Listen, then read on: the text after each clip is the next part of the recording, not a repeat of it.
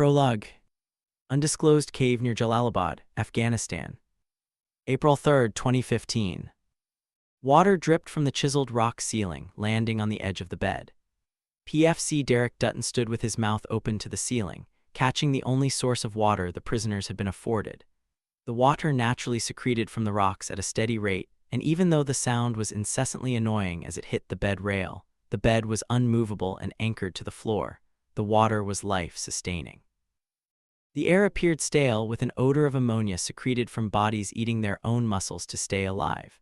A rat scurried across the floor past a local Taliban guard, who watched the American prisoners with hopes he got the chance to kill at least one of them on that dreadful day. A male's voice screamed in pain from around the corner. From a place in the caving system, the prisoners were tortured for fun. In the past, Dutton had been in that place, where they asked him no questions but instead took the time to break his body. He presumed their tactics were to use physical pain in an effort to weaken their minds, which on occasion worked well with the other prisoners, but not on Dutton.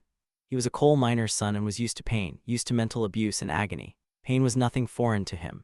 Dutton had grown up in the hills of West Virginia, with an education in work ethic versus books. On any given day, his father would take a belt to him for little to no reason at all. Once that rot-gut whiskey was in his old man's belly, nothing could stop the abuse. So when the smelly, sun-baked Afghan would touch him, he took it in stride, and mentally his mind took a walk, separating from his body, ignoring the real world around him. And that mental toughness was next to godliness. It couldn't be bought or learned. One either had it or they didn't. It was that simple. "You think they'll kill us today?" A soft voice spoke from the corner. Dutton swallowed what runoff water he had collected in his mouth and coughed as it went down the wrong pipe. The question hadn't thrown him off, but his laughter at the question caused him to nearly choke on the water. "Damn, Pete, let's just start the day with some fucking dread, why don't we?" "I need food," Pete replied. The man was no more than 18, a boy really. He was from the city and had the intestinal fortitude of a snail. "We all need to eat," Dutton replied. "The best thing you can do is not think about it. I know that sounds queer, but if you can keep your mind occupied, you can do anything." "Pete, I'll give you some of my food today. Just stay in the corner," Jeremy explained. Sergeant Jeremy Brown was a farm boy from Plano, Texas. He grew up working a longhorn ranch and had joined the army against his father's wishes. While he had a deep desire to serve his country, his father had other plans for him. Indeed, his father was very proud of him and after college wanted him to take over some portions of ranch operations. But Jeremy wanted out on his own, away from the ranch, and to make a life for himself. "You shut the fuck up," the guard yelled out with a thick accent. "You shut up now or I kill you all." Dutton eyed the man, wanting desperately to rip the sunbaked man's AK-47 from his grip and shove the barrel down his throat as he held the trigger down, but he knew that would be futile. By his count, there were about 15 other guards outside the cave. Over the last 2 weeks of the soldiers' captivity, Dutton had made mental notes of voices, and since the men always covered their faces, he took notice of their body postures and language to adequately account for each man. In the back of Dutton's mind, he knew he could overpower the Afghan guard and take his rifle from him. But the man only carried the rifle, with no spare magazines, so Dutton wasn't even sure if the magazine seated within the weapon held ammo or was all simply for show. If it were all for show and he took it from the guard, how could he kill the remaining 14 fighters? It was an uncertainty that would get them all killed if not played correctly. Yet, in the heat of the moment, the men were going to have to eventually take a chance or risk starving to death in that god-awful cave that reminded Dutton of the coal mines back home. And he hated those coal mines more than he hated the Taliban. Was the sun up, or had it set? Dutton found himself wondering about the outside world. He had been in country 3 weeks when his convoy was ambushed, his 5-ton veering off in the chaos, taking a turn down an adjacent street and separating his team from the rest of the convoy. He had been carrying supplies, so when the local fighters collapsed on them, they had no other choice but to surrender. The supplies were taken, and so were Dutton, Pete, and Jeremy. At night, the men would chat about a line in the sand. Jeremy came up with a system to which all 3 men swore to abide by. It was easy. They all knew the longer they were captive, the weaker they would become, that if they didn't do something soon, they were all as good as dead. The biggest figurative line in the sand would be verifying that any of the guards' weapons were actually loaded. If and when ammo was confirmed, they would then look for the opportunity to overpower the guard. If that opportunity presented itself, all 3 men would act in unison. It sounded easy, but they all were completely aware nothing was ever easy. The second line in the sand would be if any of the three men were in real danger of death, then one would act while the others followed.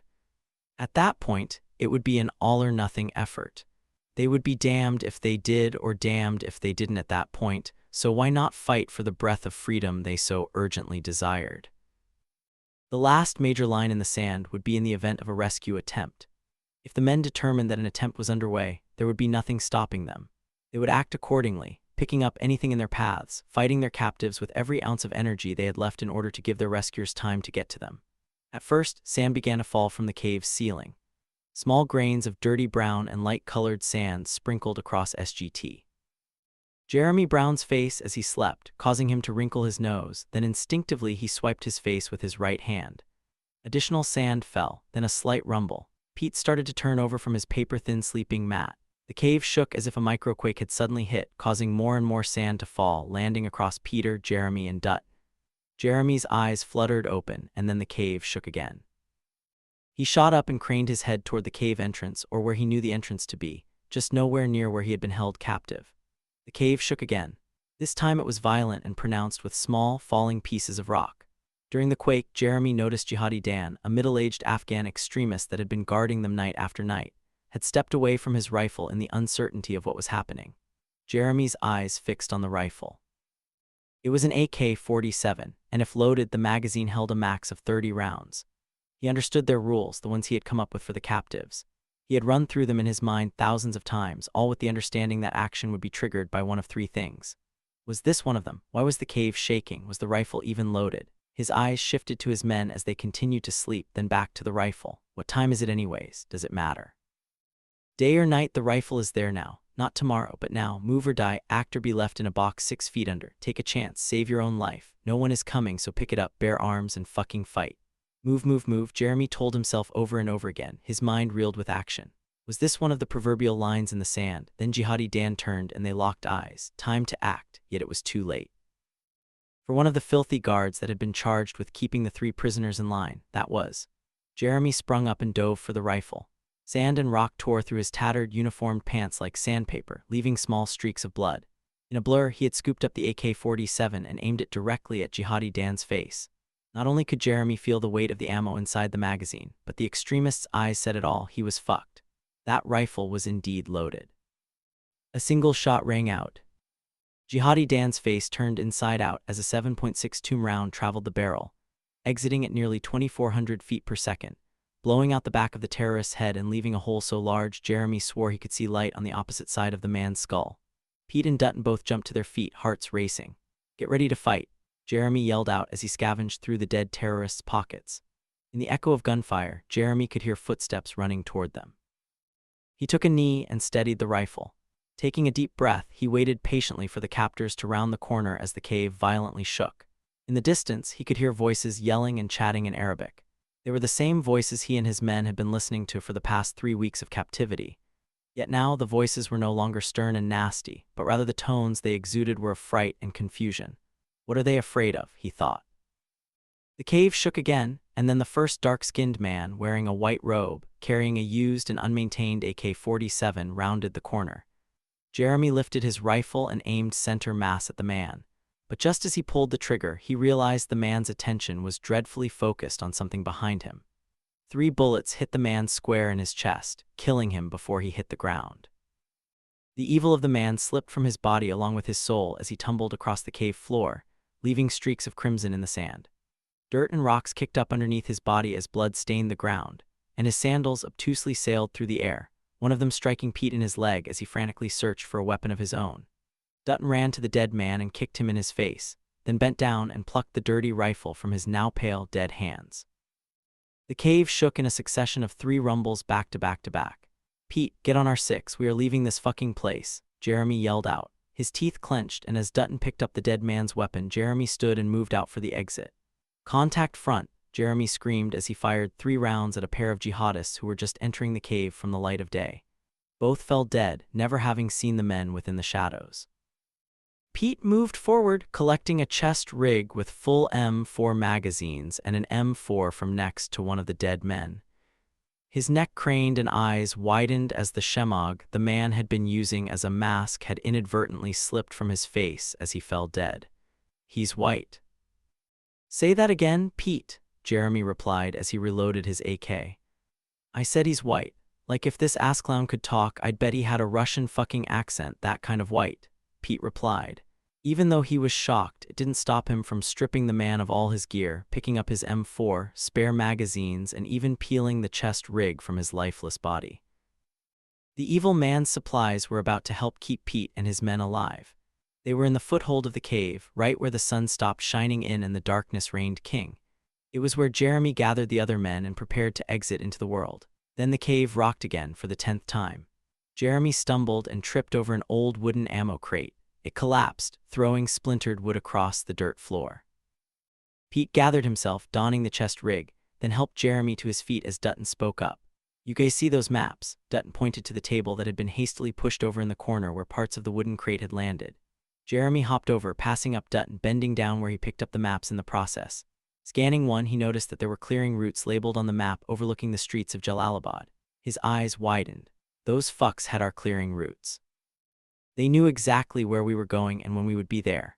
His blood boiled. How did their enemy come to gain this intel? It was obvious the Russians were helping them, even after the tumultuous history the two groups had together. It appeared that having the US as a common enemy allowed them to set aside their differences and had brought them closer together. Then Jeremy had a thought. Take 20 seconds to hoover up as much intel as possible and then hit the road. And that was exactly what they did. Wind blew in his face as SGT. Jeremy Brown led his men out of the cave and into the unknown. The light of day nearly blinded him at first, but after a minute he was able to fully open his eyes to a pair of dead Taliban fighters hunched over a set of boulders on the side of the trail leading to the cave. A familiar sound of rifle fire echoed along the trail in front of them. "Take cover," Jeremy called out. Pete softly dove left as Jeremy and Dutton both took the right side of the trail. Dust kicking up as the wind swirled, pushing the acidic smell of fresh gunpowder around them.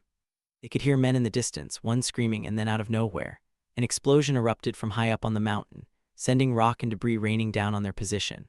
Jeremy started to speak but was cut off by the familiar whomp, whomp, whomp of rotor blades carrying American Blackhawks overhead. In that moment, it all clicked. The explosions that rocked the cave had been prepping the assault. The gunfire and dead Taliban were a result of American soldiers coming to their aid. It was a full-blown rescue attempt. Jeremy covered his eyes from the rotor wash, as did Pete and Dutton. The three soldiers had their entire lives ahead of them if they could only make it out of that godforsaken country. From the corner of his eye, Dutton noticed the chopper was no more than 30 feet above them. Yet up the slope of the mountain, and then without warning, hot brass rained down on the men as the door gunner opened up with his 6-barrel, electrically powered M134 minigun. The 7.62 rounds ripped through the air like a chainsaw. Pete covered his ears as he tried to push himself into the ground. Dutton did the same yet kept his hand gripped firmly on his stolen AK. Jeremy gritted his teeth, then just as fast as the minigun opened fire, it silenced and was replaced with the sounds of American air dominance as a fast-moving F-16 zoomed by, dropping a 500-pounder on an adjacent valley, quivering the ground the men found themselves upon. "Hold where you are," Jeremy yelled out, not knowing if his men could even hear him, but he still tried. Dirt pushed around him, small rocks pelting his body as his eyes shifted with the barrel of his rifle, down the trail, heart racing. He knew help was coming, and all they had to do was stand their ground. 10 yards behind them, the Blackhawk dropped a fast rope down, and as soon as it hit the dirt, American boots did too. Armed men clad in the latest gear, with zero markings identifying their unit or even country of origin, seemingly appeared out of the dust kicked up by the rotor wash. Jeremy understood they had just fast roped from the chopper, and in the next breath the Blackhawk flew off, leaving what looked to be 8 soldiers ready for war. In his position, it gave him the feeling that they were standing nearly over top of them. The men moved fast and silent. A trio of them peeled off from the group and moved swiftly toward Jeremy, Pete, and Dutton as the remaining soldiers entered the cave. Jeremy continued to focus his rifle and his attention down the trail as one of the soldiers kneeled down beside him.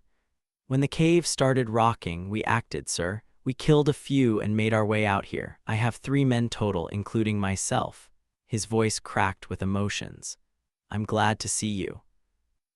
The soldier smiled as he gazed upon Jeremy's emaciated body and gently laid his gloved hand upon his shoulder.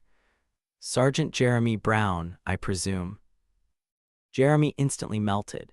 His anxiety and stress of the day seemed to disappear like dust in the wind. In the soldier's tone, Jeremy understood that they were Americans, that they were there to rescue him and his men, and that the soldiers would stop at nothing to accomplish their mission. Jeremy craned his head as a tear slipped down his dirty, unshaven face. "I am, sir." He swallowed the joy of the moment and fought to keep his tears at bay. "My name is Mark Moon, and my rangers and I are here to take you home." Those words were music to Jeremy's ears. His eyes cut over to Pete, and then he rolled to his side where he could see Dutton. Holding his hand out, he shook Moon's hand. "It's nice to meet you, sir."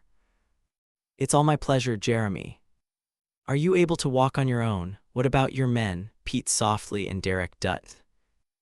"You're looking at us all, sir, and yeah, we can walk, run, or hump down this fucking mountain. Whatever you need. Let's just get the fuck out of here." Moon looked to the sky and pushed a button on his armor before he spoke. "Razor 1, we have the package. Exfil on my smoke." Moon then pulled a smoke grenade from his kit and popped it hot, then tossed it with the wind just a few feet from where he kneeled next to Jeremy.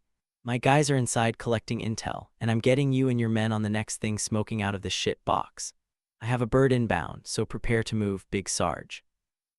Jeremy smiled and laughed, letting the tears finally flow. For the past 3 weeks, he and his men had been starved and beaten to near death.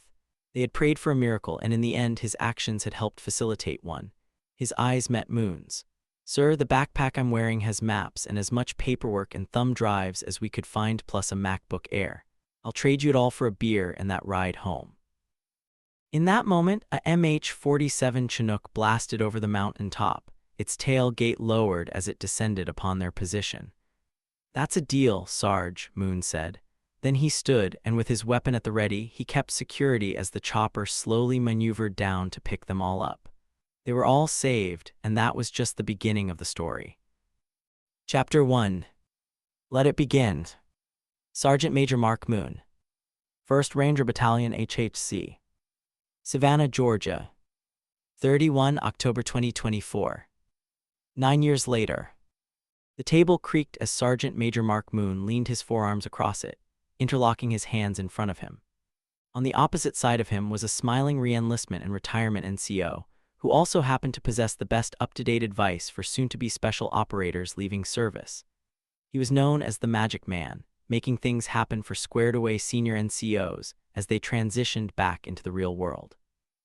His contacts had been instrumental for countless men and women looking to contract back to the big green machine known as the U.S. Army.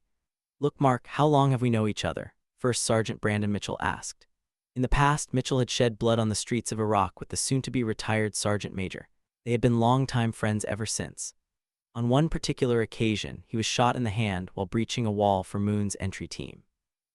The wound had landed him behind the desk he now found himself writing. They had fought side by side on countless occasions in more than their fair share of third-world countries. But now, he sat across from his old friend with the opportunity of a lifetime, when he could use to sail into retirement on a high note. "I'd say at least 10 solid years," Moon replied. A devilish smile cracked his face as he wondered what his friend had up his sleeve. "Okay, hear me out, before you shoot down what I'm about to say." "Pass," Moon said and laughed.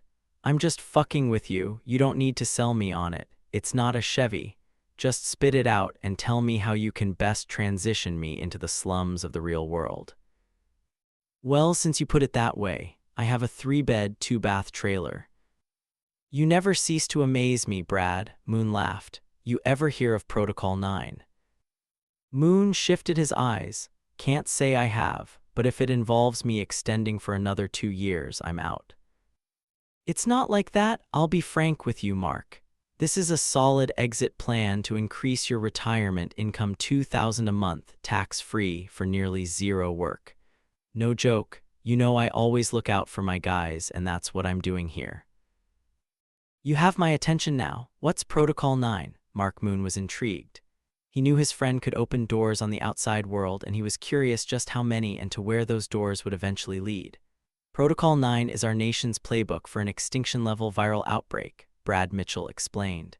"You would simply be on standby as the aging bastard that you are now. They look for." Hold on, Moon said, aging, that's not what your sister says. Well played, but stay focused here for just a minute. These spots don't come around very often. Protocol agent assignments are extremely rare. I've only seen these 3 other times while behind this desk, so pay attention. Agent Moon thought has a nice ring to it.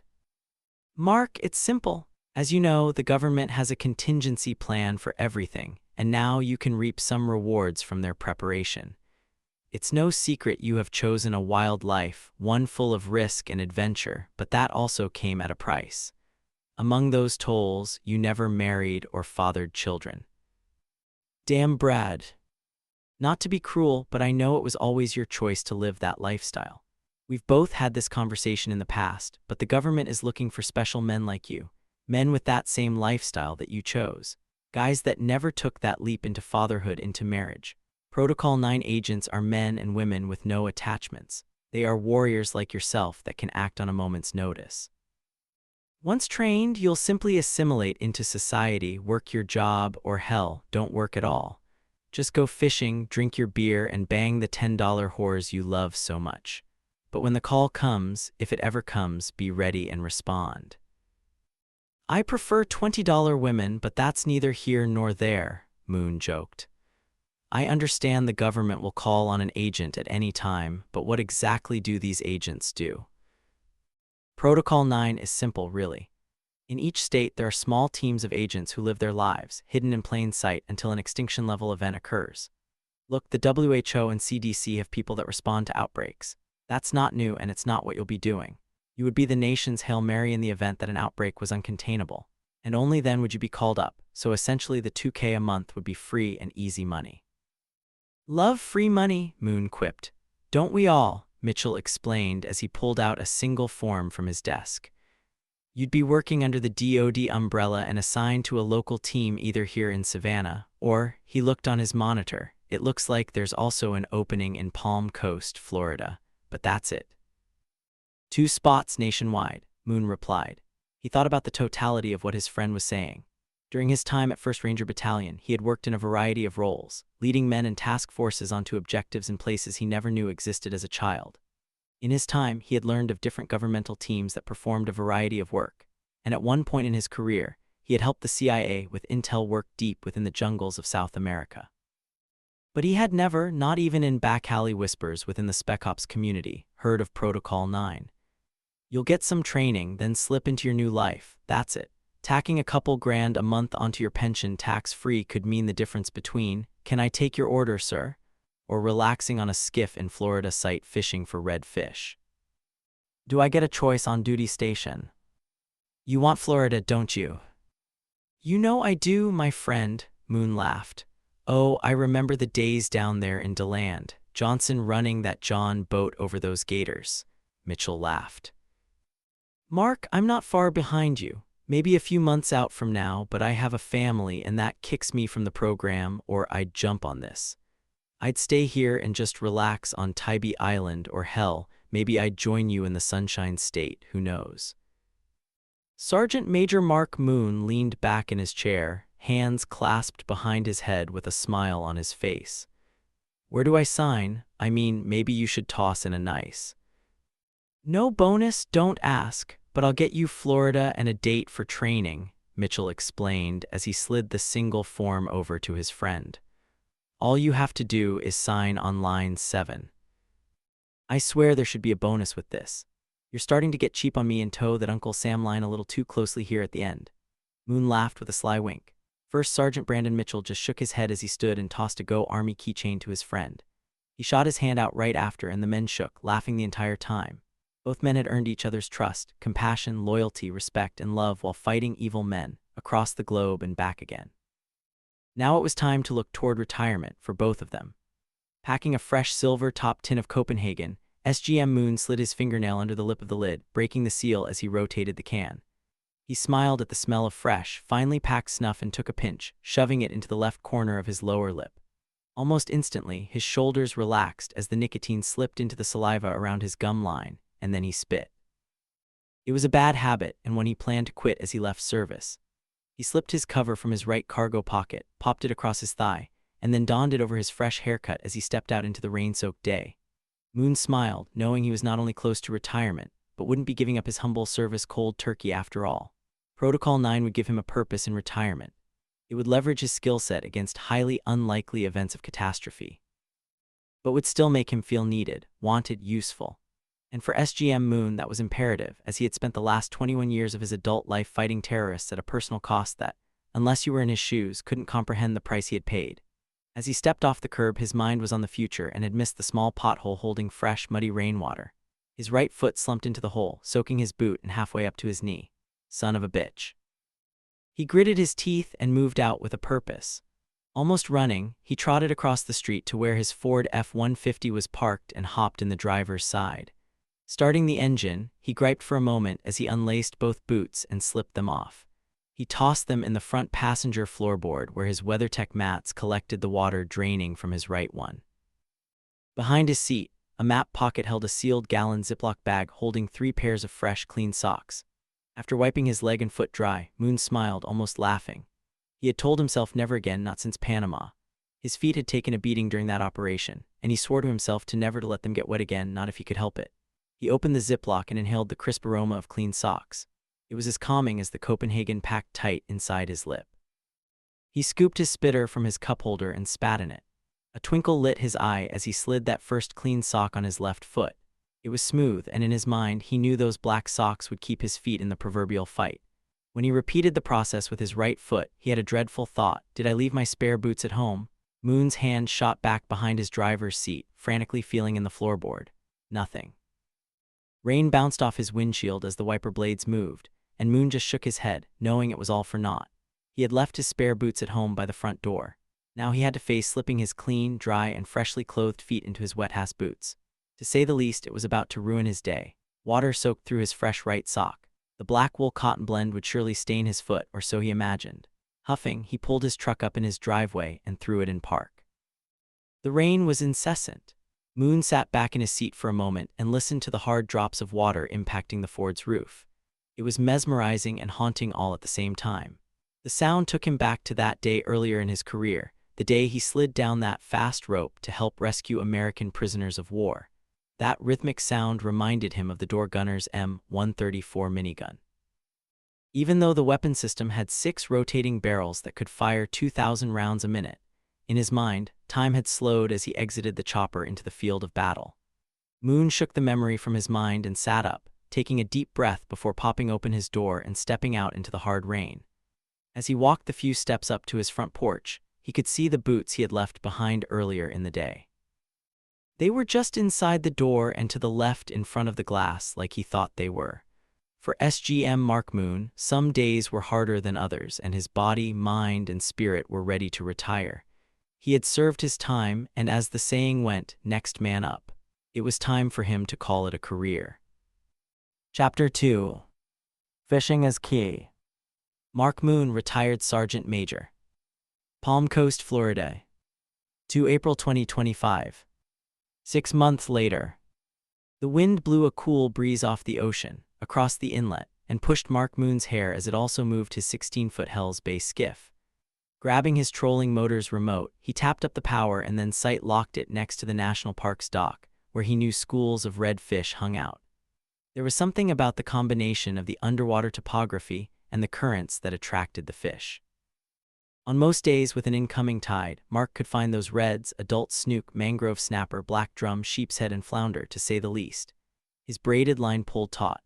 The drag set on his Penn spin caster was tight, and yet the fish started ripping line headed from the ditch 3 feet off the bank right for the dock pylons. Moon tapped his remote, moving the boat back away from the dock, giving himself more time and room to fight the fish. A flash of white zipped through the water as the fish headed for the surface, jumping straight up and out of the salt haven. Mark realized he had unexpectedly hooked a budding tarpon. It hadn't been the biggest one he'd ever caught, not by far, but nonetheless it was still majestic in nature. The fish dove back down, pushing the limits of his reel, and that was when he realized he was also fighting that beautiful fish on a light rod. Laughing, he knew what was about to happen. The tarpon turned again, swimming fast like a rocket through the turquoise water. And just like Mark predicted, the fish jumped from the water, violently shook its head, and tossed the hook from its mouth. In that moment of defeat, Mark smiled at how beautiful and savvy the tarpon had been. It had fought with grace, expelling most of its day's energy just before spitting the hook with the shrimp still attached. What a fish, Mark thought as he reeled the line back in until the hook was again resting in the palm of his hand. With ease, he slipped another live shrimp onto the gleaming metal and casted his line back out. I need some tunes, he thought. Turning his radio app on, he synced the Bluetooth speakers, and his favorite iHeart radio began to play. At first, it was a little Shout at the Devil by Motley Crue, but then it broke off into a news announcement. Breaking news out of California. A mass casualty event has resulted in a lockdown of the Naval Medical Center, San Diego. Reports are sketchy at best, but a preliminary casualty report is estimating. Mark tapped his screen and swiped up to end the radio broadcast. He was in God's paradise, and all he wanted was a little bit of tunes. As soon as the announcer broke in with breaking news, he had tuned the rest out and shut it down. He was retired and could care less about what was happening on the west side of the country. The sun was gaining ground on his early morning expedition. The heat would come next, and the bite would slow. Then his line pulled again. This time it was a hard hit and then nothing. Typical flounder behavior. Mark repeated the process he had just finished with the tarpon, reeling his line in, keeping his rod tip high in the air, but this fish was dead weight, and for a second seemed to have pulled itself off the hook, as the weight vanished. But a few seconds later, Mark felt it again with a fresh understanding that the flounder he now saw had been swimming directly at the boat. Netting the fish, he scooped it from the water and easily pulled the hook from its wide mouth. The brown-speckled flounder was an ugly fish, trashy even, but was one of the best-tasting fish in the ocean. He measured it on top of his cooler. 18 inches was a fat keeper and would make for a great dinner. He dropped the fish into his ice-filled Coleman as it flopped about before the lid closed tight. Mark took a minute to enjoy the moment. For over 2 decades, he had served his great nation, losing so many friends and colleagues in the process. He felt grateful for having made it to the end of a dangerous career, having spent the majority of that time in special operations as a ranger. All but for that short liaison stint with CID learning the craft of interrogation. Leaning down, he dipped his hands in the salt water, washing the fish slime off as he thought about his past. The cool 72-degree water felt surreal as it washed over his worn and battle-aged hands. In his mind, he was taken back to that first day of waterboarding. They had told him in order to be an effective interrogator, he had to know what it felt like to nearly drown. The water simulated it. With a towel over his face, making sure to cover his nose and mouth, while leaving his eyes uncovered, they then tied his hands to the legs of the chair before finally pushing the chair back, laying him down, slightly inverted. Then, without warning, that same temperature water was poured over the towel, causing the sensation of drowning.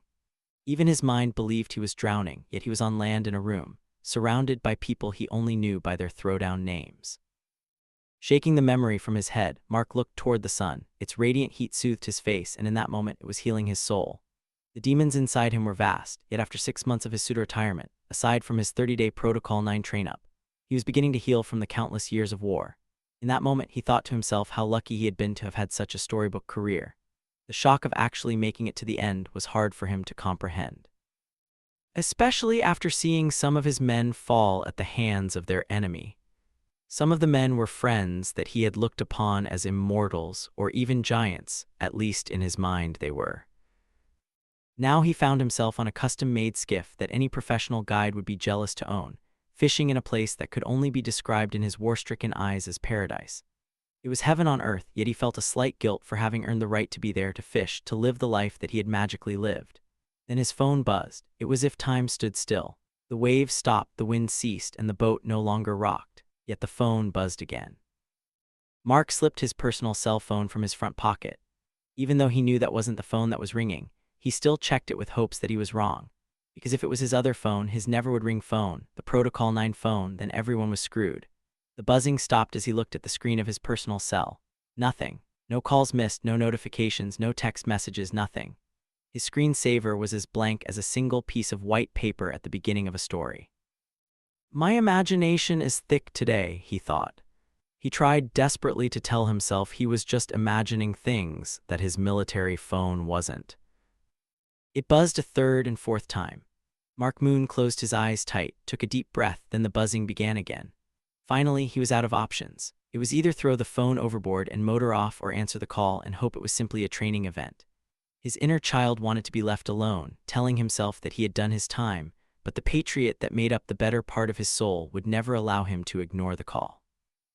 He slipped his pen fishing rod into the chrome rod holders attached to the center console and then picked up his military phone he had laying on the console in front of the steering wheel. The screen had a single text message that had been sent 6 separate times. Protocol 9, recall notification. Rally Point Daytona. Protocol 9, recall notification. Rally Point Daytona. Protocol 9, recall notification. Rally Point Daytona. Protocol 9, recall notification. Rally Point Daytona. Protocol 9, recall notification. Rally Point Daytona. Protocol 9, recall notification. Rally Point Daytona.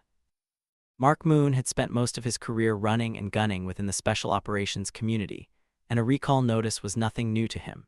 But this time it was different. His training told him they would have recall rallying points, and those areas would be the nearest airport or local landing strip to his immediate location. He knew Palm Coast had a local airstrip used by small planes mainly, but why would they send him to Daytona? He replied as instructed with a simple yes, indicating he was en route. After, Moon slipped both phones into his front jeans pockets, stepped up to the bow of the skiff, and pulled the trolling motor up and secured it. After moving back to the helm, Moon started his 70-horsepower Yamaha outboard engine, ignored the no-wake zone, and dropped the hammer headed back to Bing's Landing and his truck. Chapter 3. The First Day. Mark Moon. Palm Coast, Florida. Moon knew he couldn't speed down Palm Coast Parkway, that the Flagler Sheriff's Department had it on lockdown near lunchtime, so he maintained his speed, wondering if he had time to stop by his house or not. Pulling out his phone, he hit the only person he had on speed dial, Old Man McKinney. Bluetooth connected and the dial tone echoed through the cab of his F-150 as the sun's angle reflected off of his freshly waxed obsidian black paint. "Hello," McKinney answered. His tone was annoyed. "Hey, old man, do me a favor and grab the dog for the weekend, will ya?" Moon asked, knowing his neighbor loved his brindle Frenchie, Porsche, almost as much as he did. "Sure thing, you prick." The call ended with a click. "Fucking asshole hung up on me," Moon thought as he laughed out loud. The old man didn't even give him a chance to explain that he was bringing the boat home but would jet quickly after, nor did he give him the chance to even say thank you. What a crotchety old fuck. 15 minutes and a few turns later, Moon backed his boat trailer up into his driveway. He clicked his remote for the garage, but nothing happened. "Son of a bitch," Moon said. His power was out, and he didn't have time to dick around, so he dropped the trailer in the driveway, chalked the tires, and locked the hitch so no one would steal it. He was hoping he'd only be gone a short time, that the recall was nothing more than a training exercise, but he honestly didn't know. Before he jumped back in his truck, he heard the door open next door, and out popped McKinney holding his spoiled Frenchie like a baby. "Where the fuck you headed to in such a nasty hurry?" McKinney asked as he stepped to the edge of his own driveway, stroking the dog's head as if it were his own. Moon thought quickly and figured the truth would be unbelievable. Got called back to work. The world might be ending. "Fuck you, you're retired," McKinney snapped back, then turned back to his door. "Use a condom so you don't get the herp," he yelled back without a hint of laughter. "I'll keep this angel until you're back. Enjoy whatever the fuck you're in such a hurry for, but if you die, this dog's mine, period." Moon just shook his head. McKinney was an old, whacked-out Vietnam vet, which was probably why the two of them got along so well. Each man had seen the evil of war and how it changed people. Even though he had only known him for a few months, the old man was like a disturbed father to Moon, or he just loved his dog so much, he put up with Moon in the meantime. Moon knew the old man would take better care of his dog than anyone else, not that he had anyone else to call. But nonetheless, he watched as the old man stepped back into his house, his dog never giving Moon a second glance. Traitor. The highway traffic was thick for a Wednesday at noon. I-95 was 4 lanes north and 4 lanes south, yet both sides seemed to have a quick-flowing, near bumper-to-bumper line in each lane. On a good day, he had 20 minutes to drive if traffic cooperated, so he tapped his radio on, dialing in XM Satellite Radio's Hair Nation as he drove. And welcome back to XM's Hair Nation. I'm your host, Rowdy Rod Farley, and I've been out pounding the streets looking for relics, combing the globe with intent to bring you the unknown heroes of the 80s, man, and that's exactly what I'm about to do. Can you freaking dig it? In about 3.2 seconds, I'm going to hit play on a little gem that passed up the Twisted Sisters on an old billboard before MTV was a household name. Moon listened as a drum solo introed the golden oldie, until he turned the channel to Hair Nation Top 100, breaking news. Annoyed at the words, Moon changed the channel again. This time the same voice he had just heard reporting about the breaking news was speaking, so he skipped to his next preset station. Again, the same man was repeatedly speaking. Now he knew something was happening. His gut sank as he turned up the volume. The Naval Medical Center San Diego has been overrun with what authorities are calling a viral outbreak. They are also reporting that this is a mass causality event, and local residents should avoid the area at all costs. Federal authorities have issued a shelter in place for the surrounding areas east of Highway 163, along Interstate 5, Highway 94 to the 15, all the way to Interstate 805. Same for everyone south of University Avenue between Highway 163 and Interstate 805. Moon sighed, "That's a hell of an area to quarantine." During his team onboarding, he learned about quarantine boxes, and if they were about to utilize him or his team for what was happening in California, everyone inside that box would likely be dead by the time he got there.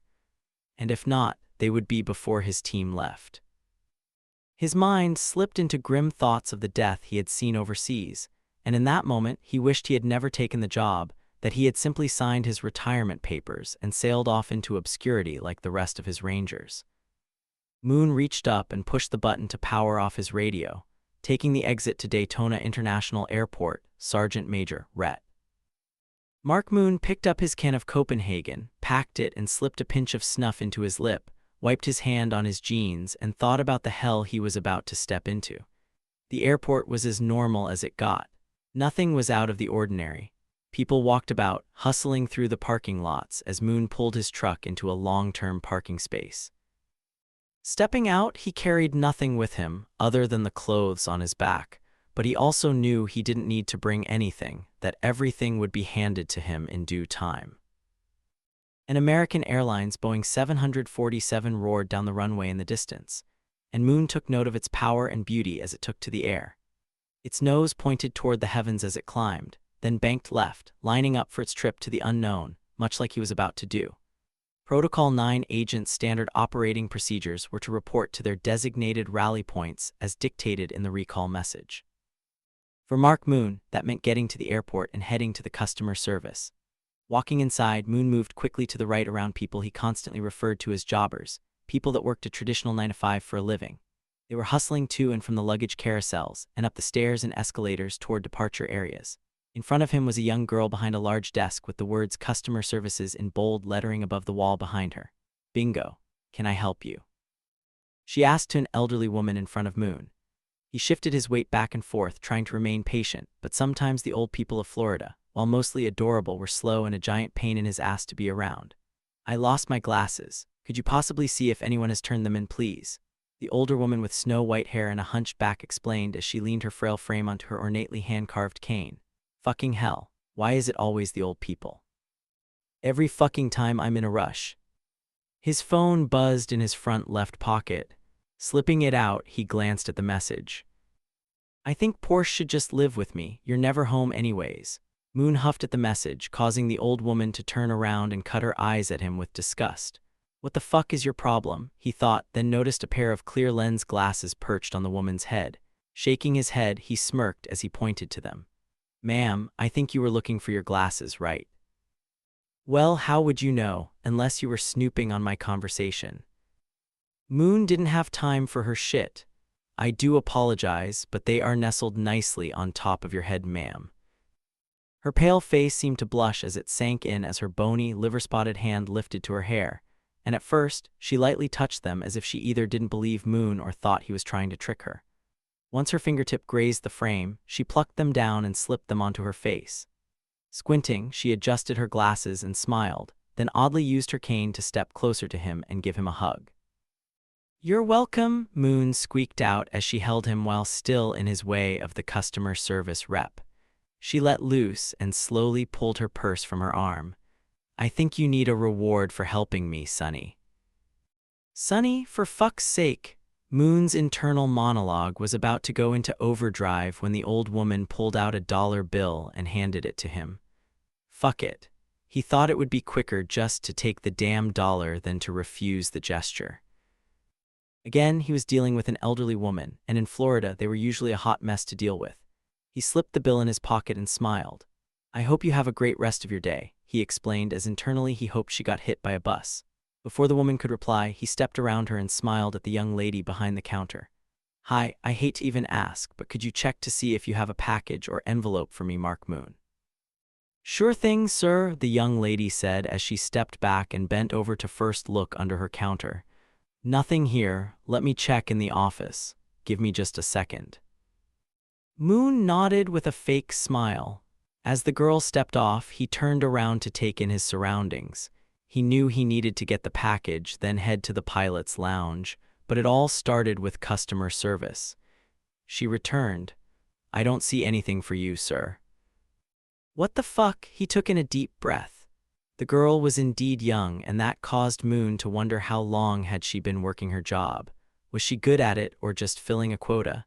Ma'am, could you check one more time? Please, my boss said he left some information for me, and it's most likely in a large yellow envelope, a male's voice called out from behind her. You're Mr. Mark Moon, I presume. That I am, sir, Moon replied, smiling as he noticed the envelope. Here you go. It was in the back between a couple of small boxes that were just dropped off. Sorry for the wait. The man handed the envelope to Moon and walked off without another thought. I'm so sorry, the young female replied. Her face was surprised and embarrassed. No bother, but thank you for your trouble, Moon said as he stepped away, opening the envelope in the process, thanking God the envelope was there. Chapter 4. The clock has started. Mark Moon. Daytona International Airport. Daytona Beach, Florida. Sliding his hand into the yellow envelope, Mark Moon pulled out an access card and nothing else. He peeked inside, empty. A smile crept up on him as he understood to take the card to access the pilot's lounge and then await further instructions. He did just that. Using the escalator, Moon ascended to the second floor, stepping off and moving directly to the door marked Pilot's Lounge. He scanned the card, and the light turned green with a metallic click, unlocking the door. Pushing the door open, he walked inside to a sea of couches, lazy-boy chairs, an old payphone bank, an entertainment area with TVs that were playing a variety of movies, local weather, and news. Moon glanced the room, and seeing no one else there, he took a seat in a lazy-boy furthest from the door. The side table next to him held the remote for the 55-inch plasma on the wall to his front. Picking it up, he started flipping channels, looking for a national news station. CNN. Good enough, he thought, and replaced the remote after turning the volume up just loud enough for him to understand the anchor. I'm Travis Grable reporting live from outside the Naval Medical Center San Diego for CNN. We are bringing you breaking news, where in the past few hours an outbreak has begun within the hospital. Officials are not saying what specific medical threat they are facing, whether it's a viral or bacterial contagion, or even if this could blow out into the community causing a broader issue or, worst of all, transition into a full-blown pandemic. What a fucking asshole. Moon was sick of reporters sensationalizing stories for nothing more than ratings and glory. He started to change the channel but thought better of it. Even if the information was embellished, at least it was some form of intel, which at this stage in his recall was better than nothing. He focused back on the TV. The news anchor placed his right hand to his ear mic, eyes squinting as he seemingly struggled to hear what was being pumped through his internal network's communications. A look of confusion painted across his face as he again spoke. I'm getting information that the hospital is now reporting the outbreak to be of a viral nature. He paused. The hospital was nearly 100 yards behind him, but the viewers could see a couple of people in the background, staggering from within the emergency section of the hospital. I'm being told that authorities are asking that we evacuate our broadcast area. He looked confused and angry, as if he didn't want to leave, that he was untrusting of what he was hearing in his ear mic. Quickly, he slid his handheld microphone under his armpit, then bent down below the camera's view, and then stood with a white N95 lightweight mask. He slipped it over his head, adjusting both yellow straps behind his head, and then molded the thin, porous material across his mouth and nose. Moon shook his head and laughed, thinking he had bought a 10-pack of those same masks for when he sanded his pool deck pillars, and they had come in handy when he painted them using his buddy's commercial sprayer. His attention was now glued to the TV, and he never heard the metallic click of the door lock opening for whomever had just scanned their access card to enter the lounge. Now, with a muffled voice, the anchor continued. "We will not leave. We will remain right here, affixed to this area, and relay to you what is going on so that you can keep yourselves safe at home. I personally have made this decision, as my station urges me to heed the local officials' warnings." Travis Grable looked around, noticing the two men shuffling toward him from off in the distance near the hospital's ER entrance. "If we can get a quick interview with one of these citizens we see leaving the hospital, then we will relocate, but as they seem to be making their way in this general direction, I must report that federal authorities have now issued a shelter-in-place for the surrounding areas east of Highway 163, along Interstate 5, Highway 94 to the 15, all the way to Interstate 805. Again, anyone within these affected areas should shelter in place. Same for everyone south of University Avenue between Highway 163 and Interstate 805. Moon leaned forward, his attention peaked, yet he glanced over his left shoulder to see the lounge door open and a figure walk inside. "I'm being implored to leave the area now," Travis Grable reported. He was rather young and desperately wanted to make his mark within the news industry. His cameraman was solid and focused on doing his job, too. "How about I meet one of the approaching people from the hospital halfway?" He paused for a brief second, craning his neck and shifting his gaze between his cameraman and the approaching figures that seemed to have picked up their pace, now shuffling with purpose across the grass about 30 yards from the news anchor. "My cameraman is going to zoom in as I approach the people," Travis explained, and then turned with his wireless microphone and started to trot over to the people, now closer in view, an older man and woman, presumably a couple, who, as the camera focused on them, looked injured, beaten up even. "Bleeding. What the fuck is that idiot doing?" A voice from behind Moon spoke out. "He looks like your dumb ass the first time you hit the ground in the desert." Moon's attention now shifted to the familiar voice as the figure stepped closer, and into a better light for him to make out exactly who it was, even though he had already discerned it was his old battalion friend and protocol teammate Ryan Mann. He stood and embraced his friend quickly. Both men were happy to see each other, yet oddly their attention was on this reporter who was having a hard time reading the room, so to speak. "I think that guy's about to step on his dick," Moon replied. Again, his eyes were glued to the television like a kid watching Saturday morning cartoons in the 80s. "Sir, can you tell me what's really happening inside the hospital?" the reporter yelled out as he hustled over to the older man. The woman eyed him with bloodshot eyes, a dark liquid oozing from both of them. The reporter was taken aback by their sunken cheeks and hollow eye sockets as he slowed his speed, but the two people, their clothes torn and stained, started running directly at the reporter. The camera zoomed in on the three of them for the world to see what was coming for everyone. "Sir, can you tell me what you saw inside? Can you give my viewers any hope?"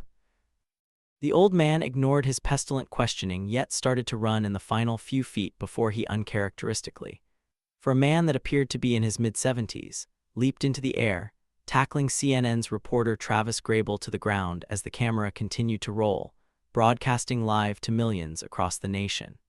He screamed as his microphone bounced across the finely manicured grass. The thin green blades rubbed his neck, breaking him out in hives as the elderly man sank his teeth into the side of his face. Groaning, the old man ripped his cheek clean from the bone as the younger girl, that had also been moving with him, sank her teeth into the reporter's bicep. Blood pooled in dark circles, and then as the old man readjusted his aim, sinking his teeth into the weakening man's neck, he finally ripped the reporter's jugular vein in a dark crimson shower of raining blood. Moon sat back down, wondering what the fuck was happening. Then he turned his attention back to his friend. "Ryan, I don't know what's happening at that hospital in San Diego, but I have a dark, sinking feeling that it has something to do with us." During his train-up, Moon had been paired with Ryan, who had been a protocol agent for a few years now, while oddly enough having served together briefly with 1st Ranger Battalion. They had become fast friends, and as a result, the organization paired them as partners. It was a good fit, so they went with it. Ryan glanced the room before he answered. No one else was in sight, but still, operational security was on the line, and even though CNN's live broadcast was probably about to stoke the fires of panic, he didn't want to throw gas on it. "We can chat in the chopper. Grab your stuff and let's go." "No stuff to grab," Moon replied. Ryan laughed as he stepped to the door. That's good. You must have actually paid attention during training. Bite me, Moon snapped with a laugh. Let's move. Our ride is outside. I'll explain everything in just a minute. The rest of the guys are already in the air. We might be playing a bit of catch-up, but no worries, Ryan explained. Even though he had less military experience and was younger than Moon, he had more time as a protocol agent and was providing invaluable insight and on-the-job experience. There was never a question of if either of the men were up to the challenges they were about to face, but mentally, they had never planned to be utilized. Rather, they had looked at Protocol 9 as a way to pad their retirements. Unfortunately for them, their days of killing in the name of freedom and the old red, white, and blue of all glory were not over like they thought they were. But now, the entire world would be watching, praying, and if they failed, human extinction would be inevitable. Chapter 5. Flight time. Mark Moon. Dayton International Airport. Headed for MacDill Air Force Base. Moon slipped his green headset on as the MH-47 Chinook lifted off. The load master was standing next to the ramp, staring off into the world outside as he held on to an overhead anchor point. Moon adjusted the mic to his mouth and spoke as he checked his seat belt. All right, we are airborne, so lay it out for me like a Florida yard sale on a Friday morning. Ryan laughed as he, too, adjusted himself in his seat, pushing the mic closer to his mouth. All right, the guys on this net are briefed in and have the clearance. This is our chopper and will be ours for the duration of the op, for however long that takes. Get to the good part of the story, Dad, Moon replied. He could see the gear on board, and based on that, he had to assume they were either jumping in or taking the dune buggy they had strapped down to the center of the cargo area, which was directly to their front, the Special Operations Vehicle taking up half of the interior of the Hello's belly known as a GMV, Ground Mobility Vehicle. Mark, there's nothing good about any of this, but we're going to make something good out of it or die trying, Ryan explained. Yeah, I know, Moon felt bad. He knew that his humor was dark and at the moment was uncalled for and out of place. Ryan was a bit of a nerd too, which made it even worse.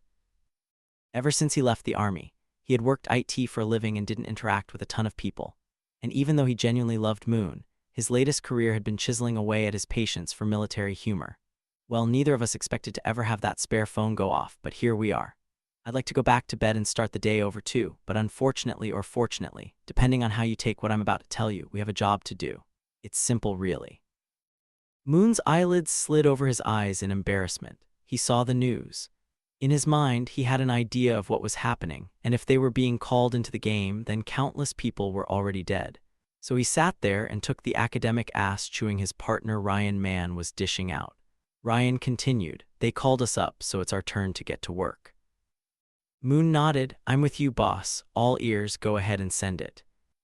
At this time, all we know is a SEAL from Team 5 was injured during a shipboarding raid. Exercise or direct action? Moon interjected. A Russian sub was adrift just off the coastline, and an element of Team 5 guys made entry, boarded.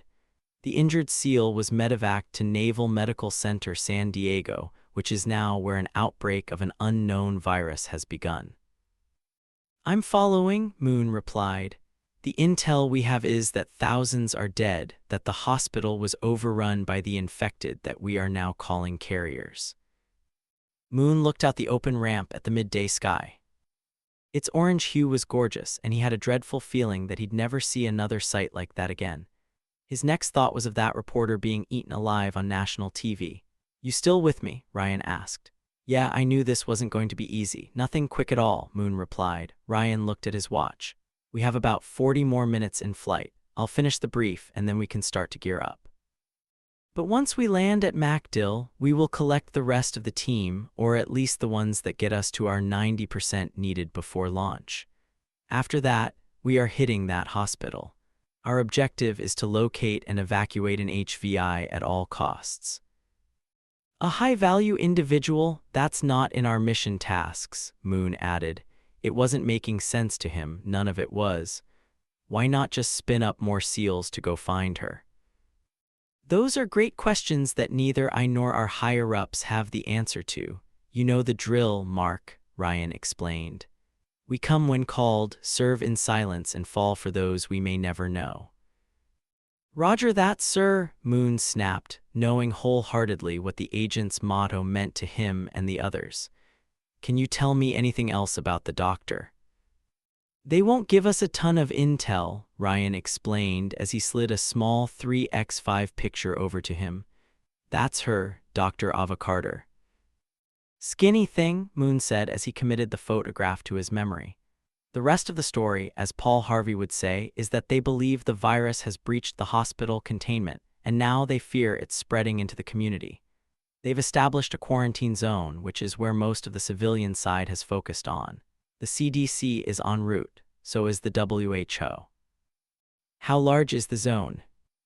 The medical center isn't far off the water, so the zone pushes inland in a several-mile radius, Ryan explained. That would be why the SEALs on station can't help, Moon replied. I'd think so. Burners? Moon asked, almost in the sense of using them rather than of what they were. In his initial training, he was well trained as a burner, one that used methods and weapons such as a traditional flamethrower to render the infected bodies down to nothing more than ash. Moon was unsure of the official title of that given position, but the team had referred to them as burners during his training phase, so he stuck with it. It was a haunting job, and he prayed to God it didn't fall in his lap. For us. Not right now. There will be other Protocol 9 teams on the ground, taking care of that as we play keep away with carriers while in the process of looking for the good doctor.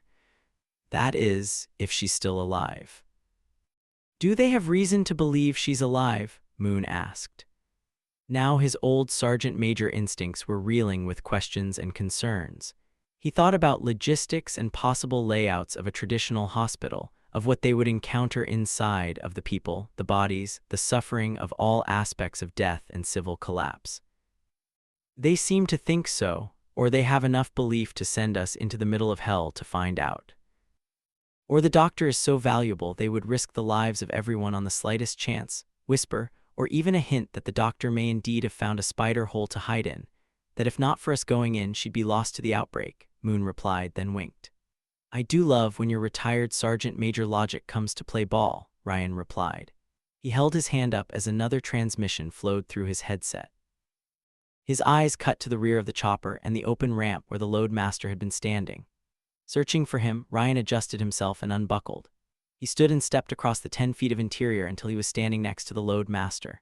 They spoke briefly, both gesturing and pointing to the special operations vehicle, and then both gave each other a thumbs up before Ryan tapped his headset and again spoke directly to Moon. When's the last time you worked a turret? Moon's eyes lit up. Heavy weapons had always been his favorite, but it had been a few years since he manned one in combat. It's been a while, but if they're running a 50 cal up top, it's like riding a bike. You just got to get back on and go. Duly noted, Ryan replied. He turned his attention back to the loadmaster, then sat down in the seat on that far side of the chopper away from Moon. The loadmaster smiled and gave Moon a thumbs up. Moon returned the gesture and wondered what they were up to. Would he be manning that turret during the operation, along with a blocking force, or would he be a part of the entry team? He understood that even with his vast experiences, he was still new to the team, and the situation was oddly unexpected. He just hoped he didn't have to wear MOPP gear like he did in the Gulf. That level of protection was cumbersome, heavy, and regardless of climate would cause them all to overheat. Plus, the suits didn't work. They were just like Big Army's anthrax vaccines, a nice effort that killed more soldiers than they helped. A slight breeze slipped constantly through the belly of the Chinook, and without warning, Moon began to smell, feel, and taste the salt in the air. It was a tell of being close to MacDill. The air was picking up the salt from the ocean, and it reminded him of home. In that moment, he smiled, thinking about his dog and how the old man next door was never going to give her back. In his mind, he was happy that, in the least, if he never made it home, she'd be happy with the man and her life would be well served. A red light blinked on a panel where Ryan and the loadmaster were sitting. Then Moon leaned forward and began to see buildings and earth closing in on them as the chopper slowly descended. They had indeed arrived at MacDill, and it was time for him to clear his head, get ready to move, brief, prepare, and then load up for the next battle he would face. Oddly, war fighting had been a major part of most of his adult life, and as he retired, he thought he would leave the war behind. But in the end, the war would never leave him or anyone else for that matter. It was time for Moon to go back to the skills that only the finest men possessed. It was time for Moon to step into the arena again and fight to the death for all mankind to watch. Chapter 6. Plan Now or Never. Mark Moon. MacDill Air Force Base. The door shut behind him with an unforeseen slam. The breeze pushing through the open windows caught the metal door and forced it closed as Mark Moon attempted to shut the door, while being the last one to walk into the briefing room. All heads turned to focus on Moon as a look of dread soaked into his expression. Sorry about that. He noticed his partner Ryan had already taken a seat up front and was trying desperately not to laugh. The man leaning against an old school teacher's desk at the front of the room simply shook his head and laughed at the timing of it all. Moon knew the man. He had served with him a few years back. His name was William Mickley, but everyone called him Stu. Moon had never asked why, they just did. The man had been a legend within special operations, and on a few occasions, Moon had been lucky enough to engage enemy combatants alongside him in Iraq. Moon looked out over the stacked room, noticing a plethora of old operators and bat boys. The room had old warfighters from nearly every branch of the services, but he also noted that the ones he knew personally had long since separated from service. He continued to quickly glance among the men, smiling as he saw Horner, Chow, Milliken, Allman, and Stinson all sitting right behind Ryan Mann. Then it hit him. He was not only looking at his 8-man team of Protocol 9 agents, but he also now understood that multiple teams of agents, which he presumed were from the nearest states, were all eagerly awaiting the mission brief. There was no doubt, even before the briefing began, Moon understood that with the teams that were now involved, there was a hell of a lot more to the mission than just dealing with an outbreak. Nice of you to join us, Brian Talent, a backwoods country ranger from northern Georgia, whispered in Moon's ear as Moon took a seat next to Ryan. Funny that you're the last of the team to arrive, he said just loud enough Chow heard him, knowing that he bet Chow $20 Moon would be late. Bite me asshole, he mumbled under his breath as he jovially elbowed Brian. The man was on his team and had a good history of service, yet his loyalty to a singular woman had never been his thing. For Brian, monogamy was a relic lost in time and buried deep in a far-off desert. Even though being single was a plus for the recruiters once onboarded that typically changed. Except for Brian, he would never change. He had girlfriends all over the world. Stu cleared his throat, eyes scanning over all of his men. Even though his friends called him Stu, he fully understood now was not the time for anything other than professionalism and hard action. So he took a breath and spoke with confidence. Most of you know me, but for those new to the program, I'm Protocol Director William Mickley. They call me Stu. While most of you signed up as a form of bonus in retirement, we also have 1 or 2 enlistment veterans that were afforded the same opportunity. The irony of the day, if there is one, is that we are all about to earn that money, and based on the collective combat experience in the room, every single man and woman knows that it will be earned with blood, sweat, and tears. The men and women shifted in their seats, and some whispered amongst themselves, while others stoically concentrated on the director as he spoke. The lights turned down, and an overhead projector lit the white wall behind the director. Every one of you knows that Protocol 9 is our country's last stand in the face of an overwhelming outbreak. The fact that you each find yourselves sitting here about to listen to an intelligence briefing like you've never heard before should speak volumes. We don't have time for a history lesson, but take to heart everything we are about to tell you. Just save the questions for now. The director stepped to the side, allowing full view of the wall where a video began playing. Guttural screams filled the room as the volume on the video was adjusted. People on the wall were running in panic as other people chased after them. The camera seemed to rotate at first, but then fell over on its side, landing where the camera caught vile and evil men and even women tearing each other apart. Blood sprayed across the lens, dripping down the video while children screamed off camera before falling into frame. They were then eaten alive by crazed men dressed in medical gowns and operating room scrubs. The video stopped, frozen in time on the image of a 12-year-old girl with blonde hair that was matted in blood, her eyes sunken into her skull, pupils of gray matter and human flesh hanging from her mouth. A sour silence fell over the room as the lights turned up. Moon was reminded of the CNN reporter killed live on TV. Oddly, as he stared at the young blonde girl, it turned his stomach.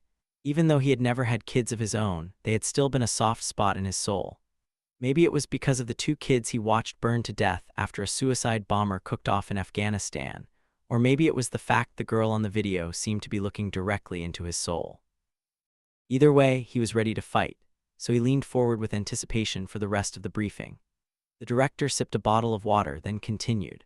Last night at just after midnight, a SEAL from Team 5 was medevac following a mission to capture a foreign wayward submarine off the coast of California. That sailor was taken with life-threatening injuries to the Naval Medical Center San Diego. Upon his arrival, within a short period of time, medical personnel became ill and violent. This prompted an emergency call to the National Center for Disease Control and Prevention, the CDC, to which they responded with a team. Upon their arrival, the outbreak had spread throughout the hospital, killing more people than they could count, and that team is also deceased. A hand shot up in the crowd. "Hold your questions," Director Mickley said as he continued to brief the teams. "What we know is that the outbreak is viral and has escaped the hospital's pathetic attempt at containment. Local authorities have set up a quarantine zone, which is 3 square miles around the hospital. This will include the hospital itself, a golf course, and over 3,000 residential homes and businesses." Let that sink in. 3,000 mothers, fathers, children, friends, loved ones, people in general who will be utterly affected. All right, I know you have questions, and here in just a minute, I'll turn it over to Dr. Langston, who will give you the medical explanations you are looking for. But before I do that, I need to explain your mission. Whispers broke out, catching the director's attention, breaking his concentration. Protocol teams will set up blocking positions along the high-speed avenues leading to the hospital and highways, while other teams will execute and I'll use the term hostage loosely, hostage rescue within the confines of the hospital. Our intel has confirmed that for 12 hours prior to the sailor from SEAL Team 5 arriving at the medical center, a Dr. Ava Carter, who is the world's leading expert in specific Ebola strains, was inside the hospital and is now missing. We have no information if she is infected or a carrier, but what we will do is enter that hospital and search every inch of it until we find her. Because if we don't, we may not see next year as a species. The irony of the day, ladies and gentlemen, is that you are the best of the best when it comes to anything Ebola-related but happen to be on the East Coast. That will be rectified in the future, but for now, we go with what we have. We are 12 hours from our target location, so the sooner you brief, the sooner we gear up and our wheels up. The director stepped aside and looked to a man with a small white beard walking in. This is Dr. Edward Langston. He is a leader in the field and can tell you more scientific details related to viral outbreaks. The director moved off out of the way and simply exited the room as his cell phone suddenly rang.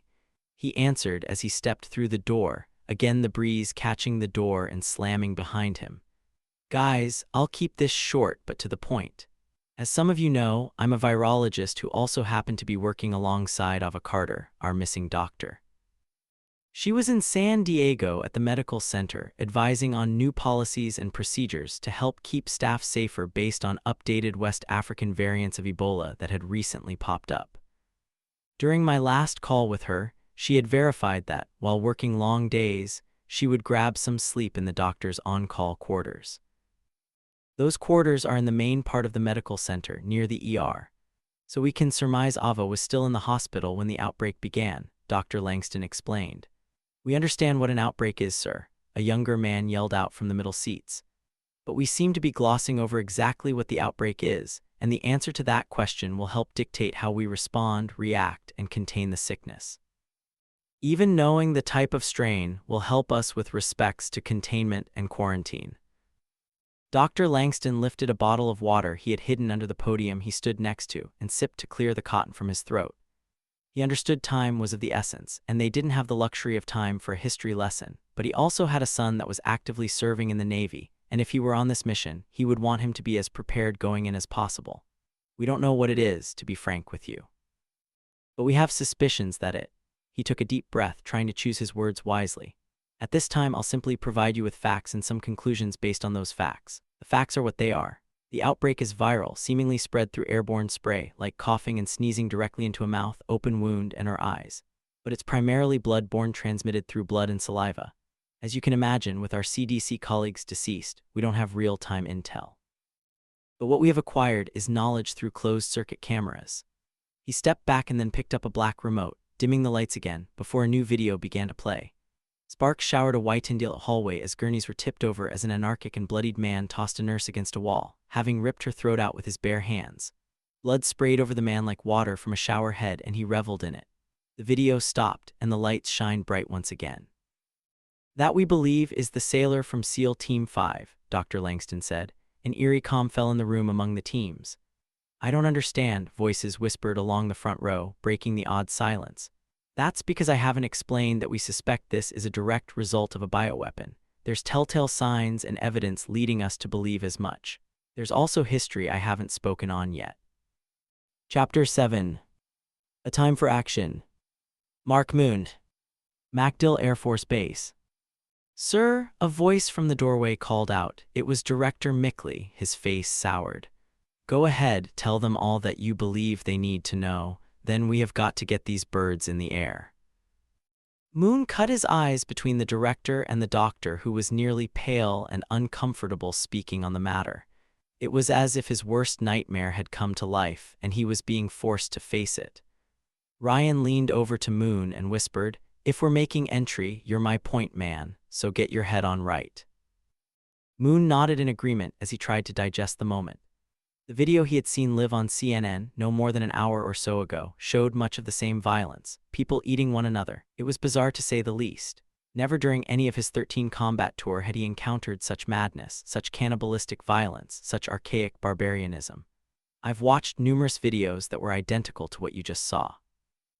Everyday people becoming hyper-aggressive, carnivorous humans like it was nothing. Sailors, nurses, doctors, ordinary people like you and me become infected, and that's all," she wrote, Dr. Langston explained. "Based on what we are seeing, I strongly feel that we're dealing with a weapon that we once had possession of. And when I say that there is history to it, there's military history involved." Moon's attention was piqued, questioning what he had just heard. "I need you to understand something and drink it in. It will be hard to digest, but it's inevitable. There's history here. The models are not favorable in any shape, fashion, or form. If this outbreak is a result of the bioweapon we believe to be VXC, or any derivative or strain of said virus, and we cannot contain or stop it, then our species as we know it will be reduced by 90% within 6 months. That's the end of the game, folks. There are roughly 8 billion people with a B on Earth. If we cannot kill this sickness, this plague, this thing will kill 7.2 billion lives before snow falls in the mountains.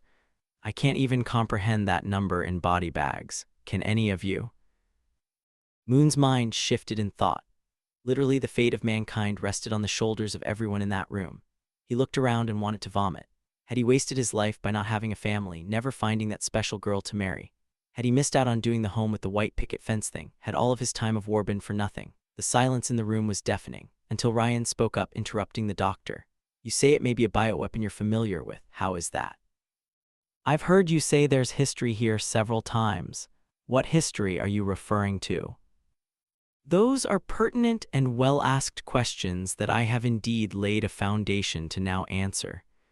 During the War on Terror, the Taliban were experimental savages.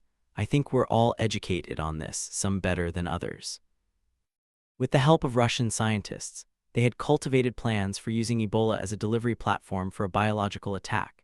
These plans never made it to the testing phase, but their science seemed to be solid. We, the U.S., came to understand this after an impromptu special op raid rescued POWs, and in the process, operators collected digital evidence and paper intel that lifted the veil for the U.S. scientists to see what the Taliban were doing. As soon as Moon heard the word POW, his eyes widened. Was that his raid the doctor was talking about? Ryan raised his hand and quickly spoke. "Wait, are you saying the U.S., that we created the weapon from their plans?" "Look, science is my field, specifically viruses. Yet espionage has a flavor that none of us can stomach. What you warriors don't get to see behind the curtain are other men and women who live and breathe freedom. They do things that would make a billy goat puke just so our enemy will fail with their unseen weapons. Our scientists create viruses so we can have the antidotes, which in turn negate the harm our enemy are desperately trying to inflict upon our citizens. They cannot harm us because we remain leaps and bounds ahead of them. Now this brings us to why Dr. Ava Carter is so desperately valuable to us in the world, why we will risk everything to find her. We have bioweapons facilities in order to prevent our enemies from using them against us, and when we fail in that aspect, like right now, we have the scientists and facilities that can create an antidote or vaccine that will save us all," Dr. Langston explained. "She's the key, isn't she?" Moon uttered from the front row, "She is the key." Ava is the only one that not only can create the vaccine needed to safeguard our people, but she had been working on an antidote that could cure the sickness. The room fell silent again until Ryan took a deep breath and again spoke up. What about the espionage? You're very astute, sir, Dr. Langston replied with a grin, cutting his eyes back to Ryan. There are factors in play that I can't reveal, yet we had a Russian submarine go ghost off our coastline, then an injured SEAL was taken to the very hospital where the outbreak began a short time later. You men and women are among the brightest within the community. I know you all can connect those dots. The director stepped back to the front of the room, shaking Dr. Langston's hand as the doctor moved aside, yielding the room to him. Ladies and gentlemen, it's time to get down to brass tacks. You've all been trained by the best, and he will lead you on this mission. The director stepped aside. From the back of the room, a burly man stood and loped his way down the center aisle as all eyes turned toward him. His hair was meticulously kept, cut short and high, but not your traditional high-end tight of the old Ranger Battalion days. As he walked, his Hawaiian short-sleeved shirt stood out oddly among the men. Even the few females in the room smirked in bemusement at the shirt as the man stepped in front of the room. Most of you know me, but for the ones who don't, my name is Will Yorgi. I'm the East Coast Protocol Director. As you can tell, I was at a Hawaiian shirt party when I was recalled. Oh, the fucking irony. The light lowered again as Will picked up the small black remote and changed the screen to an overhead satellite view of the target area. All right, bear with me here. Traditionally, we would do a leader's brief and then have them push intel and jobs down to their men. But 1, we are running out of time, and 2, leaders can brief their men as we gear up, and 3, this operation is on American soil, dealing with American citizens within a possible extinction-level event. So I'd like every John and Jane in this room to know exactly what each team will be tasked with. Moon slipped back in his chair as he listened. Why did it have to be this guy? If I'm going to get smoked up in my old age, why does it have to be following this asshole on another fucking mission? Will Yorgi used to be an asshole that went by the rank and name of Staff Sergeant Will Yorgi, before he was busted down in rank and shipped off to Korea after that bar fight at Kevin Barry's Irish pub down on River Street before it went out of business. Moon had no problems with the man's military ethics while killing dirtbag terrorists. It was everything else that came with the guy that pissed him off. It was the fact that the dirtbag was a raging asshole, and Moon was shocked he had somehow snaked his way into a director's position. Mr. Moon, Will yelled out, cutting his eyes to him. Fuck, I must have zoned out. Yes, sir, Moon replied begrudgingly. I asked if you're still ringing dimes on the move. That I am, sir, Moon replied. He felt like he had missed more than just a simple question. Moon had always been a shooter. It was an almost natural ability, like riding a bike. Good, 'cause your team will be making entry here. He used a laser to point out a rooftop entry point. Team 3 will fast rope on the main building as Teams 1 and 2 assault the smaller buildings at ground level. What most of you do not know is that Mr. Mark Moon over here at the end of his career was so proficient with his M4 and other weapons systems.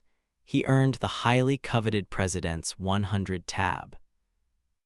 Moon was embarrassed, cheeks blushing, eyes wide. What an asshole, he thought.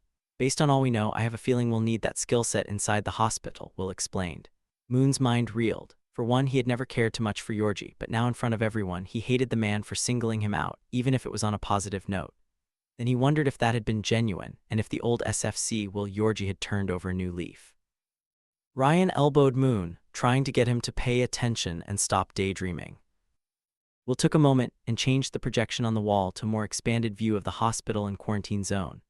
As you can all see, the fallout area is massive. Local authorities have set up blocking positions in the 4 corners, along the highways at what I call Spaghetti Junction, where I-5 and 163 connect. They have officers on 94 down to 15, up to 805, which is a graveyard of cars, and spanning University Avenue. This gives us roughly 4 square miles of urban area to cover. Teams 4, 5, and 6 will handle the external blocking position, linking up with local authorities along the high-speed avenues, and Team 7 will rove with burners. Teams 8 and 9 will handle internal blocking to the 2 main entrances, Will explained, then his eyes cut to Ryan Mann, Team 3's team leader. Team 3 will fly in on a 47, and Teams 1 and 2 will utilize a mix of 60s and 47s already on station. Team leaders, once external blocking elements are in place, we have 2 objectives: find the wayward doctor and contain the infected. I'll be running command and control, so once we have those accomplished, we will call it a day. Team 3's primary exfil points will be the northern helipad at ground level, and secondary will be your rooftop entry point. His eyes locked onto Ryan. Once you have the doctor in hand, call the ball and every asset will be yours to get her out. If you decide a ground exfil is your best exit, then make that call. Elements from the closest blocking position will snatch you up. The faster we find her, the faster we all get home. I just pray the outbreak is contained within the perimeter. Chapter 8. Gear Up. Mark Moon. MacDill Air Force Base. A pair of C-5 Super Galaxy transport planes sat idling just off the main runway with their noses actuated toward the sky, revealing the massive interior belly of the plane with its loading ramps folded down, awaiting its warrior passengers. One of the massive cargo planes already held 4 Special Operations ground mobility vehicles, strapped down for the flight, loaded up and armed for war, while the other Super Galaxy held Team 3's MH-47 Chinook that would eventually deliver them to the hospital roof. Moon stood next to a white van, its doors open, with a packed interior full of tactical gear. It was one of numerous vans that lined a taxiway leading to the transport planes. Each one acted as team cages, holding weapon systems, ammunition, armor, comms gear, and optics of all kinds, giving each man on the team ample opportunity to gear up for the mission, to include providing specific team gear for the exact mission at hand. This method of handling gear also allowed for the team to be more mobile, deploying further and faster at a moment's notice. Ryan Mann looked at his men as they were all lined up in front of their team gear van. For them, it was a straightforward mission: insert and retrieve a high-value target. It was not only one of the most important rescue ops of his career, but decades later the history books would detail the mission as one of the most pivotal points in American history. Moon, Talent, Horner, Allman, Stinson, Chow, Milliken, and I make 8, Ryan said aloud. Years ago, he had gotten into a habit of verbalizing pre-mission essential checks. It helped his mind think about the task at hand, while also building a mental checklist of mission-essential tasks, gear, and personnel. Moon, Ryan said. I'm on point, got it. I assume you'll throw the rope, Moon interjected. Roger that, I'll be the last one off the bird, Ryan replied. We are going in with breathers, so I don't think you'll want the mandible, but that's your call. The mandible was a new piece of armor that shielded the point man's face while not obstructing his view in the least, but also when used, it precluded the operator from wearing any form of protective mask or breather. Moon winked and turned toward the van. His eyes searched the interior as he stepped inside, hoping his 6-foot frame would have plenty of room to stand. He grabbed his assigned M4 and plate carrier that was hanging off his individual and numbered hanger. His helmet already had the night vision attached, flipped up and ready to go. He scooped the helmet up and checked the NVG and radio headset batteries. They were new, and both pieces of tech worked properly. His eyes glanced the new mandible and mentally weighed the options of taking it. On one hand, he thought it was better to have it and not need it, but on the other, logic told him that he was going into a hospital full of infected citizens, that the likelihood of him being shot in the face was extremely low, yet never zero. Next to his armor hung his drop holster and Glock 17. Smiling, he pulled the belt around his waist and then secured the holster to his right leg. Quickly, he drew the pistol and loaded it, ensuring the round was seated in the chamber and the red dot Trijican sight was active and the brightness to his liking. Then he quickly tapped his Surefire pistol light, ensuring it worked, before reholstering it with glee in his eyes.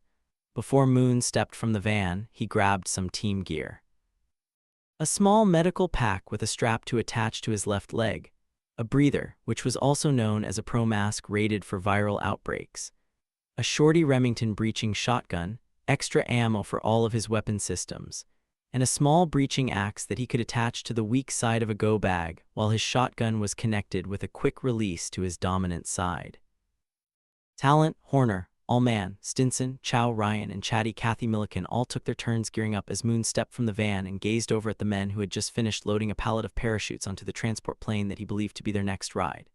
His eyes then shot over at the other vans and their respective protocol teams gearing up, and he wondered if he'd ever get to take his Hell's Bay microskiff out on the glorious water ever again. Granted, he loved the ocean, but Moon was not much of an open ocean fisherman.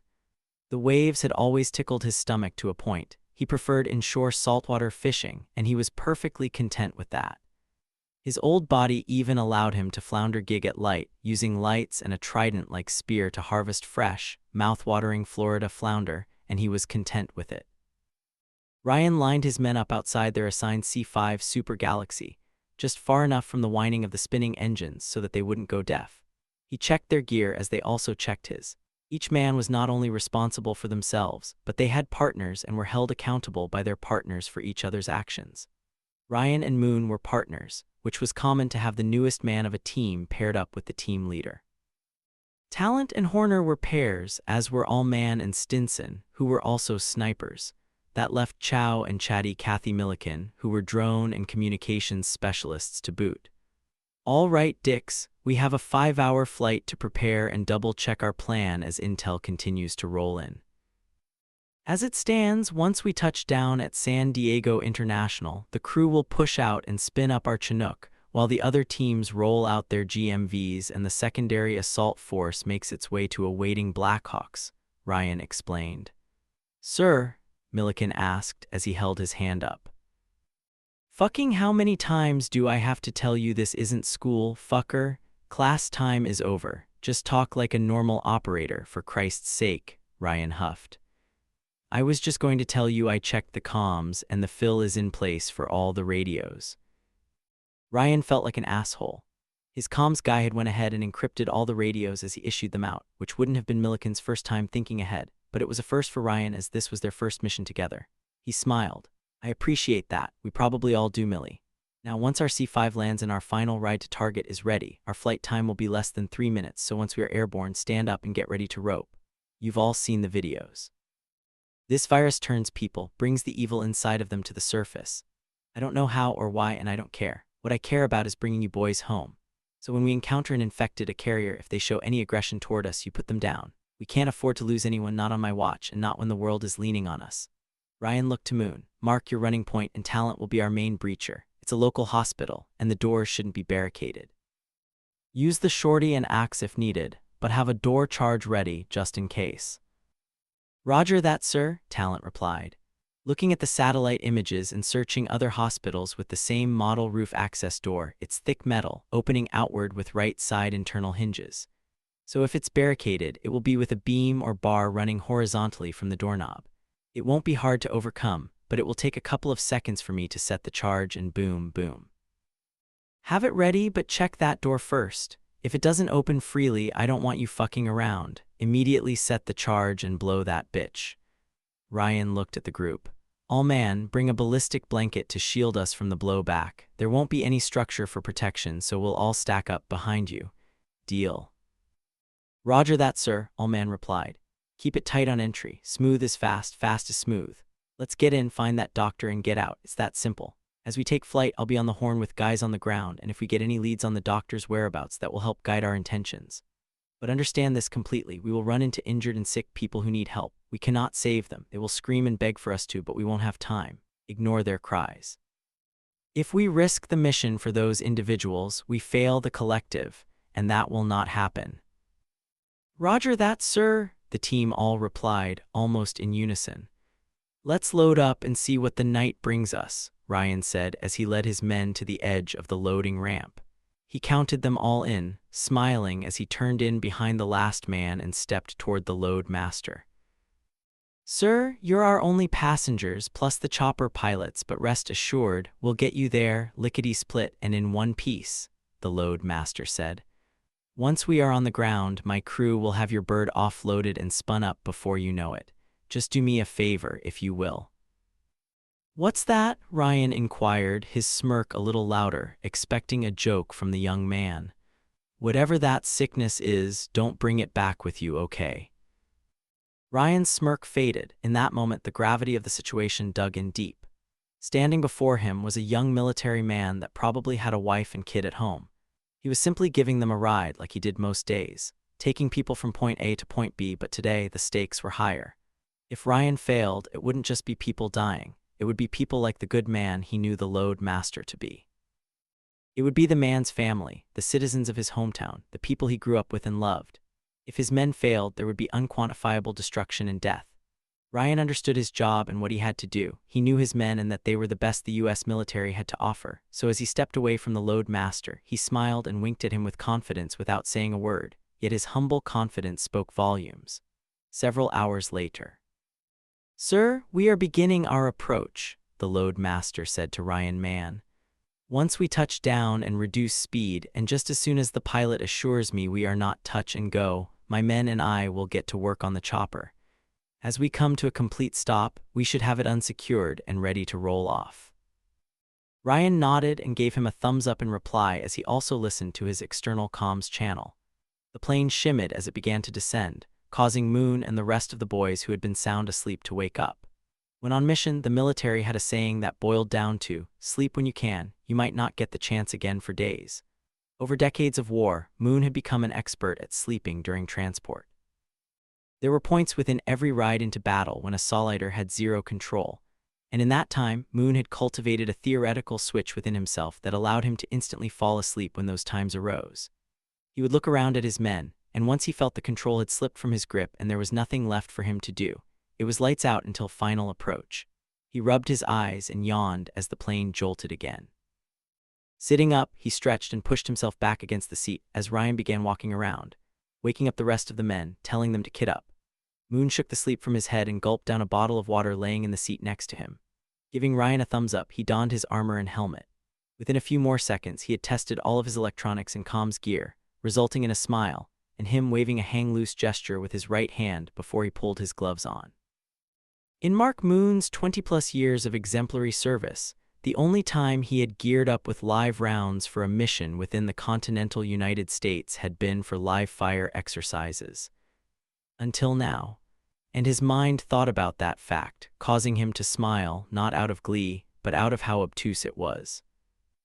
As always, before every infill, he thought about actions upon contact with a hot LZ, but this time the infill was on an active international airport within the States, yet only a stone's throw away from their target location. He knew that could pose a problem. If the sickness had spread outside the hospital, had it reached the airport yet? His mind, he would walk off that airplane, and if there was a threat to safety of himself, the plane, or his men, he would handle business. But on the other hand, he also was aware that they wouldn't be in Iraq or Jalalabad, Afghanistan, that they would be in San Diego, and it caused him to grind his teeth. "Breathers on," Ryan called out as he motioned with his hand first to slip on their pro masks. Moon was nowhere in the same ballpark as being claustrophobic, but nonetheless, he hated wearing a mask. The breather wasn't like the big army's pro masks, but still, it fucked with how he perceived the environment around enough that over time he had built a disdain for the piece of gear. He took a breath and slipped his on over his face, tightened the straps, then exhaled before adding his helmet. Taking a minute to calm his breathing, Moon laughed. He was back in the suck and never thought he would be again. About to run point into a hospital on the soil he swore to defend. Oh, the irony. Chapter 9. Going Hot. Mark Moon. San Diego International Airport. The sun was beginning to set as the C-5 Super Galaxy touched down on runway 27. Its wheels squealed as a large plume of white smoke shot out from under them, while the engines hit full reverse, flaps raised, and the heavy weight of the plane and its cargo began braking, its massive speed slowly decreasing as it used the majority of the runway to come to a complete and full stop. The pilots then steered the plane to a taxiway, allowing the second C-5 to immediately land behind them. The plane came to final jolting halt before the loadmaster jumped to his feet and rushed to the ramp door. Moon noticed a panic in the man's eyes as he passed. What the fuck, he thought. We just touched down, for Christ's sake. Why is he freaking out? Ryan and the rest of the men stood, their minds ready to fight. They shuffled their way toward the nose of the plane, where in no time at all, what was left of daylight started to creep through the crack of the floor as the nose of the plane started hinging skyward, so the ramps could hydraulically lower and the Chinook could be wheeled off. "Sir," the loadmaster called out to Ryan, frantically motioning him over. Ryan quickly shuffled over and they briefly spoke off comms. Even through the breather, Moon could see Ryan's eyes widen as the two men spoke. "This ain't good," Moon said. His comms activated just then, right before Ryan transmitted to the team. "Hit the jump doors and prepare for contact," Ryan called out, knowing his team was sitting ducks inside the plane that they needed to escape from in order to fight. "Contact? Son of a bitch, I haven't even had my coffee yet," Moon thought as he stepped across to the jump doors the loadmaster had just remotely opened. It took a minute as they were pulled up and into the skin of the aircraft, but then he had to wait for the jumper's windscreen to rotate out before finally clearing the door for them to jump from. Come on, Moon said as the windscreen actuated outward while he tapped his M4's bolt home, sending a fresh round into the chamber. The irony was that it was the first time the men were jumping out of the jump doors without a parachute. They almost never were open while the plane was on the ground, and as Moon shifted his gaze back to Ryan, they locked eyes, and Moon instantly understood that Ryan knew more than what he was able to transmit. Right as Moon jumped from the aircraft, he heard Ryan transmit a second time, and his words echoed in his mind like tinnitus. "Hot LZ," Ryan yelled as he followed his men out the jump door. With ease, he plunged the couple feet to the hardball below, his momentum forcing him to the ground as he rolled and popped back to his feet without missing a beat. "Anyone got eyes?" Moon asked as he and the other men quickly spread out to form a perimeter of security, 360 degrees around the plane. They had been on the ground for less than a few minutes, and already their primary mission was in jeopardy. They just had to hold off whatever the threat was until their MH-47 was able to fly. Ryan's men pushed out along the grass line, giving the Chinook pilots and C-5 crew ample room to work. They had to extend the rotor blades, front and rear of the chopper, while also ensuring that mechanically it was safe to fly after their long transport flight from Florida. At the bare minimum, depending on the threat level, they had to get the door gunners in position to provide them overwhelming firepower if needed while the rotor blades were being aligned. 300 yards off the tail of the plane, Milliken radioed. "Far side of the perimeter fencing, I have a horde of people making a run for it, heading right for the fence." Moon shifted his stance, dropping to a knee and gazing out over his sector, trying to get a fresh eye on what Milliken was seeing. Allman was near Milliken. He dropped to the ground, pulling his rifle into his shoulder and laid his eye into his Leupold Mark 8 3x10 scope.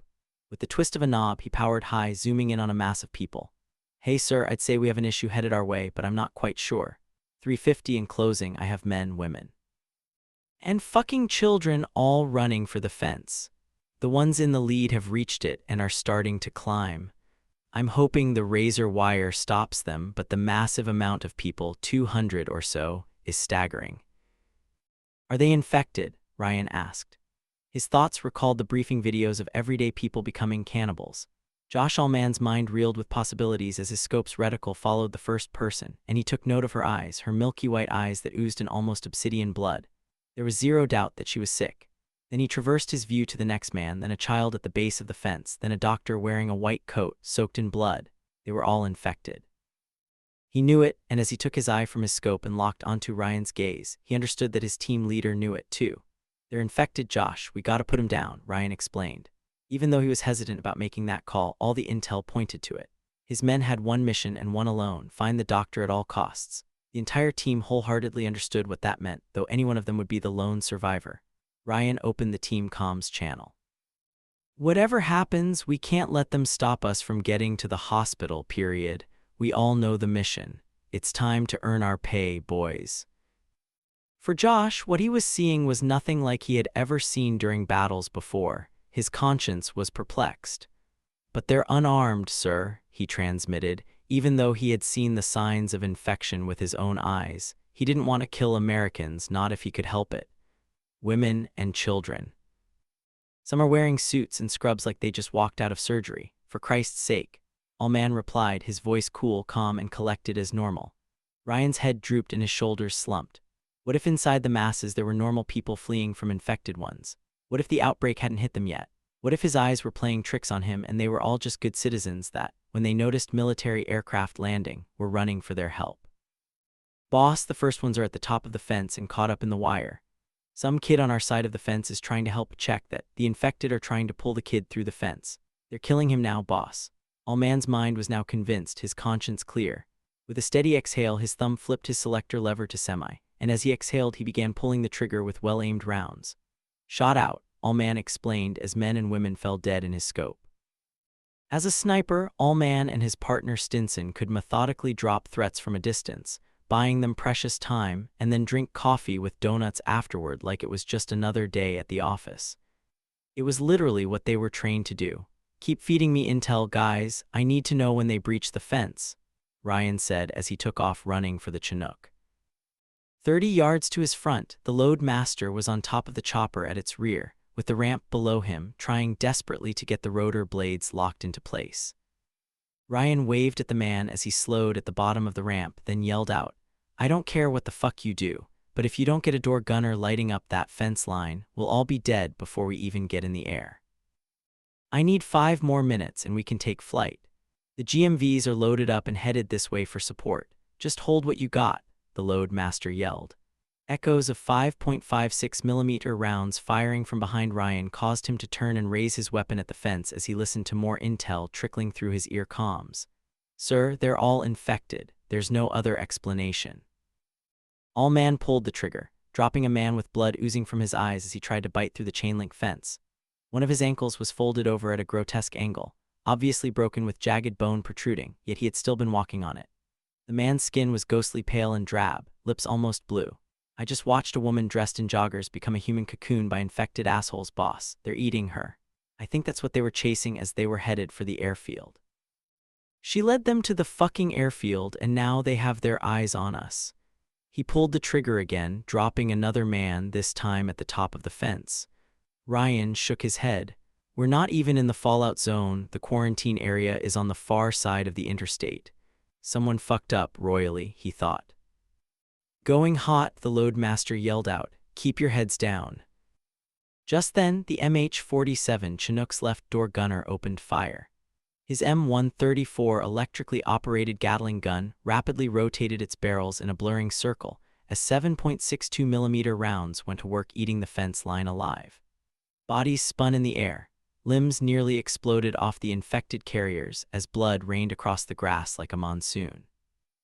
In the matter of 20 seconds, the weapon system had delivered 1,000 rounds of solid lead that eviscerated and decapitated men, women, and children that were all carriers of VXE if not for the door gunner and his skill set of wielding death.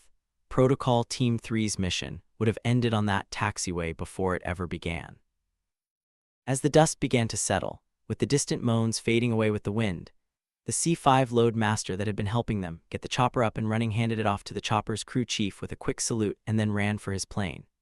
The Chinook spun up, and its engines roared as the door gunners watched over the helicopter while the crew chief waved on the men of Team 3, each one hustling aboard with weapons in hand, muzzle down, ready to rescue the doctor. They were counted in by their team leader, Ryan Mann, as it was time for them to execute the most important mission of what would later be known as the beginning of the Ares War. Ryan stepped aboard, followed by the crew chief he was beginning to find a whole new level of respect for. In the middle of a firefight, he and his men were able to get their aerial steed up and in the air without any of his men being injured, maimed, or killed, and in his book, that was akin to winning the lottery. Chapter 10. Command and Uncontrollable Chaos. Will Yorgi. Above the Naval Medical Center, San Diego. Will licked his lips as he rolled his signature wooden toothpick from one side of his mouth to the other and gawked at the madness his viewing screen displayed. In the moment of lunacy, he realized the cinnamon flavoring soaked into his toothpick was running out of time, just as the man being chased across his monitor by infected was running out of time. The command and control MH-60M Blackhawk that chauffeured directors Mickley and Yorgi was the same as the choppers on the ground about to take flight carrying Protocol Teams 1 and 2, yet slightly modified with special camera systems and comms gear that allowed a small contingent of command staff the ability to control the fight in real time from a few hundred feet above the battlefield. We'll then notice Team 3's MH-47 lift off the ground, the rotor wash blasting a man wearing coveralls across the taxiway. The sun was setting, but still gave just enough light he didn't need to use night vision or thermal overlays yet. He was smiling as he knew that Protocol Team 3 was headed for the medical center's main building that housed the hospital, the ER, and where they should encounter and rescue Dr. Ava Carter, their main and only target of interest. "Will," Director Mickley transmitted. Both men, while sitting side by side, viewed separate command and control monitors. The mechanics of the helicopter while in flight forced them to use the traditional green headsets that afforded them an internal communication channel between the two of them, the pilots and crew chiefs. But also with the autonomous flick of a switch, it allowed them to communicate with forces on the ground or even toggle over to a direct line with the President of the United States. "Go ahead, Stu," Will replied. His right hand operated the camera system, zooming out from the chaos below. The President is on the channel. Mr. President, we copy, sir. Go for command. Will replied as both he and Stu listened. Gentlemen, we are all with you. Know that on behalf of the citizens of this great nation, I understand the burden we have placed upon you both. You are on American soil, and that is exactly why Protocol 9 was created, to ensure our citizens safe and long lives ahead. Understand the gravity of failure, but know that failure is not an option. May God speed you and your men. We will be watching and praying. The transmission cut before either Will or Stu could reply. Instead, both men just turned and looked at each other, intimately understanding what each man was thinking. That failure was not on the table, that they would send every man in their charge to their deaths in order to retrieve Dr. Carter, or the world would be forever changed. Will broke the silence. We have A-10s on station, but holding off for now. The radio squelched, and a tattered voice broke across the channel, interrupting Will's communication with Stu. Command, this is Team 4 Actual. We have contact and friendly KIAs near Spaghetti Junction. Need medevac and burner on station. How copy? Will had operational command. Even though Stu was the director, Will's battle-hardened experience tailor-made him for this mission, and Stu was there to advise and assist when needed while also serving as the mainline coordinator for direct communications with POTUS. We copy 4. Medevac en route, burner to follow. Will replied and then immediately switched channels to dispatch the much-needed assets. Once his orders were relayed, Will switched to the internal chopper comms and spoke directly to the pilot. Patty, take us to the junction, and let's see what the boys from Team 4 are dealing with down there. Moving his toothpick from side to side had become a soothing tick for Will as he used the camera's yoke to pan out and adjust their overhead perspective, while the chopper took less than 30 seconds to bring their MH-60M over top of a now-burning GMV. From 2,000 feet in the air to ground level, the pilot banked left around the intersection of Interstate 5 and Highway 163. The on- and off-ramps converged in a mass of concrete that wound in all directions, creating a damn near literal concrete jungle. The elevation varied as I-5 lowered as it crossed over Park Boulevard, which was where Will's monitor showed muzzle flashes from several directions, as if the team was engaged with an armed adversary. Team 4 Actual, this is command. Pop smoke for inbound medevac. Will radioed as he zoomed his camera to the patch of grass off the interstate the team's GMV was idling stationary within. His eyes squinted as he tried to make out what he was seeing until the camera focused in on the firefight. There was no reply. Elias Maddox. Team 4. On the ground. Spaghetti Junction. Where the fuck is that medevac? Quentin Ree yelled out. His hands were covered with McCall's bright red blood as he turned the windlass handle to the cat tourniquet. They had been paired up during their initial training and unit onboarding and had become fast friends. His partner had been shot in his plate carrier twice. One of the rounds skipped off the trauma plate and ripped through his elbow, leaving his bicep and triceps connected by only tendons and fragments of bone. A 1-in-a-million kind of shot. McCall screamed as Ree applied pressure, twisting the windlass handle as tight as his noodle arms could turn it. Command, this is Team 4 Actual. How copy? Elias Maddox, Team 4's leader, calmly radioed. Static filled the channel. Maddox repeated the transmission. Still nothing but static. Again Maddox tried. Again no response. Checking his ANPRC 148, he noticed a massive hole from one end to the other, lengthways and parallel to his body. How the hell did I not feel that? Shots rang out overhead, snapping just above Maddox's head. He ducked and scuttled over to the back of the GMV for cover, raising his M4 in the direction of the rounds and scouring the bridge for where the shots had come from. Owen, get command on the horn. Tell them it's a hot LZ and we still need a burner to get rid of a pile of carriers. He then noticed movement within the shadows beneath the bridge. His finger slid to the trigger of his M4 and he opened fire. Maddox moved to the front of the vehicle, where Derek Stein was knelt down by the front passenger tire, opening up a Pelican case. Derek, whatever you're doing, do it now, or I'll get Owen to call in some danger close air.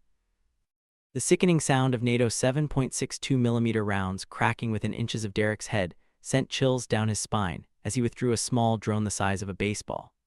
Its 4 small arms protruding with propellers shot out almost as fast as the incoming rounds. With no more time to waste, he slipped on the control glasses and, with the motions of a salty veteran, tossed the drone in the air like a frisbee at the beach.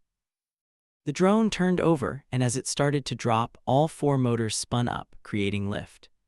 The drone righted itself, then seemingly froze in midair until Derek's line of sight was established across his paired glasses.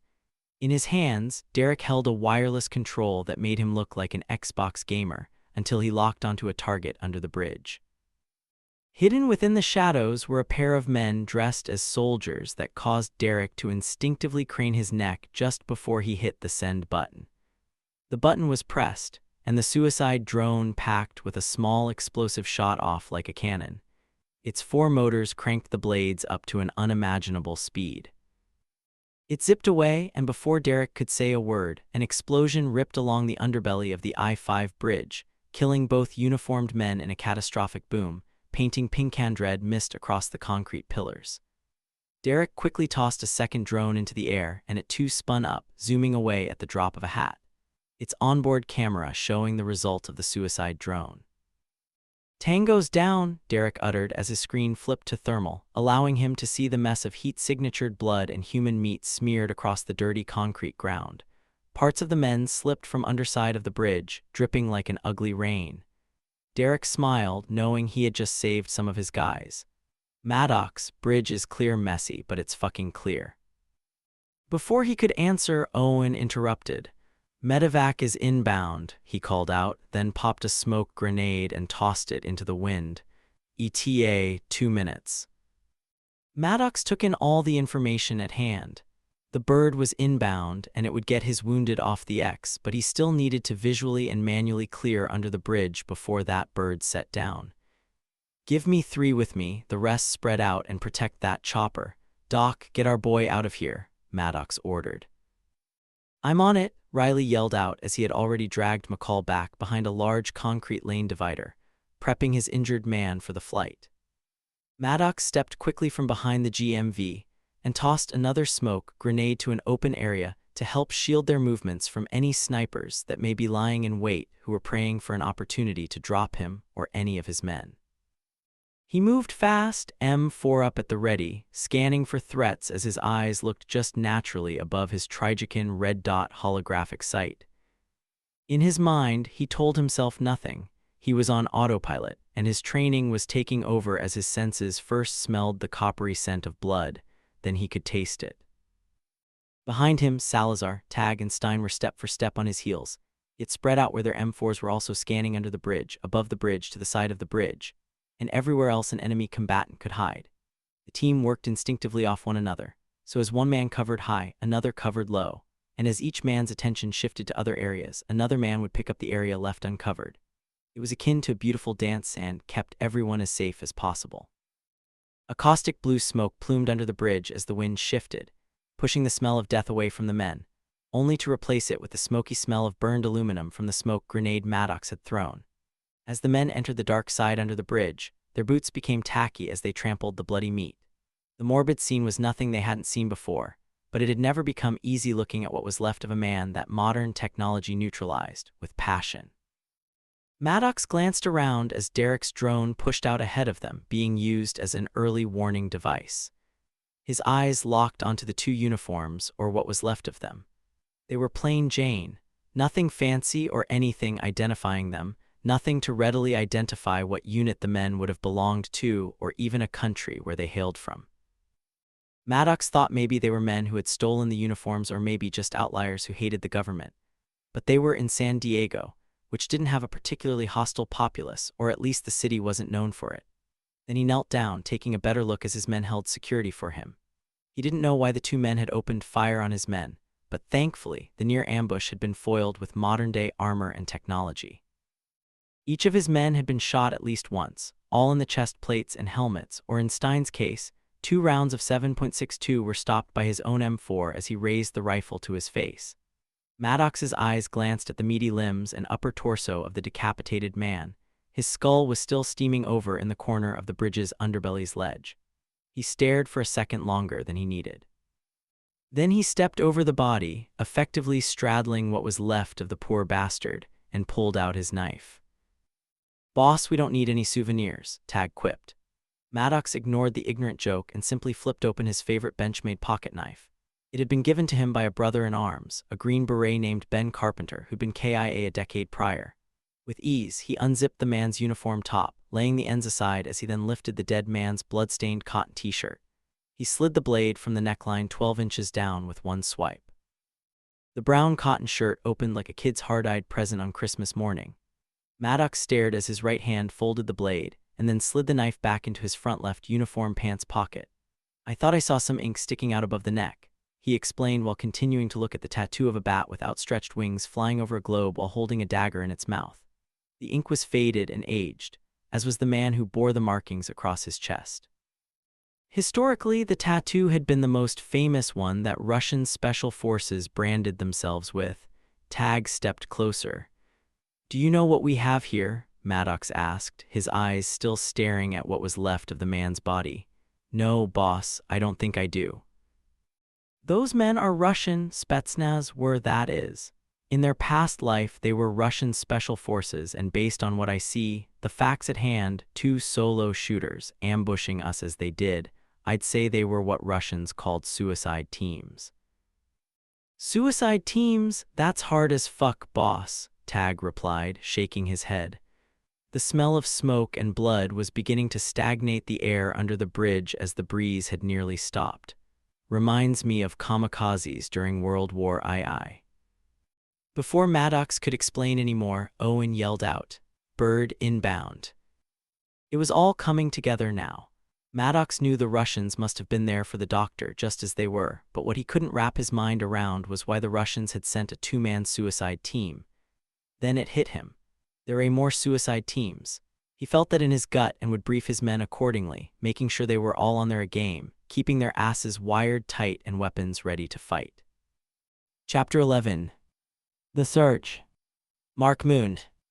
Naval Medical Center, San Diego. Mark stood next to the ramp where the fast rope had already been hung. 40 feet of thick green woven rope were wound in a neat circle and ended near his feet. The coarse braiding would, within seconds, deliver 8 operators and their gear to the top of the medical center before the crew chief would ultimately cut it from the boom mount, and they'd watch from below as the chopper eventually flew off. Ryan could see the sun dropping below the horizon, so he turned his night vision on. His L3 Harris GPNVG-18 panoramic night vision goggles were state-of-the-art, with panoramic views and thermal imaging, and allowed for him to feel his normal depth perception. They were $40,000 and to the warfighter worth every nickel.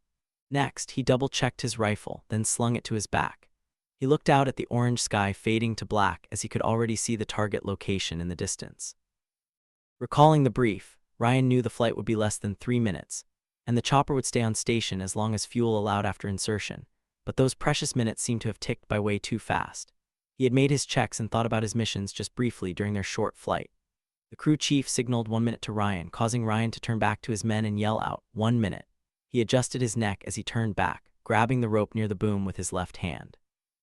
The men of Team 3, his men, were all standing, having already performed their final checks. They were ready to go. Ryan could see their NVGs were on and working, flipped up on top of their helmets, and that each man's face was stoic and eager. Without a doubt, his men would be entering into an unknown battle with an enemy that, while they had trained for that exact moment, they had never faced on the battlefield before. The crew chief held up his thumb and forefinger in a pinching gesture.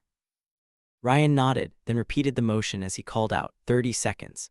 In that moment, his mind thought about what he had to do to get his men home safe. And it all started with him kicking the rope down to the roof, ensuring it landed flat on the rooftop. And once he signaled his men, he would exit the chopper, sliding down the rope like it was a fireman's pole. His men would then, in the blink of an eye, follow suit until their feet were solid on the hospital rooftop below. Weapons ready. The chopper slowed and flared as brutal rotor wash beat down on the hospital rooftop, a mere 30 feet below. Ryan peered out and noticed 2 canvas camping chairs, easily folded for storage, had been blown off the roof. With no sign of anyone below, the pilot steadied the chopper, lowering it just to a steady hold at 20 feet off the black tar roof. The crew chief signaled and yelled out, "Ropes, ropes, ropes." It was time to hastily exit that Chinook. The ropes were just inches off the metal ramp, and Ryan pushed his coil over the edge. Its weight dropped the rope quickly, unwinding until the tail was lying flat on the rooftop. With both hands, Ryan held the rope and leaned out at first, ensuring the chopper had not drifted the rope off the roof, which would have caused every man to fall to his death. His eyes caught the end of the rope. The attached chemlights lit green, helping him see that the rope was indeed lying horizontal on the roof with room around it to spare. Finally, Ryan stood tall and looked back to his men with a smirk that screamed it was time to get in the game and yelled out, "Follow me." Then he waved for the men to do just that. With the boom extending the rope a few feet past the ramp, Ryan leaned out, his gloved hands firm around the rope, and then hopped out and let gravity do the rest. The sides of his feet naturally and very briefly held the rope as he descended until he was about to land. Then they separated as he touched down. The rope was taut with the second man just a foot or two above him. When Ryan landed, he pushed himself away from the rope, stepping as he did so. This cleared the way for the man above him to land and repeat the process as Ryan rotated his M4 up and at the ready. Speedily, he creeped with purpose toward the rooftop door. To his left, Moon stepped, his rifle up, aiming at the door as he took his position on point, and the next man, Talent, was already reaching for his breaching charge while All-Man yanked the ballistic blanket from his pack. With all 8 men on the room, the crew chief cut the rope free, and it fell to the rooftop in a bang that was never heard over the rotor wash. Within the blink of an eye, the MH-47 flew off and out of sight, leaving the 8 men of Protocol Team 3 to fend for themselves. With the chopper gone, the men's senses were coming to as Talent moved to check the door with his energetic breaching charge in hand. He pulled on the handle. It didn't budge. He gave the hand signal he was going to breach the door, and then swiftly, but effectively, placed a water impulse charge in the dead center of the door. All-Man stepped a few feet back from the door, allowing them room to work, but also giving the team distance so when the breach exploded, the kinetic energy would flow safer around them as he held the ballistic blanket as a shield in front of the team. With the charge set, Talent fed the shock tube out of his thigh rig until he was safely behind the blanket, while his point man, Mark Moon, was the last man to step back behind All-Man and into the safety zone he had created. Ryan nodded to Talent, and just before he ignited the breach, the distinctive sound of American M4s could be heard firing off in the distance below the hospital, most likely from the assault force entering a ground-level building, bringing the fact that men were dying as a result of direct action to light. Talent ignited the shock tube, which within the matter of a millisecond traveled the length of the tube all the way to the water impulse charge, and it detonated. Dust and wood splinters hurtled through the air as the metal door folded in half inward. The kinetic energy pushed the door into the hospital's rooftop corridor leading to the top floor. Access to the facility was open, and the men began to move toward it, with Moon still leading the way. Moon could feel a biosubstance dripping on him as he stepped past what was left of the door crumpled on the floor. There was plenty of room for the team to bypass it and the remains of what used to be a human. Blood dripped from the ceiling on the men as they entered the building.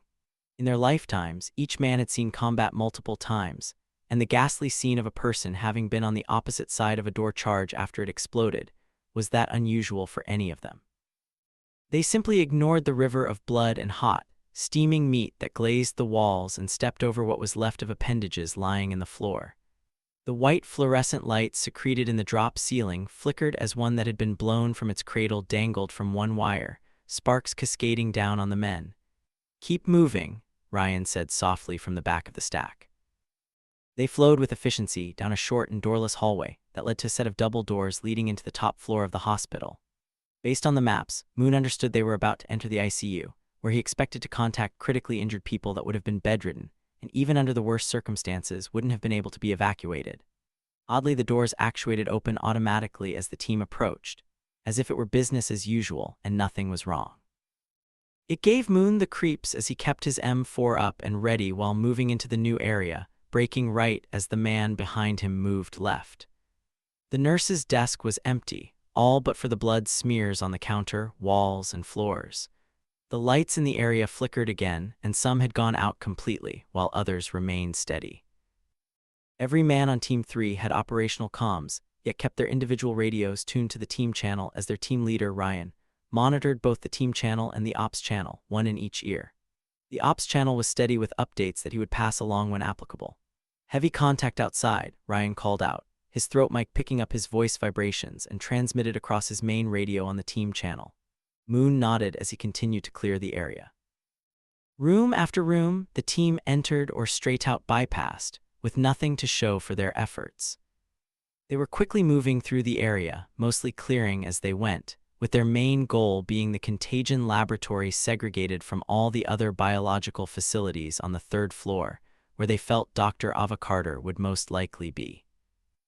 Moon turned the corner and noticed a security guard standing over the body of a newly dead nurse. Her hands were still fresh with blood.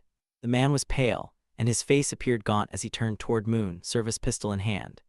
His eyes were dead and gray, almost milky as he stared at Moon like he was trying to figure him out. Moon was no more than 10 feet from the disheveled guard with a tattered uniform and radio bouncing from his shoulder mic attached to his lapel. The man lifted the pistol, a Glock 17 just like the team carried, but before he could crank off a round, Moon split his skull with a double tap of 5.56 lead rounds. The guard's head whipped back as his skull and brain matter splattered the wall like a Picasso painting.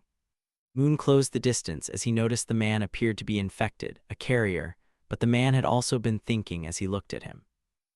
He knew this when he glared into the man's dead eyes, and then the man gritted his teeth in pain as he made the conscious decision to lift his service pistol to fire on him and his men.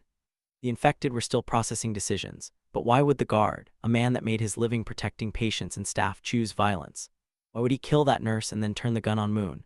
Ryan interrupted Moon's train of thought. Our external blocking positions have taken casualties, medevacs en route. Moon and every single other man on Team 3 all had the same thought. I hope to God it wasn't anyone I know. We have carriers moving skyward toward us, Ryan explained as his operations comms was going haywire. He shuffled quickly over to Talent. Look, stay close to Moon and be ready to breach some laboratory doors, got it? I'm on it, boss, he replied as he inched closer to Moon. Team 3 quickly moved through the rest of the ICU, keeping tactics the foremost importance next to speed. They had to find the doctor, yet if the team didn't balance shock, speed, and violence of action, they would all die. A ding rang out overhead of the center elevator of 6, 3 to the team's left and 3 to the right, causing Moon's stomach to clench. He paused and aimed his M4 directly at the metal door with a green light indicator over top of it. His reflection was ironic as he stared at himself in anticipation of locating evil behind the door. Moon's eyes narrowed as time slowed to forever seconds of tick-tock, tick-tock, like water dripping in a sink, until the doors parted way, revealing nothing inside. The elevator cab was empty. He let out a gasp and smirked. Until he heard the same ghastly ding behind him from another elevator. But this time the doors quickly sprung open, revealing a man standing before a gaggle of other men, all bloodied with the same ghostly look as the security guard had. Blood oozed from their eye sockets as their sunken faces looked to barely hold their white over gray eyes. Crumpled at the men's feet was a male doctor, his arms torn from his torso, still in ore scrubs with surgical gloves covering his hands that were attached to his limbs, which were being consumed in the corner by other carriers. Before anyone else could act, Talent quickly pulled a frag from his plate carrier, yanked the pin free, and tossed the grenade into the pile of people just as the elevator doors closed and the cab began to descend. Within a hot second, the team could hear the muffled sound of the grenade exploding inside the cab. No one said a word. They simply turned back toward the stairwell they had been aiming for in the first place and moved away from the area. Ryan canted his head as a static-filled transmission came in. He strained to hear command and control's communications. Say again, all after doctor, Ryan replied. Ryan nodded as he listened while stepping fast toward the stairwell. Frag the stairs, he ordered as he hopped to the side. Talent again pulled a grenade, yanked the pin free and tossed it over the railing, allowing it to free fall until it too exploded. This time the team had the door pinned open and the explosion shook the floor. Gentlemen, we have video confirmation that our target has been confirmed to be barricaded on the third floor within a biolab. It's sealed and she is armed with environmental weapons, Ryan explained. Moon, lead us down there and don't stop for shit. We have elements of Team 2 entering the front door but won't go past the second floor unless we request otherwise. So let's get moving. Chapter 12. A New Enemy. Elias Maddox. Team 4. On the ground. Spaghetti Junction. Rotor wash nearly blinded McCall as shards of dirty sand and grass pelted his face. His left arm had taken a 7.62 round from a Russian AK, nearly severing it at the elbow, while his left leg suffered another gunshot wound, missing his femur by mere inches. His plate carrier had taken the brunt of the rounds, as did all the men of Team 4, yet McCall was the unluckiest of them all, having to be medevaced from his first CONUS deployment. Maddox, Salazar, Tag, and Stein finished clearing under the bridge, leaving the bodies for the wayward street dogs once they left and returned to their GMV. Maddox then pushed his men out and created an impromptu perimeter of security for the chopper to land, keeping each man that wasn't occupied with carrying McCall facing outward behind different natural areas of cover with their respective weapons at the ready. As the MH-60 Blackhawk landed, Maddox ducked down and motioned for Doc and Ree to take McCall to the bird as the flight medic jumped out. Time was always of the essence when critical care was in play, so they hustled as quick as they could. They complied, picking up the Skidco with McCall strapped securely inside of it like a newborn baby swaddled in a baby blanket. They too ducked down, hunched over, and the Skidco seemed to glide over the grass as the men ran under the weight they carried as fast as they could to the awaiting Blackhawk. Maddox met them at the open door of the chopper and first helped slide his teammate and friend's injured body on board, then yelled out while motioning for Ree to jump on board with McCall. He knew Ree could help take care of McCall, as he was an X-18 Delta, a Green Beret medic before he retired, and that too would allow his team medic to pass patient care onto the flight medic without too much worry or concern. Ree nodded and hopped inside the chopper, his mind continually thinking about the next steps. What he should do, how he could help, would his friend survive, how could he get back in the fight after? The rotor wash increased as the Blackhawk pilot readied the bird to take flight.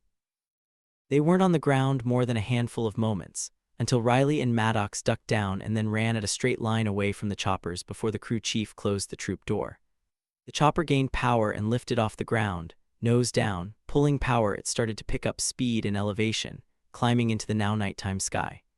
It only took a few seconds for the chopper to climb like a soaring eagle. Shielding their eyes, the rest of the team stood in the center of the perimeter about 30 yards from the GMV, turning back to their task at hand, when from a far-off rooftop came the sight of an RPG erupting from its rocket tube. The rocket shot out, and the grenade propelled right for the medevac bird. Oh my fucking god. Maddox thought as, in no time flat, the rocket-propelled grenade slammed into the rotor housing of the MH-60 Blackhawk medevac that had just flown away. In that split second of sheer terror, Maddox realized that the two Russian Spetsnaz soldiers under the bridge weren't just a two-man suicide team, but they were the bait to draw out their choppers so that their last man standing could shoot them down. It was a tactic he had not seen in decades, nor thought about, and because of that failure, his friend and Protocol 9 partner, Quentin Ree, was now dead, not to mention his injured breacher, McCall, who had to be on that chopper or he would have died in the field from gunshot wounds. Maddox tried his radio again in vain. He desperately needed to notify command, but he had zero comms, and the utter realization of combat damage and fatigue began to set in. His radio was still useless, and all he could do was take a deep breath, push the pain deep inside of himself, and lead his men out of the harm's way. There was no other choice. Do or die, it was all up to him. Holy fuck, did you see that? Will Georgi uttered through his comms to the crew of his MH-60M Command and Control Blackhawk. His eyes were wide as a ball of flames and twisted metal that had once been the medevac bird he had on his command screen, as Angel One was now tumbling from the sky like a decapitated bird. Contact, the Blackhawk's pilot replied. The pilot was now flying with a pair of ANVIS-6 green phosphorus night vision goggles, which enabled him to witness the man standing unnoticed between two work vans parked within a row of cars of the San Diego Air and Space Museum's parking lot. We are being engaged. A second flash of light erupted within the pilot's eyes. Alarms began to ring, and red lights flashed across the Command Blackhawk's instrument panel. He's on us, hold on. A second RPG ripped through the air, barreling right for the chopper, as the pilot activated red flare countermeasures while simultaneously banking away from the rocket. Both Will and Stu braced themselves as the chopper seemed to fall from the sky. The pilot was aggressive in his movements, but without his quick actions, the RPG would have taken them out as well. Will craned his neck to look around out the open side door as the door gunner did the same. Anyone see where that came from? Will asked as he flipped his comms channel over to the Close Air Support Operations channel. He knew they had fast movers stacked up from 15,000 feet all the way to 30, but he needed a target area to call them in on. The pilot banked left and took back the comms channel.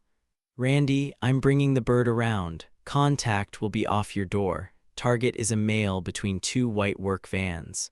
One had ladders on top, the other is slick-topped. You copy. Randy was a young guy in his mid-20s with 0 deployments under his belt, yet he was confident in his abilities burning targets to the ground using his M134 minigun, a 6-barrel, rotary machine gun. He wore the same NVGs as the pilots, and when he paired them with his infrared laser, he was as deadly as any pilot at the stick of an A-10 Warthog, but simply used one native 7.62 round at a time, at a blurring cyclic rate of over 3,000 rounds a minute. "I'm searching now," Randy replied as he leaned out through his open window with his minigun. Methodically, his eyes scanned the area as he had been taught using a grid-square method.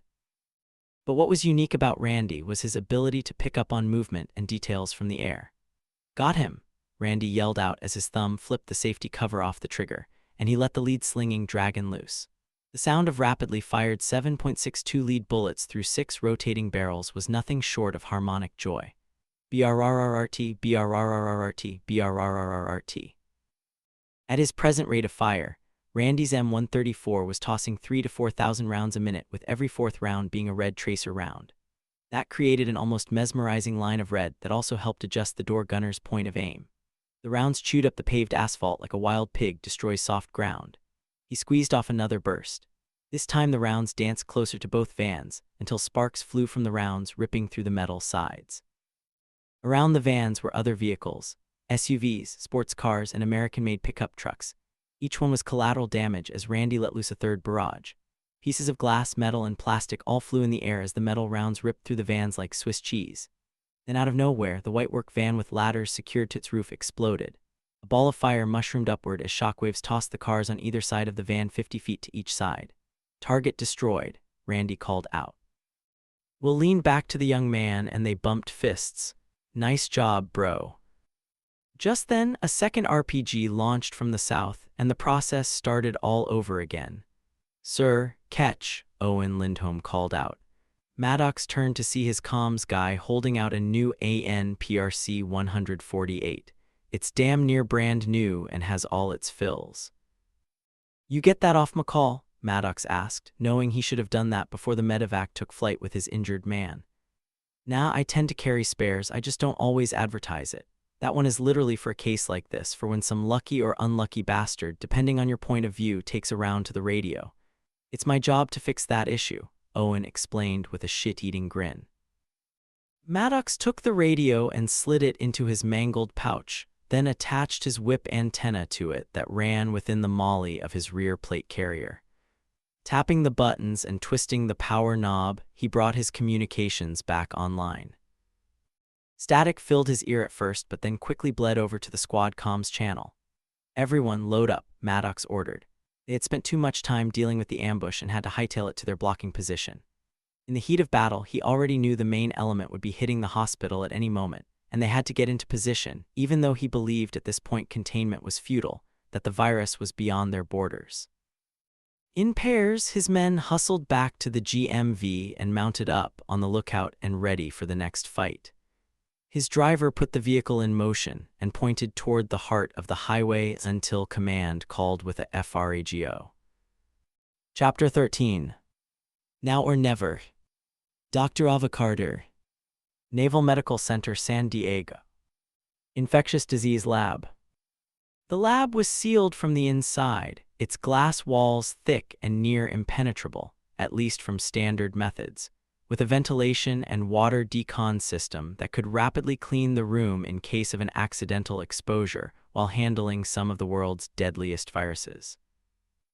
Locks of Dr. Avocarder's blonde hair swirled in the constant air, as the ventilation system attempted to flush the room of contaminants by pulling the old air and any microbes within it up into a state-of-the-art cleaning system stowed high above the drop ceiling.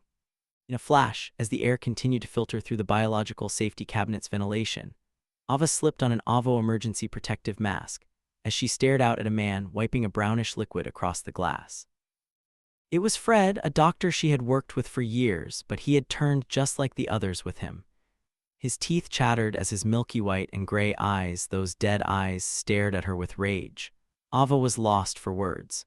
She didn't know what to do, where to go, or where to hide, although she intimately understood what was happening. For years, she had contracted with the government as a virologist to help identify foreign biological threats and how to address governmental responses to outbreaks surrounding those same threats. For the past hour, she had activated the decontamination process within the lab, which triggered a lockdown of the lab and clean room, which in turn was the only reason she was still alive. Earlier, she had been on an adjacent floor when a maintenance man fell ill, began bleeding from his eyes, among other things, but then a short time later, as her colleagues and friends were tending to him, the man started to fight. In the end, the man she knew as Dan left his hospital room and collected his tools. He then took the claw of his hammer, and beginning with nurses, he started to bash their heads in. And that was on top of other patients also violently attacking staff. Then later those staff members became homicidal themselves. It was a vicious cycle. That was when Ava wholeheartedly understood the hospital was experiencing an outbreak, and VXE had been used against them as a weapon. In a mad dash to escape, Ava ran for her life. Her small frame had always been fast, running cross-country in college. She had been an all-state runner, and it had served her well. She dodged attack after attack, and at first she desperately tried to make her way out of an exit. Yet as the outbreak spread and more men, women, and even children became infected, she was forced back to the lab where she knew she could hit a decontamination shower and then seal herself inside the room, keeping everyone else at bay. Ava understood completely that her life was in grave danger, and depending on the strain of VXE, she had a slim chance of waiting it out or praying for a miracle while inside of a lockdown clean laboratory. She pulled her cell phone from her pocket. Fuck, still no signal. Pacing back and forth, she shook with a chill, and the men and women on the opposite side of the thick glass staring at her like she was a finely prepared steak didn't help her feel any warmer inside. Think. What do I do if they get in? There's got to be something around her I can use, Ava spoke to herself. She was scared, but never had she been the helpless type. Talking aloud had always seemed to help her think when she was highly stressed. She paused to look out at a man wearing green ore scrubs that were covered in crimson goo. She tilted her head in horror as she noticed he had a hammer in his hand. His face remained emotionless, much like all the others, yet they parted way for him to access and have room to work around the glass. His first strike was ghastly. It took her breath away. Even though Ava believed the walls were akin to bulletproof glass used in armored cars, she expected it to shatter as the head of the hammer struck it with such force. It cracked. She was staring at the glass, and as the hammer struck it again, another crack splintered across it like a small rock cracking a windshield during a drive on the interstate. The man reared back and hit it again, and finally he began picking up his pace as the man's milky dead eyes seemed to notice the glass was beginning to give way, that it was cracking more and more with every new impact. She screamed, her voice cracked in a blood-curdling howl. The glass continued to crack until a small hole the size of a quarter was now present. The man stopped and craned his neck again, as if he understood the hole was there. He leaned down and sniffed the air slipping through his newfound achievement. Moving his head up, he pressed his lips against the hole and slid his tongue through it as if he were trying desperately to lick Ava, as if he were trying to taste her. The man was tall, his hair matted with an unknown muck, his hands bleeding as he moved back from the hole and began swinging his framing hammer again. This time he aimed at the hole itself and began chipping away at it. Blow after blow, the man continued, and the hole began to slowly but surely widen.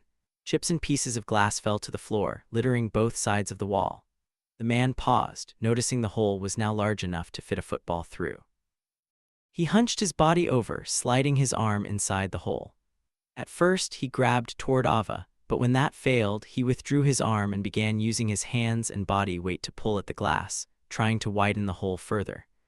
The other carriers in the room tilted their necks, and most of them moved forward to help the man with pulling the hole wider. But not all of them. There was a gaunt-looking female in a tattered sundress, her left breast hanging free, that was simply just there. While her eyes were milky and dead like the rest of them, she showed zero signs of aggression, and her mannerisms were consistent with calm confusion and that of an old dementia patient that was simply lost in their own mind. Dr. Ava Carter stepped back and scrambled to find anything she could use as a weapon. Her eyes slipped over desks and stopped at the microscopes. Then she picked one up. It was heavy but not unmanageable. She lifted it over her head and ran for the appendages that were all desperately trying to rip the glass wall apart and brought the hefty metal tool down on a gaggle of vicious arms. Like a medieval guillotine, the impact broke bones and severed limbs. With the energetic momentum forcing the weight opposite of the stationary broken and jagged glass, the man who had started the hole lost his right arm completely. Blood sprayed through the opening and across the glass in a shower of crimson horror. Ava stepped back, her eyes shifting to the wall, causing her to smile at what she noticed. Attached to the wall near a desk was a fire extinguisher. She had always thought it was overkill for a clean room, but in the moment, she was finally glad it was there. Ava jumped over and ripped the plastic door off the box holding the extinguisher in place. It broke into shards and slid across the smooth floor, ironically adding to the shards of glass. She then retrieved the red canister and pulled the safety pin. "Eat this," she screamed out as she quickly shoved the hose into the glass hole and depressed the triggering handle. A fog of white smoke and oxygen-thieving powder erupted from the canister, dousing the deranged people so desperate to kill her in chemicals. She laughed until a door in the corner of the room unexpectedly opened, and armed men flowed into the fight. Chapter 14. A New Friend. Mark Moon. Naval Medical Center, San Diego. Infectious Disease Lab. The door opened to a violent gaggle of men and women tossing and turning across blood-slicked floors as a white smoke filtered through the air like a macabre nightclub of death. The smell would have been caustic and rancid aged meat, but the men of Team 3 wore breathers and couldn't smell a 3-day-old dead man rotting in the sun from 4 feet away. Mark Moon ran point, leading his men into the nightmarish scene, his M4 up and ready as he nearly missed the first man but stepped to his left and contact shot him in the forehead. His head instantly canoed before his body smacked the floor like a wet towel. Overhead, the echoes of men shrieking a guttural howl bounced off the ceiling and glass walls. Each scream landed differently in the men's ears as they entered the room full of carriers. That was when Moon saw her for the first time. In that split second before the firing began, his eyes locked with hers, and he knew she was their main target, so much so that his lips instinctively mouthed her name under his breath. Ava. As each man spread left and right, they began firing. The animalistic screams were replaced with sounds of lead bullets rifling down 10 and 12-inch M4 barrels sailing through the air, and beginning to tear meat and bone from their intended and unintended targets. Moon's M4 swung wide as he fired, striking a female in the chest, yet the rounds didn't much faze her. So he readjusted and put 2 rounds in her left eye. A quick double tap and she fell, dead on the spot. That was when he also realized there was something off about her eyes and their level of their aggression. They not only seemed dead, but sadistic, and that wasn't a harsh enough word for what he was searching for. Talent had been the first man moving left in the room, where he engaged 2 men wearing court attire, double tapping their heads being the only thing that put them down and kept them down. His attention focused on the dead men to the detriment of himself, allowing another infected man to stumble out from behind a set of uncleared cabinets he had passed up while fixated on the carriers he had just shot. Methodically, the man slid a knife under his armor and between his ribs, popping his left lung, and only stopping after the edge of the knife had pierced his heart. The 20-year Army veteran had made a fatal mistake by not clearing the corner. It was a mistake almost unheard of, but in the face of encountering a carrier for the first time, mistakes happened, but this one was costly. The best thing to ever come out of North Georgia fell dead to the ground, gasping his last breaths as his heart bled out into the void his collapsed lung had created. Protocol Team 3 had just suffered their first casualty of what would come to be known as the Ares Plague, or by others, the Ares War. Moon continued to fire, not having seen Talent fall in battle, not until other carriers had swarmed over his body. Ryan tossed a flashbang across the room as he moved away from it.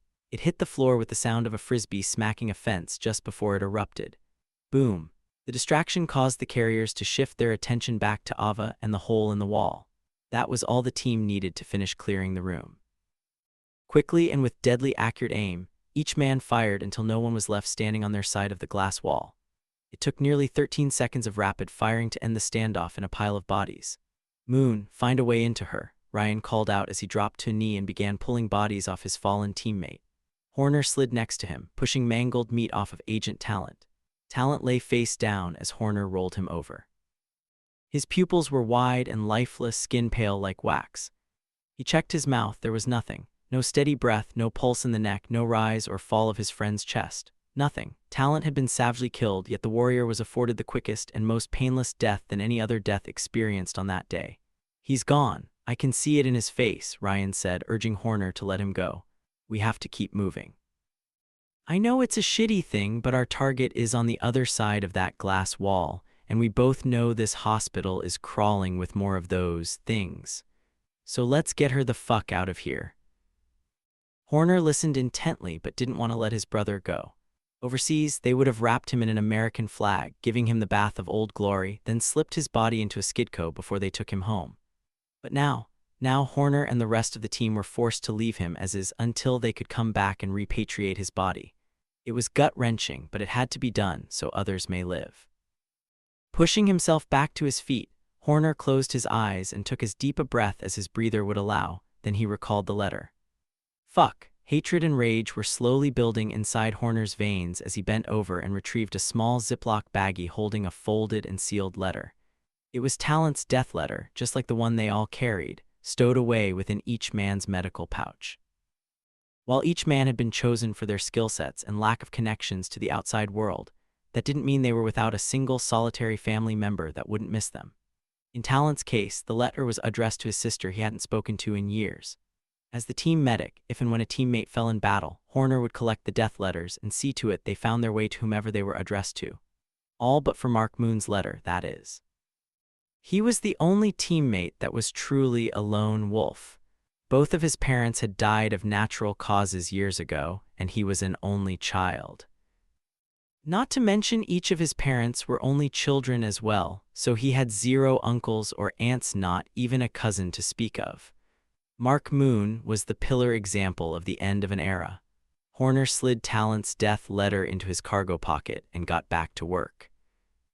Ava looked out at the carnage with wide eyes, her lungs heaving through the breather as she took note of the military men, all clad in modern armor, armed to the teeth with an odd pair of green, ghostly hues emitting from goggles strapped to their helmets. Her heart raced as she huddled by a desk and machines as she continued to stare through the bloody gore that streaked across the glass. The white smoke seemingly evaporated now, as if it never existed, much like the souls of the dead bastards littering the floor on the opposite side of the glass wall. A single shot rang out from a man's rifle as he stood over each of the dead bodies, firing a single bullet into every head he stepped past, ensuring each carrier was indeed no longer a threat. It was almost rhythmic in nature, yet in the lull of the moment, the sudden shock of each round fired caused Ava Carter to flinch. She stepped from behind the desk to get a better view through the damaged glass. The gore outside the glass was something she had never seen before, never experienced in her 42 years of life. Not even in Africa, where she spent years of her life within the Republic of Congo, Sudan, Botswana, and Somalia, had she seen such violence from men. Then she was jolted by the sound of a gentle voice. Her eyelids fluttered as she shook her head, bringing her senses and mind back to the reality of the situation. "Ma'am," the voice echoed in the room, and she looked up at the cameras first before she realized the voice was coming through the gaping hole in the glass wall from one of the military men. "Yes," her voice quivered and her heart raced. "Are you Ava?" the man asked. "Dr. Ava Carter." Even through his breather, his tone was genuine and kind, a voice that could be trusted. She nodded. A smile crept up as she realized the soldiers were there for her, that they had come to rescue her from the evil around them. "Ma'am, my name is Ryan Mann, and on behalf of the United States government, my men and I are here to take you home." He had used that line over the years, during missions in arduous areas of third-world countries, rescuing hostages, lost preachers, and missionaries who had become too much for the region they were trying to save. But never did Ryan think he would use that line within the soil of the very symbol of freedom throughout the world. Ava stepped closer to the middle of the room, then paused. All she had to do was hit the plunger, and the glass wall would descend back into the floor from where it came.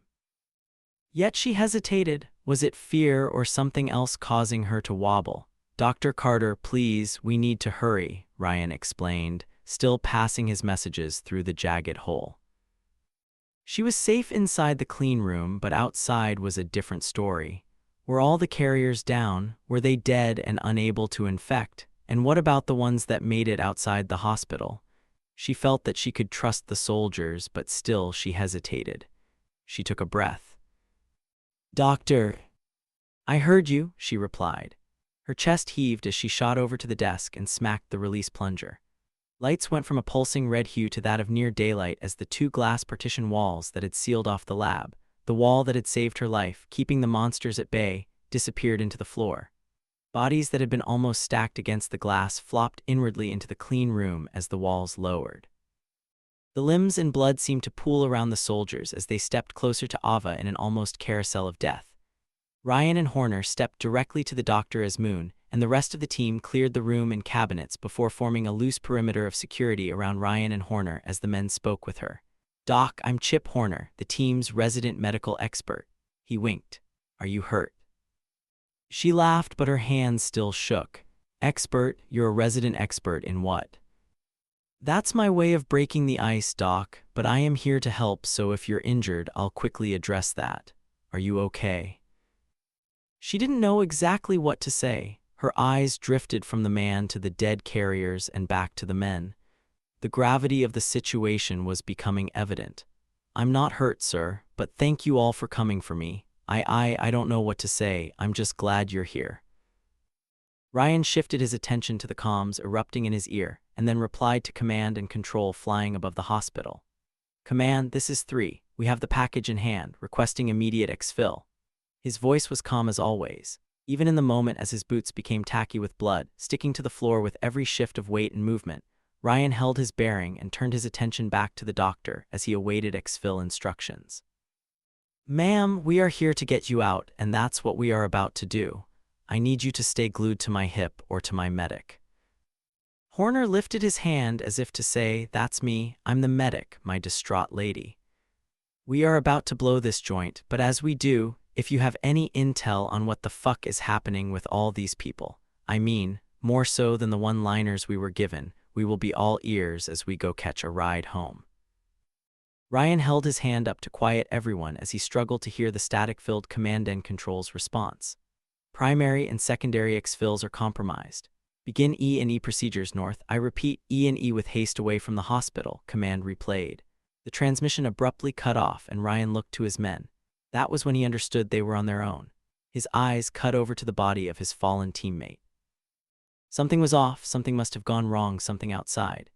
They had the priority package in hand, but rather than receiving a quick exit stage left, command gave them an escape and evade order. A feeling of impending doom washed over him as he knew he had no choice in the matter. They had to take the doctor and keep her alive at all costs as they left the hospital for a safer exfil site. Ryan gritted his teeth and turned back to Dr. Ava Carter. "Well, the good news is you'll get to spend some quality time with my team." "What's the bad news?" Ava replied. Laughing, Ryan looked around the area, his eyes suggesting that they were knee-deep in the bad parts of the day. "I see," she replied, her hands still noticeably shaking. "I'll stay close to you, and hopefully we can all get home to our families sooner than later." Ryan lifted his eyes over top of the doctor and met Moon's. The team had all heard command's transmission. They were simply awaiting orders so they could get the hell out of that virus sponge they called a hospital. "We're moving out. Moon, pull up a map and let's get moving." "North." "You heard them correct. Find us a route north, Mr. Moon," Ryan replied with a jovial tone. It may have been his first mission with Mark Moon on the protocol team, but it was far from their first mission together. Their military lives had been interwoven ever since their first Afghanistan tour together with 1st Ranger Battalion. The only difference now was that Ryan was in charge and Moon would do as he said. So he gave Moon the leeway to make the hard calls, like finding them the route that would provide the team a path of least resistance. In doing this, it would save time, effort, and lives. Chapter 15. End of the lab. Ryan Mann. Naval Medical Center, San Diego. Infectious Disease Lab. Ryan Mann clicked his phone mapping system shut and pointed toward the clean room's exit door. "Put the fries in the bag and let's wrap this thing up. Start heading north. Moon, you have point." Even underneath his breather, Moon's face was as blank and riddled with business as he lifted his M4 and led the men of Team 3 out of the godforsaken lab. "North, find us an exit and head north," he thought as he turned the first corner. Moon stepped through what used to be a hallway lined with drawings from children fighting cancer, and noticed they had been replaced with what looked like claw marks along the walls, with picture frames trampled along the floor giving evidence that a mass of people had stampeded and ran from something so awful, so horrific that they all either left the 2 dead toddlers in the hallway on purpose or they were the root cause of their deaths, and still left them in the hallway as they fled. Moon only briefly took note of the little bodies as his mind was locked onto the task at hand. Find an exit, head north. The hallway opened wide to a landing just past a bank of 6 elevators. To the men's left, as they moved quickly, the doors of the center elevator became more prevalent and appeared busted open, seemingly spread outward, and each man knew it was from Talent's grenade. Parts of bodies, limbs, and even a human head split in half vertically oozed from inside the destruction.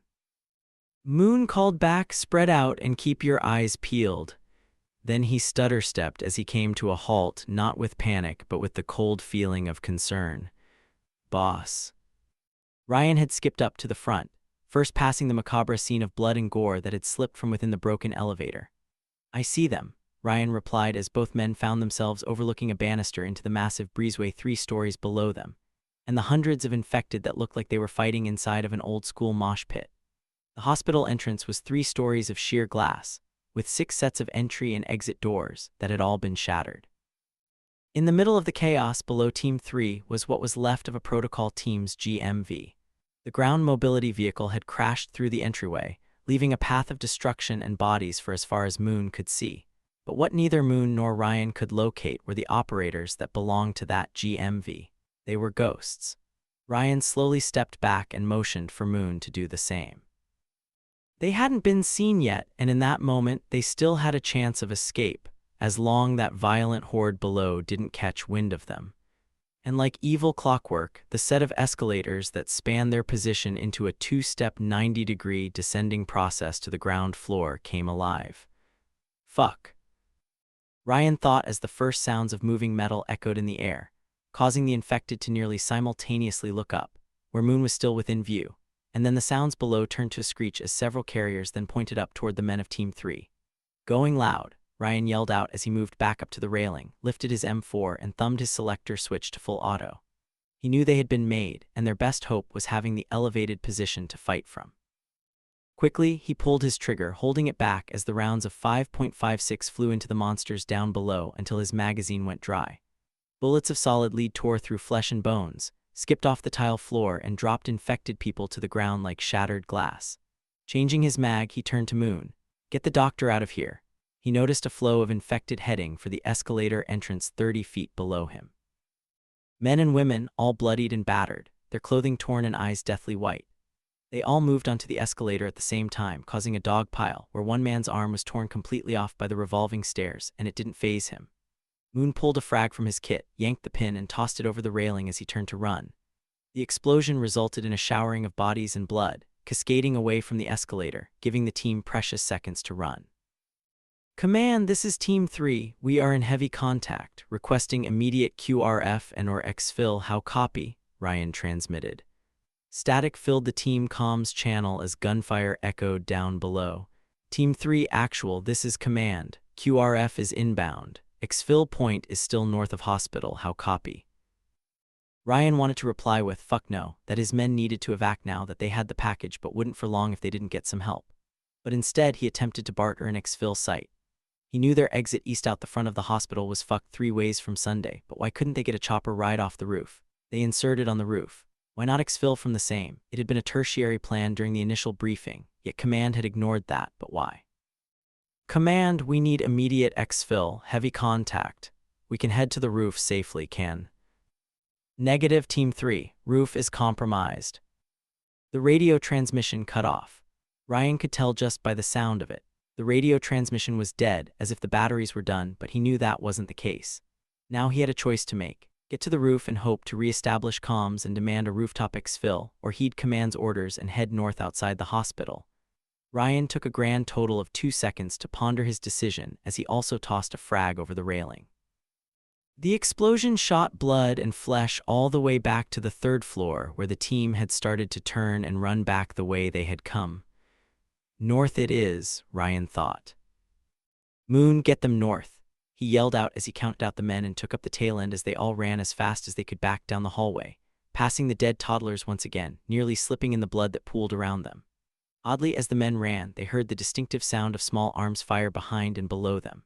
This lasted without rhyme or reason until they had safely turned the corner, looking for a new exit. Moon rounded a corner and noticed a fresh stairwell. The door leading to the stairs had been marked employees only, but a tipped-over wheelchair had propped the door open just enough that Moon caught the stair railing out of the corner of his eye. Ryan took notice as Moon pointed the door with his M4, and Ryan quickly grabbed a flashbang.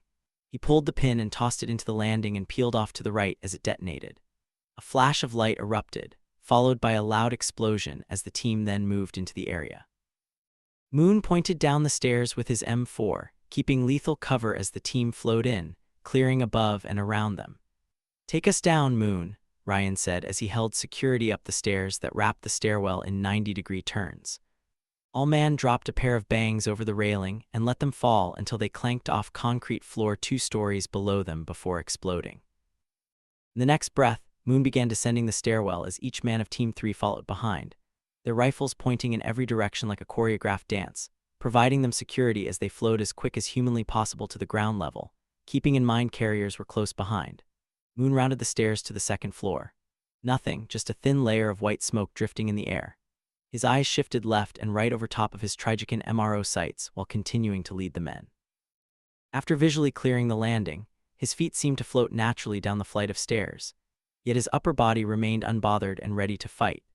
Moaning began to seep up from the ground floor as Moon rounded the last corner, finding himself face to face with a man standing aimlessly at the bottom of the stairs. The man was dressed in a blue patient's gown, with pink socks that were pulled above his ankles that screamed they had been hospital-issued. The man was unarmed, and within that split second, Moon had to make a decision. Keeping his team and Dr. Carter's safety as his highest of priorities, he lifted his rifle, its red dot dead center of the man's forehead, Moon's eyes locking onto the telltale sign of infection. The man's milky white eyes, sunken cheeks, and blood that seeped from the eye sockets themselves, and Moon pulled the trigger of his suppressed M4.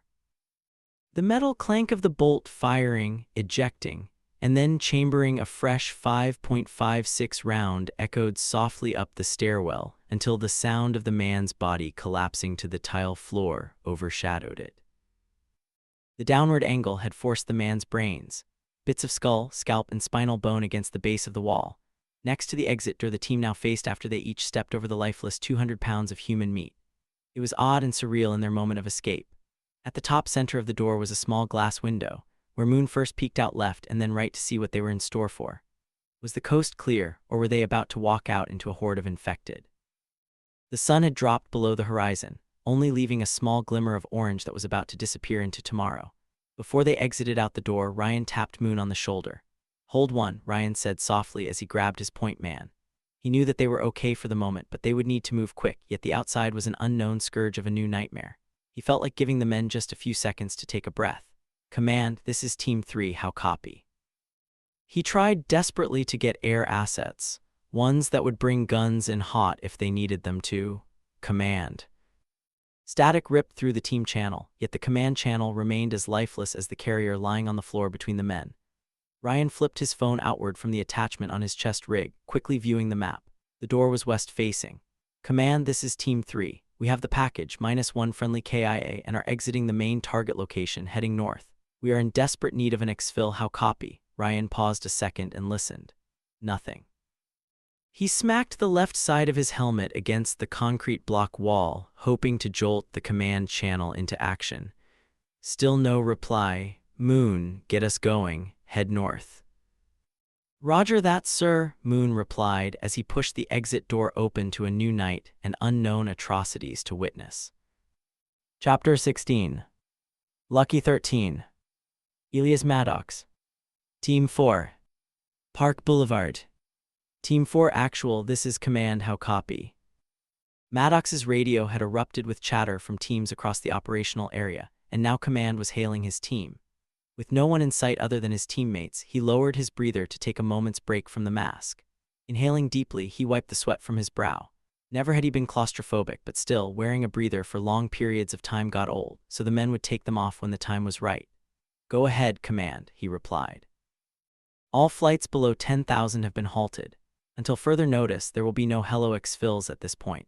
Teams 1 and 2 are compromised and taking heavy casualties. Team 3 has the package and looking to exfil from the main target building. Deviate from your blocking position and make your way to support Team 3's escape ASAP. But also, be advised Russian suicide teams have been encountered in your AO.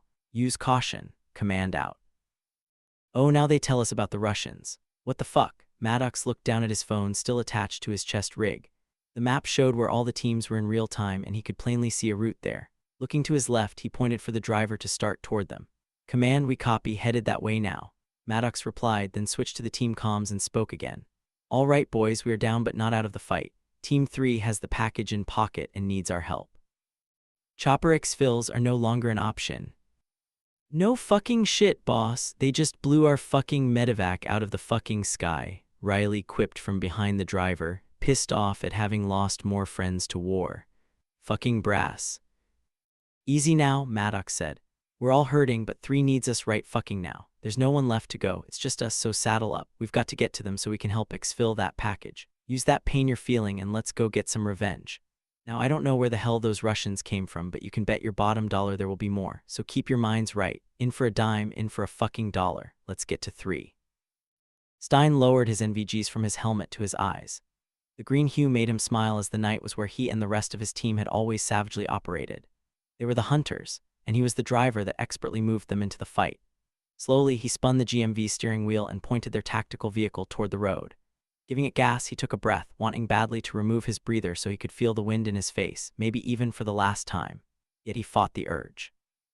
The virus was real, and the violent nature of the infected they had encountered was evidence that VXE was nothing to take lightly.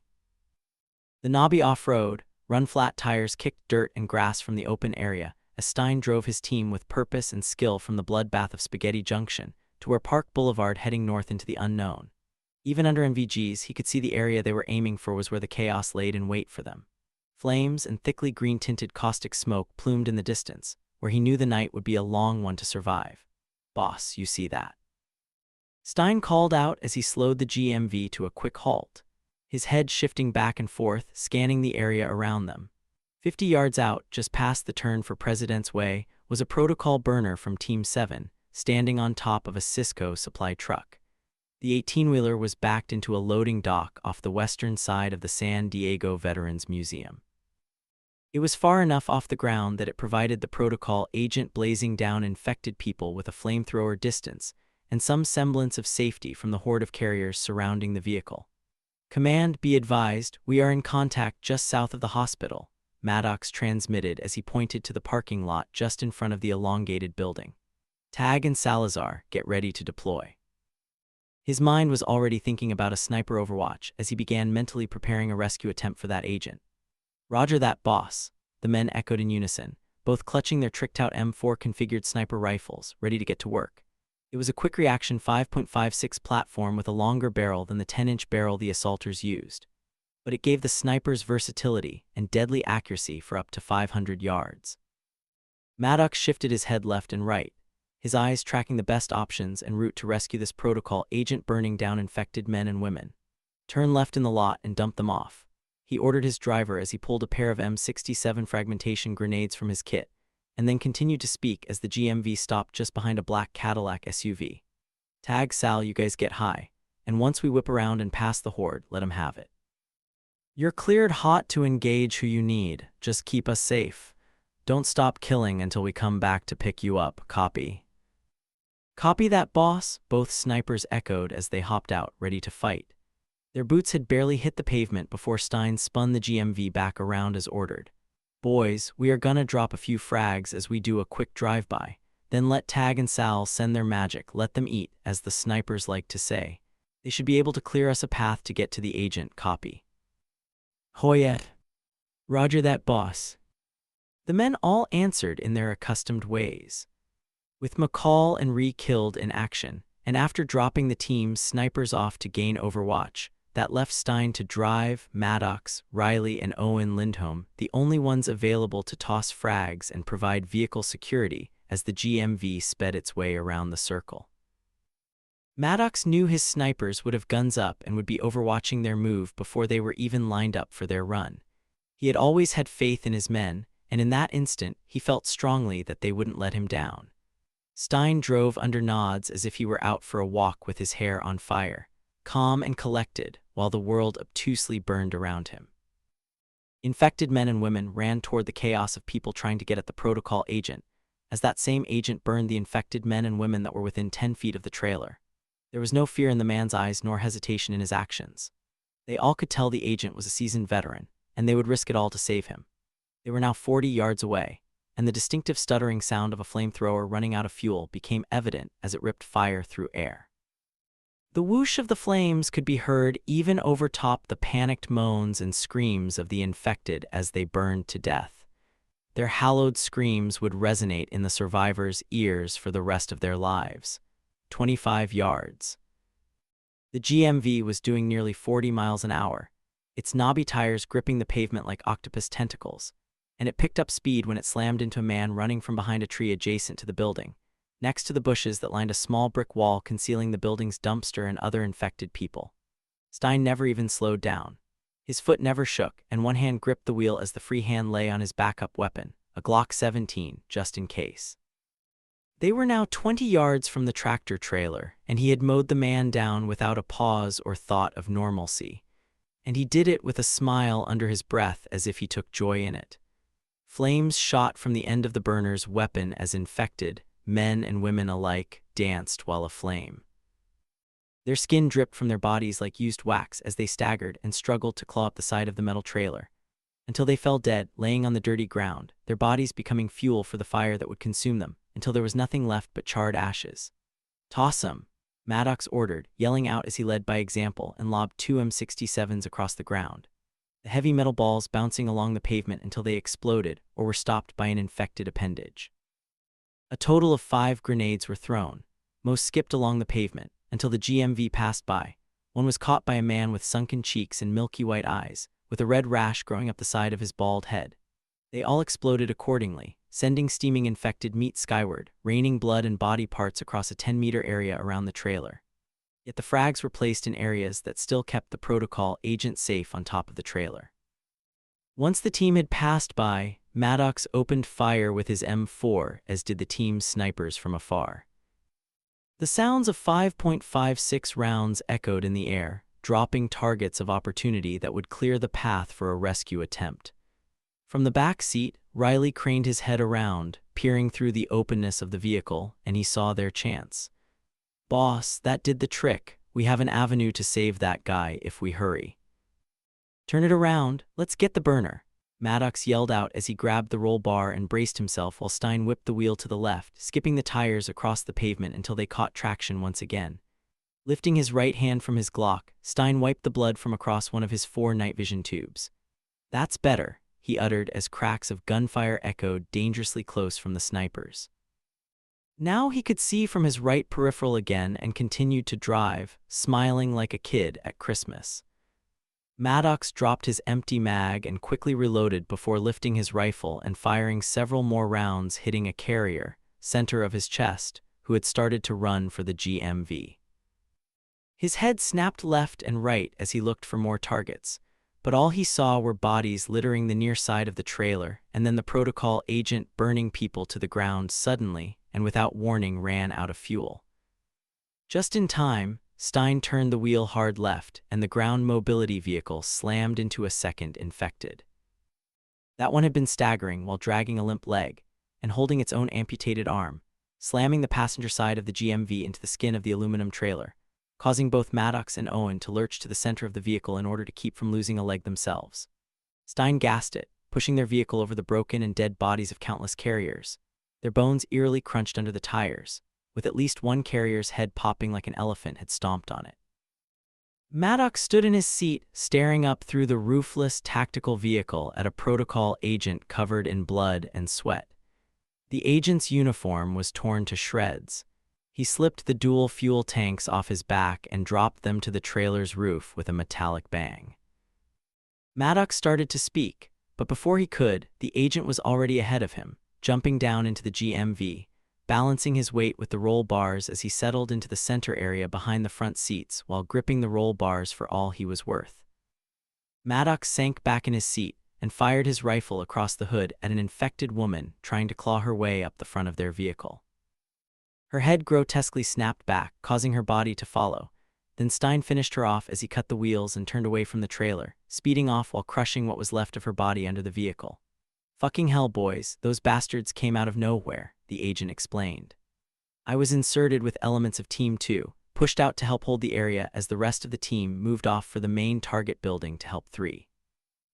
Those guys have the doctor in hand and are trying to get her out now.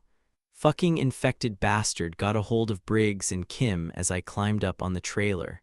Fucking ate them alive until I blazed 'em all up. They didn't care for fire all that much.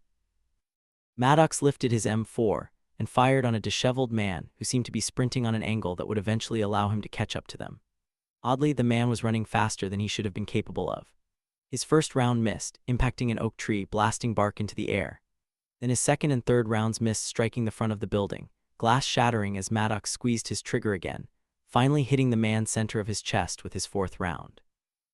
That guy was running faster than he should have been able to, how odd. Maddox turned his attention to the agent they had just rescued.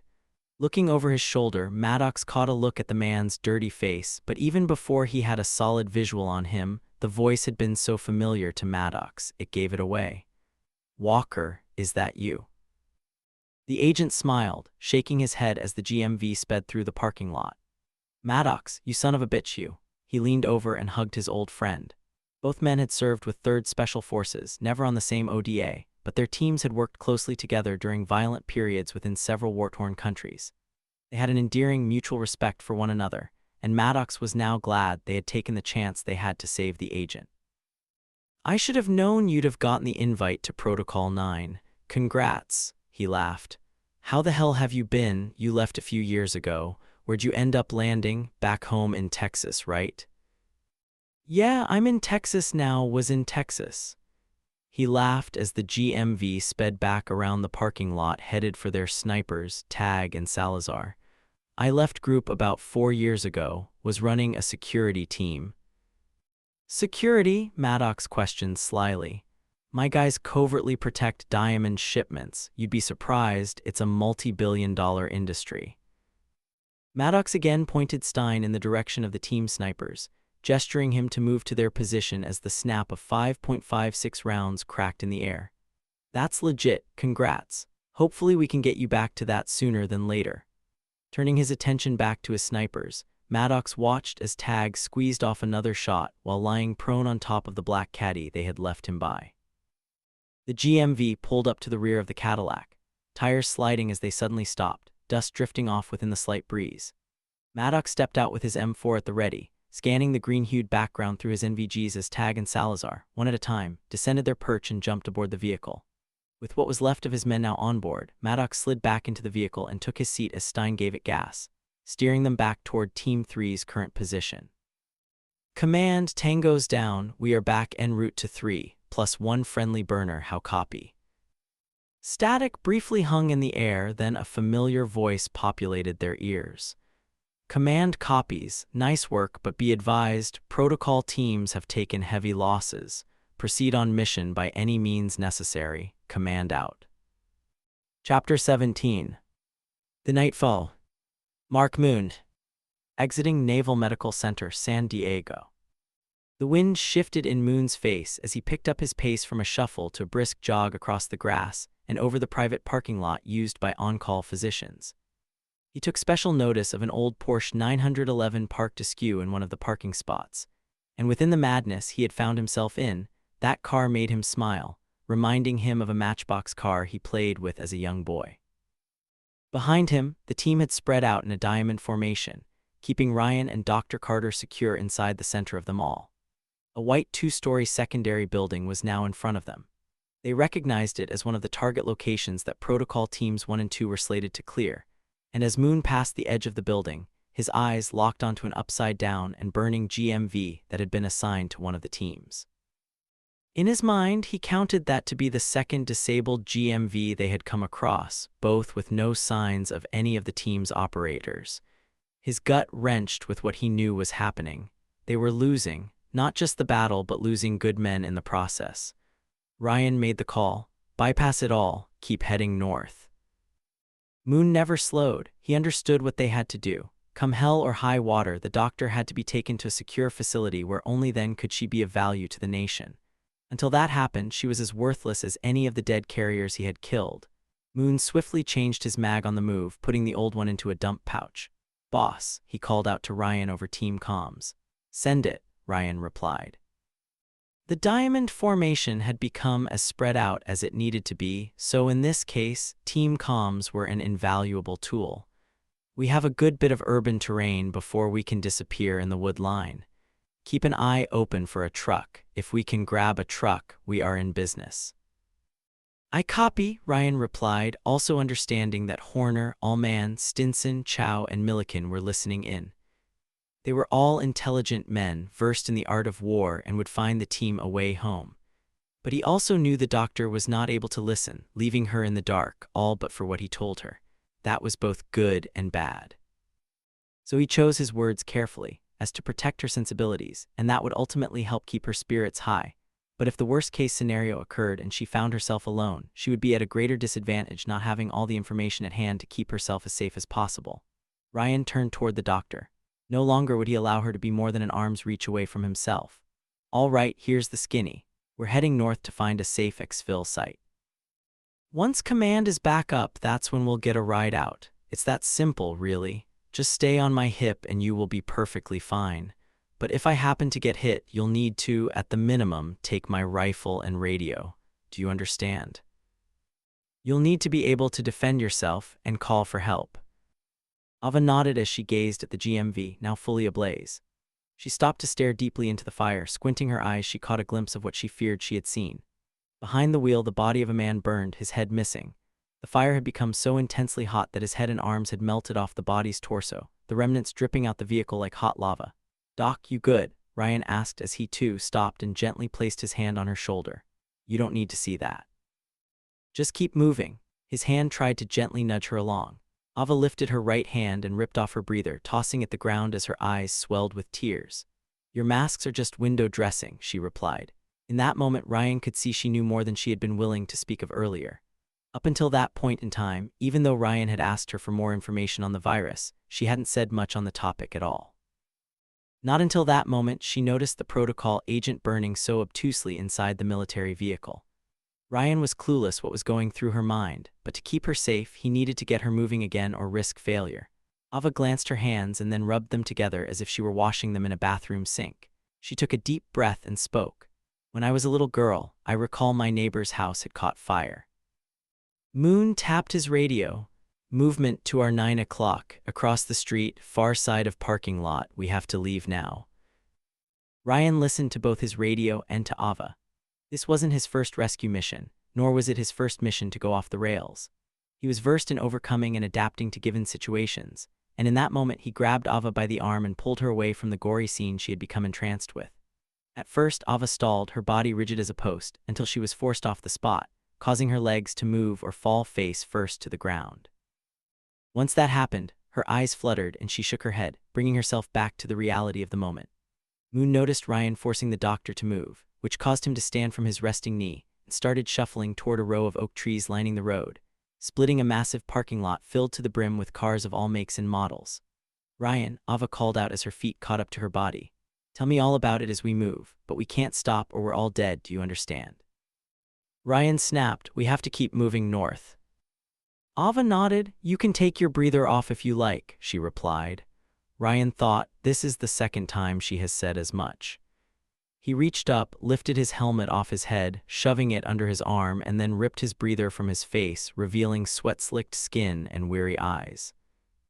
He took a deep breath, tossed the breather aside, and replaced his helmet as streetlights turned on in between the trees they were aiming for. The sky was now completely dark. "So if we don't need our masks, then how about you run down exactly what we do need?" "It's not that hard, yet it's not simple either. You need to not get bitten by an infected. First and foremost, that is the most important." "So they are not really zombies, no, but they are driven to kill. The virus is spread through mucus and blood contact. Similar to HIV, VXC is bloodborne, but instead of attacking the immune system, the CD4 cells, which are crucial for fighting off infections."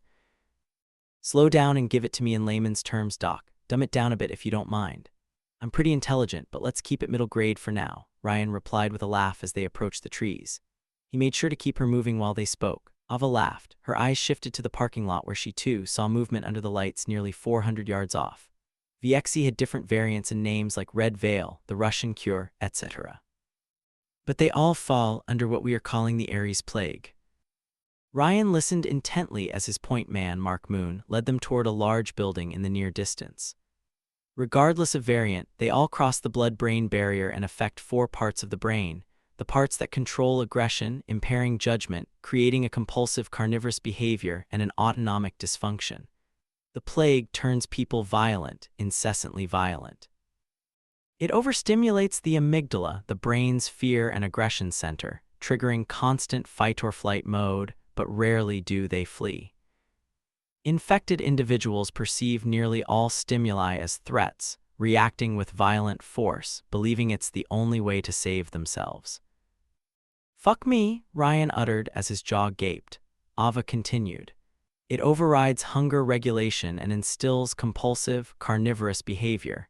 Decision-making, empathy, and self-control are inhibited as the virus deactivates higher cognitive function. Victims lose the ability to reason or restrain themselves. So it brings the worst of humanity out in people. That's fucking great, real nice, Doc," Horner added as he stepped past them, his rifle at the ready as his eyes scanned all around them for threats. "I freaking hate people, and this isn't helping me change." Ava understood the man's need for humor, as death surrounded them like a tornado. The virus affects the autonomic functions. Pain response, temperature regulation, and exhaustion are all dulled, making the infected nearly tireless and unresponsive to injury. This is why when you shoot them in the chest, it doesn't faze them unless you blow their hearts completely.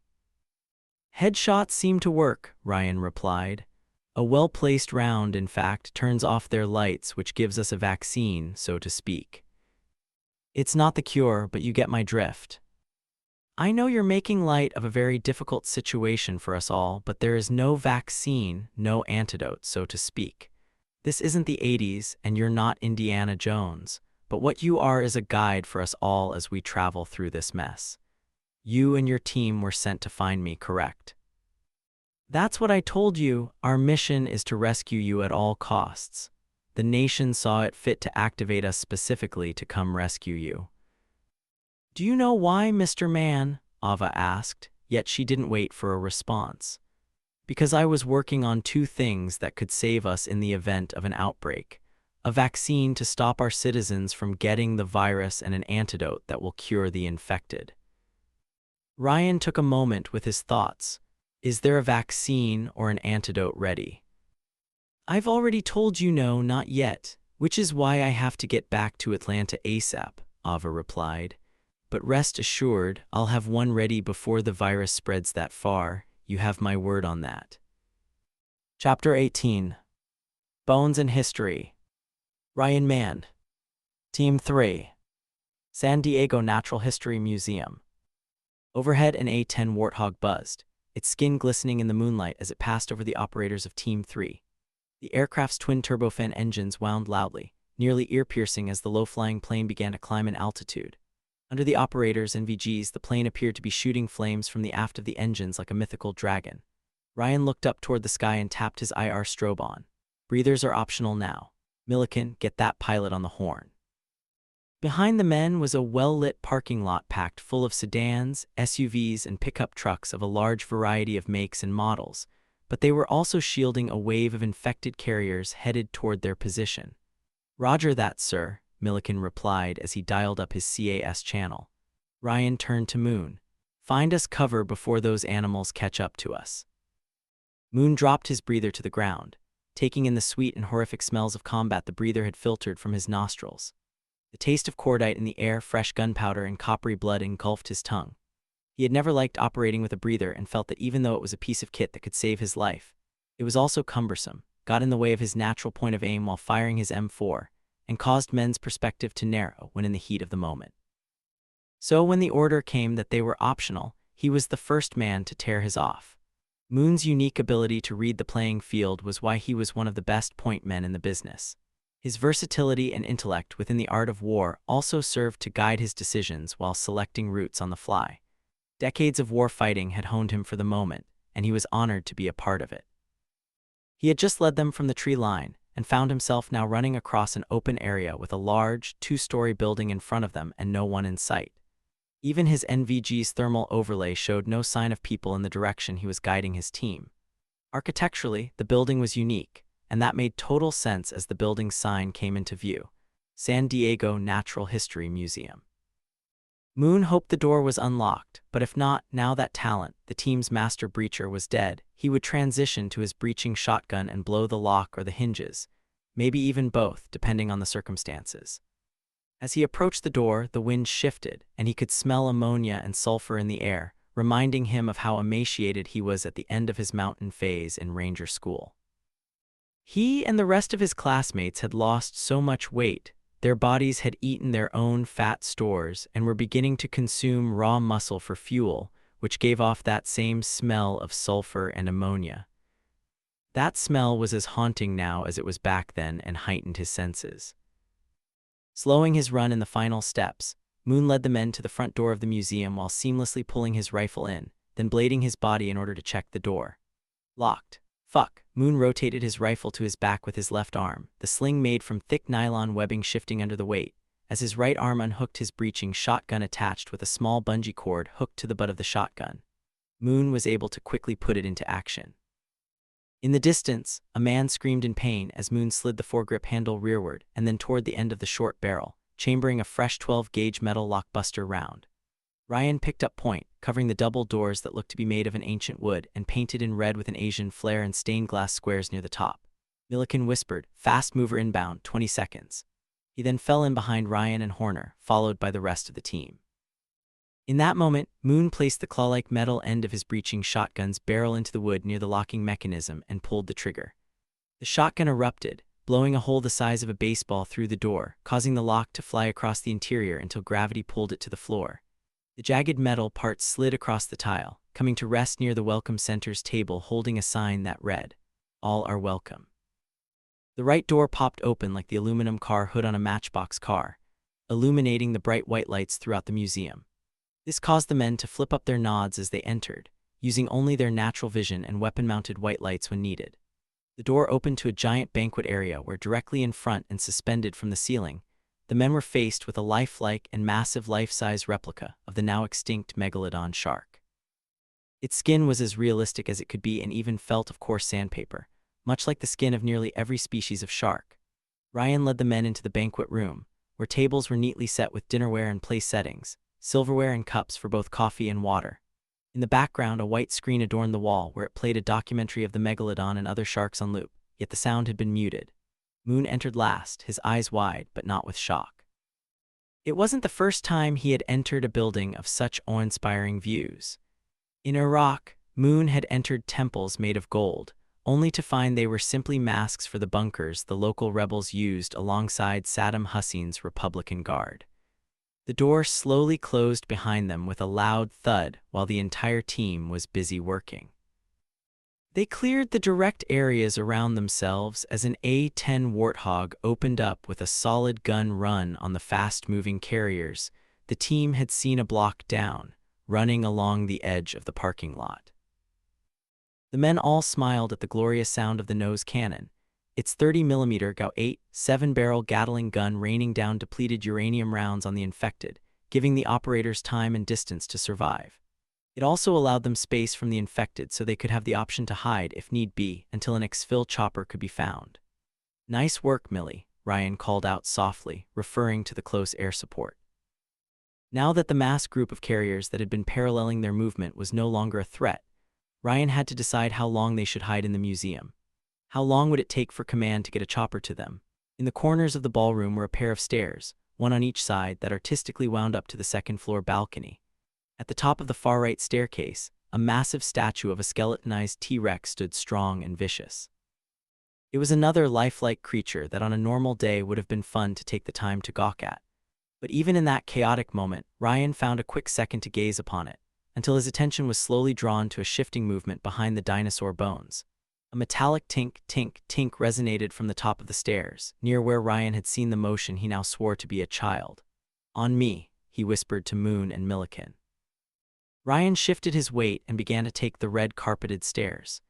Each step gave him a better view, and with his M4 up leading the way, Ryan led Moon and Milliken to the balcony where, at the top of the staircase, they split left and right, clearing the areas as they moved. The men flowed like beautiful water. Behind the bones of the T-Rex, a small blue backpack lay against the dinosaur's left foot. The JanSport logo was prominently embroidered across the front, next to a keychain of a rubber T-Rex which dangled from the carrying handle, an old travel ticket stapled around it, too. Suddenly, a flash of movement caught Ryan's eye. The small, shadowy figure tripped over the carpet lining the transition area leading to other dinosaurs, including a life-size woolly mammoth. Ryan lifted his M4 and closed quickly on the figure sprawled out across the floor trying to crawl behind a giant stuffed bird. "We are not here to hurt you, but let me see those hands anyways." His heart sank, thinking he may have to kill a kid. A moaning whine slipped from the young child's mouth as she held her hands up for Ryan to see. Her eyes were welling up and swollen, her blonde hair strung out in blades. The dinosaur t-shirt she wore gave Ryan a better idea of her age. "I want to go home," the frightened girl said, her voice soft and shaky, face pale. First, Ryan looked to Moon and Milliken as if to say, "Keep your eyes open." Then he pushed his rifle away from her view and sat down across from her on the tile floor on the opposite side of the displayed bird. "I bet it's been a hard day for you," Ryan said, remaining calm as he unzipped a small utility pouch attached to his chest rig under his left arm. "You know, when I get scared during hard times, do you know what helps me?" The girl didn't reply. She simply stared at Ryan with wonder, confusion, and fright. He pondered if she had ever seen a real-life soldier before. "I chew some gum," Ryan said as he pulled out a pack of Big Red. Lifting the flap, he withdrew a stick and ran it under his nose. A smile emerged as the smell of cinnamon brought joy to his heart in a moment of clarity. "You like cinnamon?" "I do. It's by far my favorite." I like cinnamon," the girl replied. Her hands shook and sweat beads slipped from her brow. She wanted to trust him, but her little heart was scared. Ryan tossed the stick over to her. He knew they didn't have a ton of time, but felt what he was doing was necessary. If he couldn't gain her trust, she couldn't help them, nor could he help her.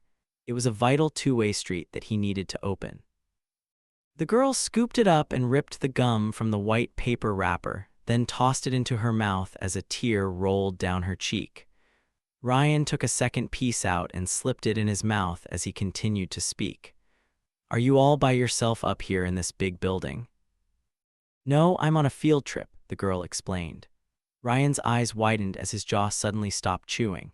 The words field trip resonated in his mind like a bullet. He knew that a field trip would consist of buses, plural, full of children all about the same age as the girl. That meant there were 30 to 100 kids and chaperones hiding inside the building, and if they were hiding, that meant they had seen something bad. And the fact the girl was hiding from everyone else inside the building and not huddled within a mass of other children meant that bad thing was inside the museum with them. Ryan thought fast. "I had a field trip here when I was a kid. We had a ton of fun. Lots of my friends were with me, but you're all alone. How come? Where's the rest of your friends?" The little girl chewed on her gum, pulling her knees closer into her chest, her eyes looking left and right. Then she craned her neck to look over her shoulder. "They're all hiding from the monster." Ryan didn't want to press the girl too fast, but he could feel his time was burning like a fuse to a powder keg. And he picked up on the fact she didn't say monsters, plural, that she had referred to just one monster being inside with them. He also thought maybe she had only seen one, but more could be roaming around. Before Ryan could utter another sentence, the words, "Contact, upstairs cafeteria," ripped through the team comms channel. Ryan rolled out from under the stuffed bird and eyed the sign hanging from the ceiling pointing to the cafeteria. "What's your name?" the little girl asked as she stared up at him. "It's Ryan." "I'm Amy, pleased to meet you." "And now that we're friends, could you not let that thing get me, please? I just want to go home, Mr. Ryan. I don't want to get eaten like Brian did." Ryan wanted to vomit as he thought about a little boy named Brian being consumed by a carrier. "Well, Amy, I can promise you this. My job is to protect people, and if I can't protect you from monsters, then what good am I at my job? And I'll give you a giant hint. I'm really good at my job, Amy. So if you want to jump on up." Before Ryan could finish his sentence, a guttural scream tore down the hallway, but even though the pitch bounced off the walls, it hadn't come from the cafeteria, like his men had reported. Oh no, it originated from within the men's bathroom that was positioned with its door propped open, midway down the hall. Then a sound akin to nails scraping across a dry chalkboard erupted from inside the bathroom. Ryan slowly stepped past the display hiding little Amy, helping her to her feet as he then pushed her behind him in an effort to shield her from the evil that was inevitable. That was when he saw the figure of a young boy step out from the dimly lit bathroom and face him. The boy was noticeably broken. His left arm was missing, blood dripped and spurted from the jagged, bone-protruding nub. "Stay behind me, Amy, and close your eyes. I won't let anything happen to you."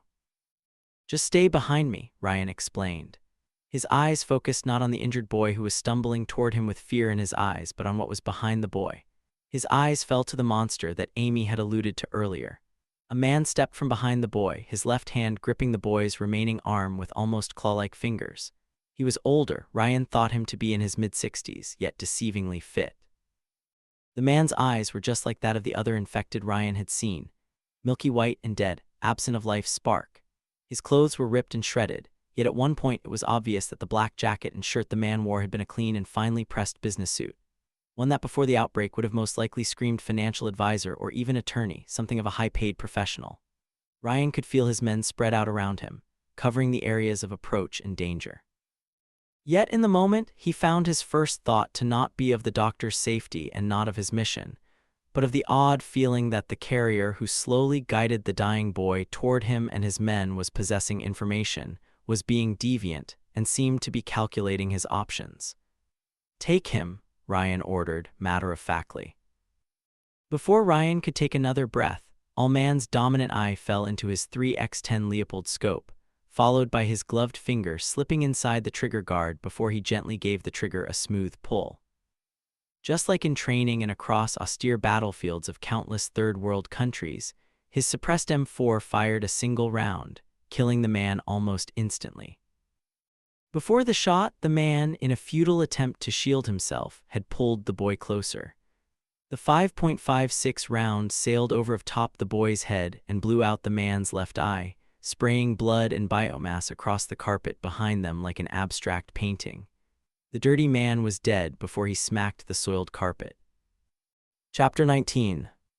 Bloody Route to Safety. Elias Maddox. Team 4. Gold Gulch Parking Lot. Outside San Diego Natural History Museum. "Agent Maddox," Owen called out as he passed him a hand mic attached to the ground mobility vehicle's radio. "I got Team 3 on the horn." "This is 4 actual, go ahead," Maddox transmitted. He listened intently, yet nothing happened. No one was on the other line, not even a slight hiss of static slipped through the speaker he held up to his ear. "Owen, did you talk to 3? "I did, sir," he pointed out in the far distance, just in front of a building adjacent to a large parking lot full of hundreds of infected running amok. Based on his transmission, it was the same location he understood that Team 3 had just entered. "They said they were headed into that building," he explained as the GMV passed a sign that read "Welcome to the San Diego Natural History Museum." Just then, the roar of engines zipped overhead as the 30mm nose cannon of an A-10 Warthog let loose. Stein stomped the brakes, sliding the GMV as he cut the wheels to the right, then quickly steered the vehicle to a soft stop next to a blood-red Chevy Silverado with its driver's door open, and the ignition oddly dinging just before the plane erupted with another cyclic rate of fire. The men of Team 4 ducked down, shielding themselves as the hogs provided close air support.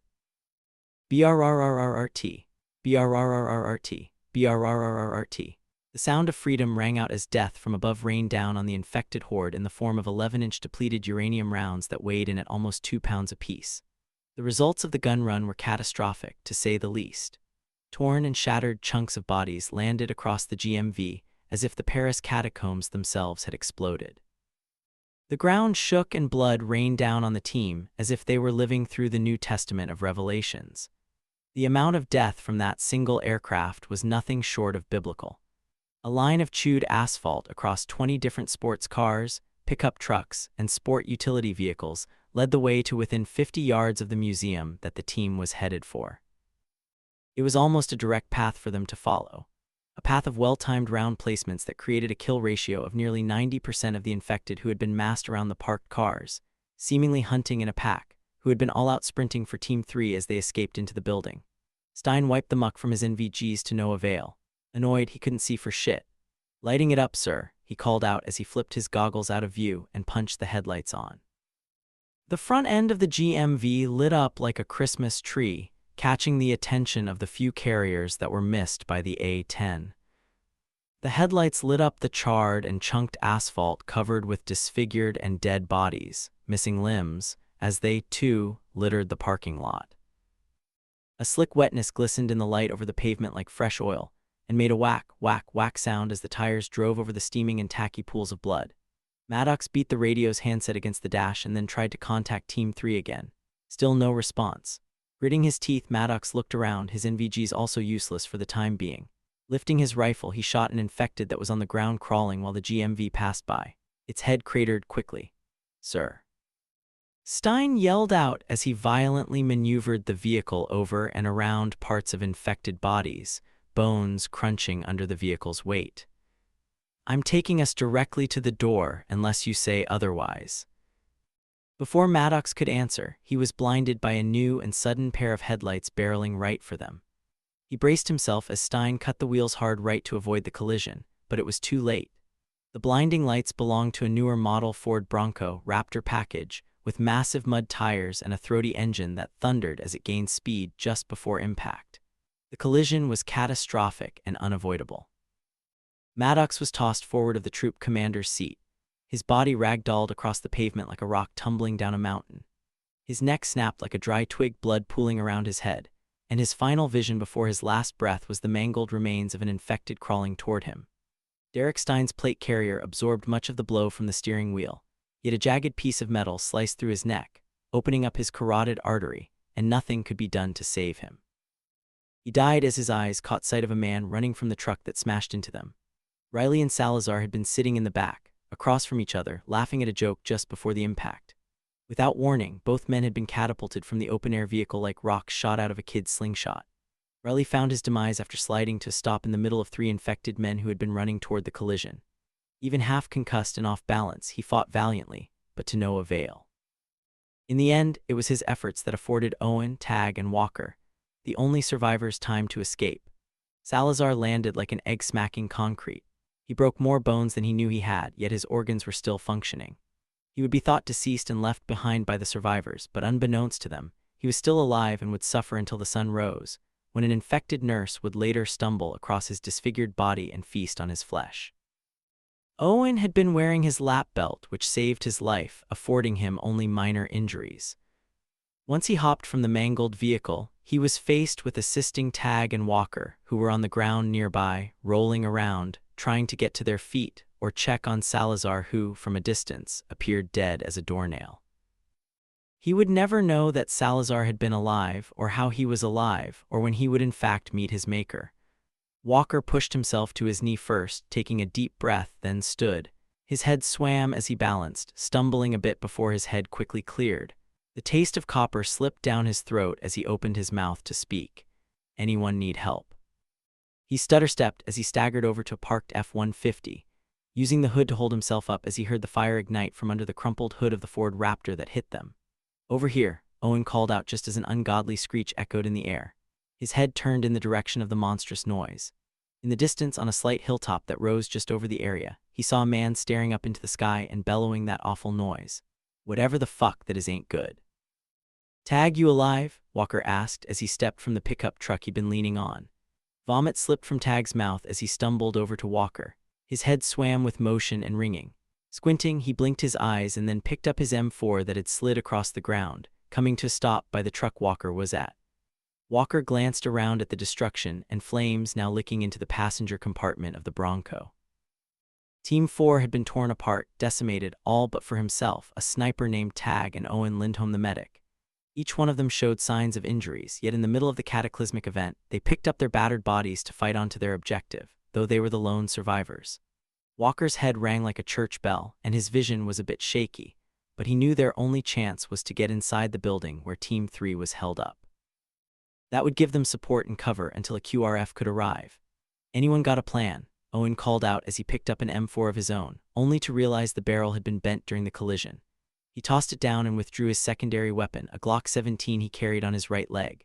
"Yeah, Doc, grab your pack. We've got to make it to the museum where 3 is holding fast," Walker explained. "But we have to move now before another horde can find us." "Give me a quick minute to check on our guys," Owen explained as he searched for his pack among the debris. Walker looked back up to the hilltop where that wild-looking carrier had been standing backlit by the moon like a wild man on Halloween. He was gone. "We don't have time, Doc. We have to move now or we're all dead."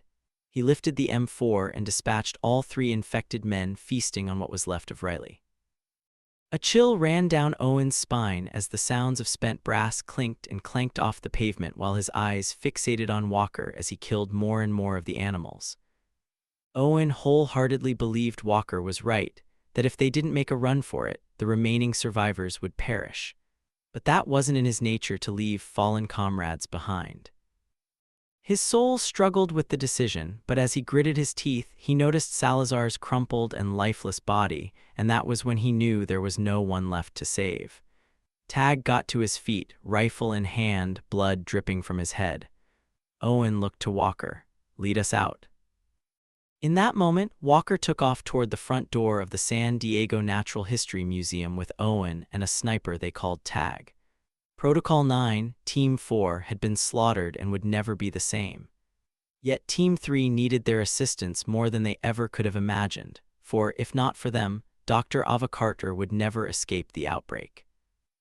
Chapter 20. Decisions. Ryan Mann. San Diego Natural History Museum.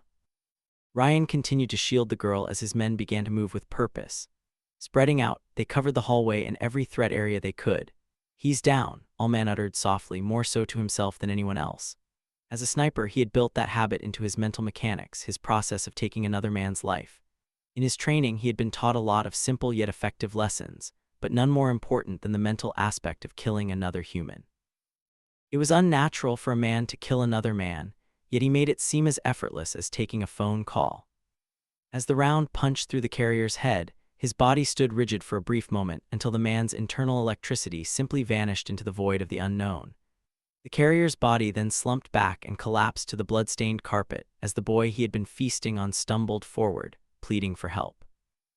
Ryan felt Horner pull the girl from behind him, giving him the freedom to again use both hands, initiating his movement forward. Without hesitation, Ryan stepped quickly to the boy, grabbing him as he collapsed into his arms. "You'll be okay, son," he told him as his left hand yanked a fresh tourniquet from his chest rig. Laying the boy down, he quickly slipped the cat tourniquet over the little boy's mangled arm and cranked it down, until the bright red blood stopped flowing from the jagged nub. It wasn't the first time he'd used the life-saving piece of gear, nor would it be his last. The boy's eyes fluttered and fell shut before he passed out from both pain and blood loss. No matter what the men did, the boy was doomed, they just didn't know it yet. Ryan scanned the boy's body for other wounds, noticing only a red rash that seemed to travel like veins up the little man's neck. Even though Ryan didn't know the boy's name, he understood complicitly that Horner would be able to help stabilize him, yet without an immediate medevac, he didn't know if his world-class medic could keep the boy alive. In his mind, the kid's chances were 50-50, and that was only if the kid showed no signs of infection. If Stinson, Chow, and Milliken moved swiftly down the hallway, spreading out abreast of each other as Stinson only briefly eyed the dead carrier as they passed, ensuring the life had left the infected man's body, confirming that he was no longer a threat. Young, sobbing cries of horror echoed from deeper down the hallway around the bend that led into the cafeteria. "What the fuck?" Ryan looked back to Horner, and Horner nodded his understanding. Horner turned to Amy. "Stay right here and don't move. I'm going to grab that injured boy and then come back for you." Amy's face queered. "I promise, I'll be right back," Horner said, and then made a dash for the injured boy's body as Ryan had already left the boy, stepping off toward the screams of children filtering out from the cafeteria. White fluorescent lights flickered high up in the cafeteria's vaulted ceiling as children screamed on the far side of the open area. The kitchen was to their backs, and 2 adult chaperones were fighting an infected man dressed in green hospital scrubs in front of them. Each man stood with a kitchen knife in one hand and a pot in the other. They swung the knives wildly like untrained amateurs while using the pots as impromptu shields. Screams echoed through the once vibrant area, chilling Moon's soul as he was the first protocol agent to enter the area. His eyes shifted back and forth, first noticing that the children had been placed within a circular barrier of tables and chairs for protection, as the only two adults left fought for all their lives. Moon took quick aim, and as he moved, he shot an infected female in a sundress trying to crawl under the barricade to get at the children. Her head split like a melon on Memorial Day. He then moved to his left, clearing the corner as the rest of his team flowed in behind him. Shot after shot rang out until the last two carriers were put down. "Clear," Moon called out as he shuffled past the men holding knives and pots who had risked their lives to save the kids. They were frozen like statues from shock and awe. In one moment, they had been using environmental weapons to fight for their lives, believing they would most likely lose. Then out of nowhere, armor-clad soldiers had entered the museum's cafeteria, saving everyone's lives. Gray brain matter slathered the sole of Mark Moon's boot as he stepped over the bodies. Dark red blood pooled on the fauteuil floor around the last infected's head, while Moon scanned past the two men for any secondary threats. It wasn't his first rodeo, nor would it be his last, but still, his internal senses never became accustomed to the gore of the job. "By chance, are you two gentlemen infected?" Moon asked as he moved around, giving a dead carrier the eye. He hoped by keeping it light, he could snap the men from their almost catatonic states of being. Each man remained still, first shifting their eyes to look at each other before slowly rotating their view toward Moon. "I know today has not gone as planned, but I need you to answer the question or face the consequences," Moon said softly with a calm tone. He tilted his head, squinted his eyes, awaiting their response as he pushed his rifle behind his back, yet held his right hand on top of his holstered pistol, a Glock 17 just in case. "They took one of our kids," the first man said. "We tried to get him back, but then the others showed up. We had to let little Brian go or risk losing the others." "But are you infected?" Moon was a patient man, but they were limited on time, and his patience was wearing thin. He knew it was easier to simply gun the men down and move about his business, free the children, and look for a new exfil plan. But he also understood that the men were in shock and not showing him the same signs of infection, unlike the animals he had gunned down during the shitty day that it had been. Hell, he even thought if they hid and allowed the initial wave of infected to slip into the city, then maybe Ryan would let them steal a truck and get the fuck out of Dodge.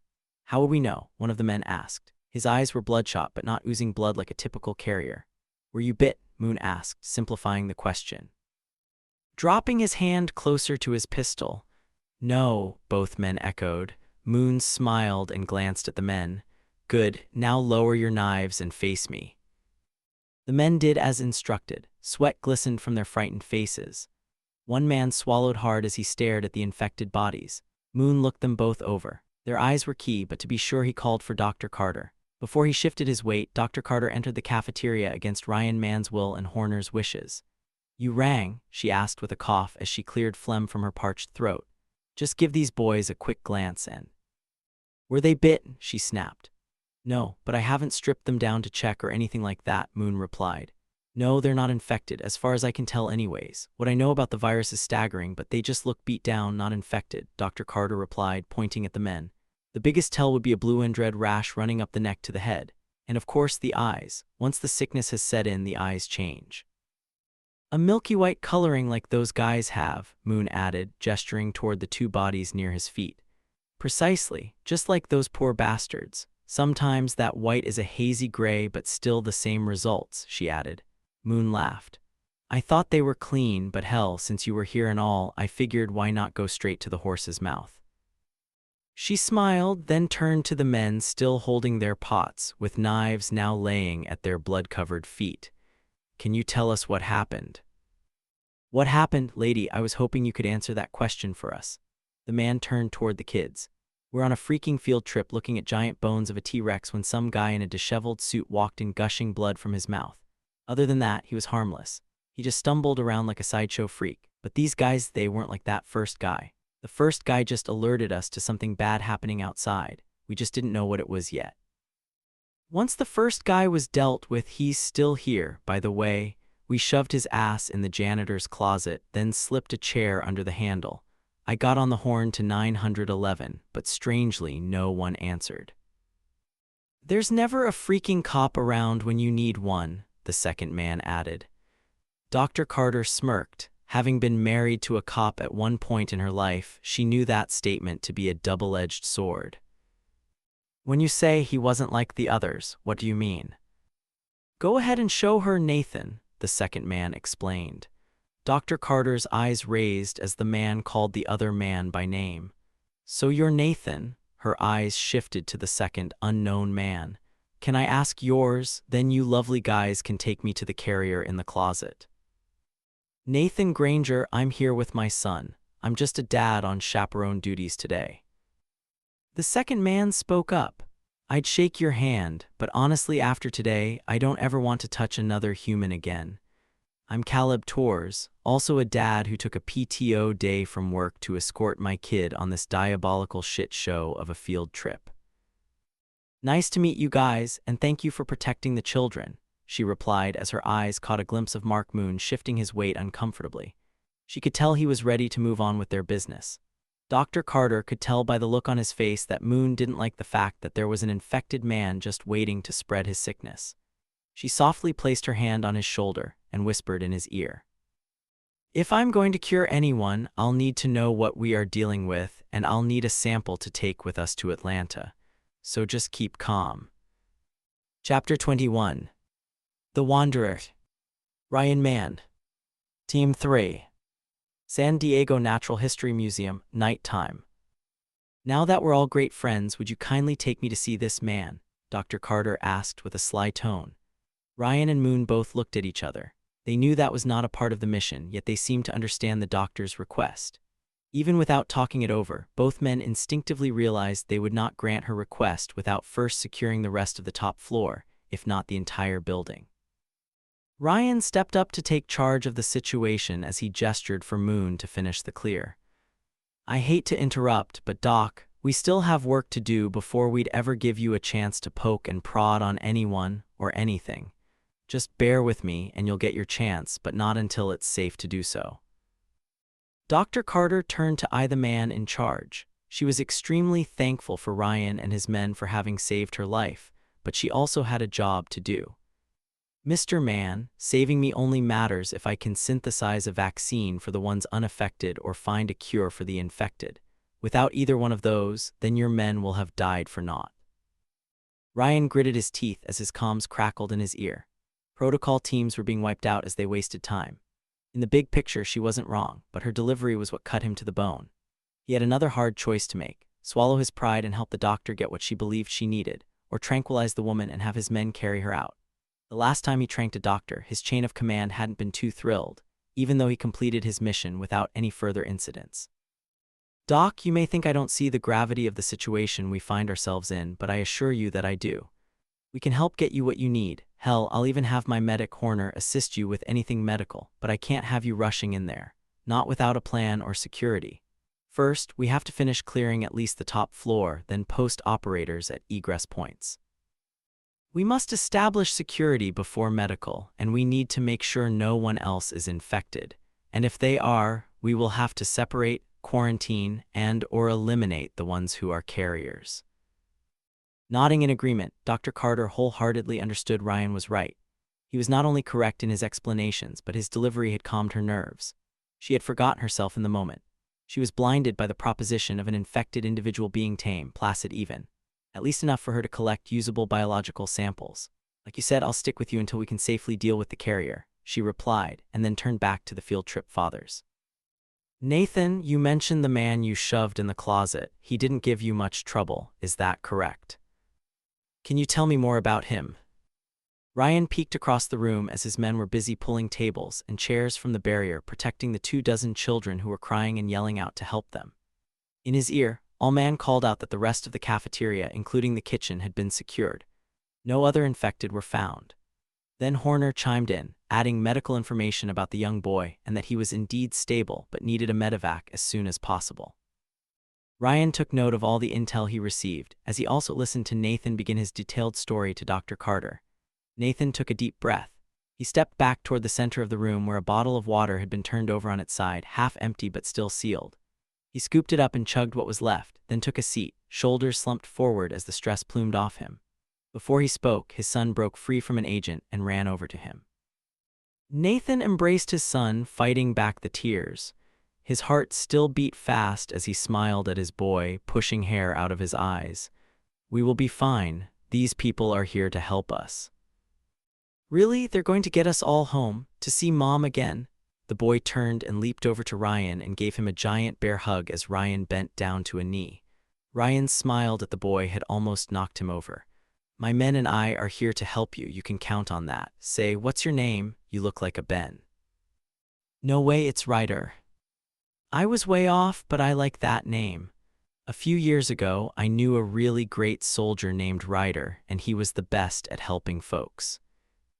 He was, Ryder smiled. His brown hair was disheveled and his shirt half untucked from his jeans. He was one of the best. He would want you to be brave, which I think you already have that covered, don't you? I sure do. I knew it. Do you think you can go over to the other kids and help them be brave? If you can, it would help us with our mission. You'd be a critical part of the team, and all team members need a hat. Ryan slipped his cover from his left cargo pocket. Here, take mine. The boy's eyes widened and then shifted to his dad for permission. His dad gestured. Go ahead, take it, son. Ryder softly took the hat and then slipped it over his head. It covered both ears and nearly both eyes, engulfing the little boy's head. Nathan nodded to Ryan, thanking him for the kindness and for calming his son without having to say a word. The boy turned and ran off, back to the group of kids. Nathan wiped a tear he had fought so desperately to withhold as he focused back on the task at hand. I don't even know where to start, really. Fuck. He took another deep breath, wishing he had more water. All right, the first guy, the one we have in the janitor's closet. When that guy came up, we had already started to hide. For what seemed like an hour, we could hear gunshots and explosions outside. That's what drew our attention to the windows. The things we saw from up here were ghastly, even before the choppers came. I watched a Domino's pizza guy slugging it out with a woman in the middle of the street until an old Mitsubishi Eclipse ran them both down. He paused to swallow the dread rising up inside of him. You want to know about the first guy, but there were so many others within that first wave that were killing people. They were like packs of wolves, chasing down, catching, and devouring their prey. That's when we decided to hide the kids here in the cafeteria. I made the call to stay indoors and hide while others ran for their lives. We locked the doors, but somehow these infected people still got in. Ryan reached out, handing the man a fresh bottle of water. I understand this hasn't been easy for you. As Ryan spoke, Moon radioed, letting him know the entire first floor was now clear, all but for the janitor's closet at the end of the hallway that Nathan and Caleb had spoken of. I'm no soldier, but I'd say it was like a battlefield outside. No disrespect to you or your men, sir. But what I saw could only make sense during a time of war, Nathan replied as he took the bottle and cracked the lid before swigging down a gulp. We all process the horrors differently. It's okay. In Botswana and the Republic of Congo, I witnessed tribal violence that would be on par with what we've all experienced today. You would think being here within a civilized society, being on American soil even, that those things could never occur. But the truth is a viral outbreak has no boundaries or rules of war to follow. Nathan's eyes were wide and hollow. Walk with me, he said and exited the cafeteria, back into the hallway where he found himself staring at the dead man all man had shot in the head. Nathan, it's okay, Ryan said. Nathan stared, almost catatonic for a moment, then turned to Ryan. I watched grown men in uniforms just like yours burn alive inside their vehicle. He turned and walked briskly over to the window overlooking what was left, presumably, of Team 2's GMV. That thing was hit by a fleeing truck as a horde of patients exited the hospital. You and your men were lucky enough to make safely inside. Others were not. They never made it out of the parking lot. Ryan had to redirect the man before he totally lost it. He had to give Nathan a task to occupy his mind. The top floor was clear, and it was time to address the infected man inside the closet. Take us to the first man, Nathan. We will take it from there, okay? Can you do that for me? The infected were running for them. I could tell that most of the soldiers were inside of the smaller building, but not the vehicle, Nathan rambled, his eyes rightfully scared. Ryan slipped his glove off and placed his bare palm on the man's shoulder, gripping his trap. You saw the dark side of man, and you are safe now and don't have to deal with that mess down there again, but understand this. Your son needs you, and so do those other kids. You saved them, there's no doubt about that, but we can't stay here for much longer or it will all be for nothing. Nathan shook his head and oddly smiled as he pointed to the closet to their left. "I'm sure your men would have told you soon enough, but he's in there," he said before shifting his attention and walking his way back into the cafeteria. Chapter 22. Face to Face. Mark Moon. Team 3. San Diego Natural History Museum. Moon slipped the folding chair from under the doorknob. Above the interior metal door was a cream-colored metal frame with door hinges on the outside facing him, so he knew whoever was on the other side of the door would have to force the door outward in order to escape, yet the stout framing system would dissuade the person within the first few feeble attempts. Do I really need to peek in this closet to verify this groaner is still alive inside? Moon asked as he had his M4 pulled back under his right arm, giving him use of his left hand, but ready to fire from his hip if needed.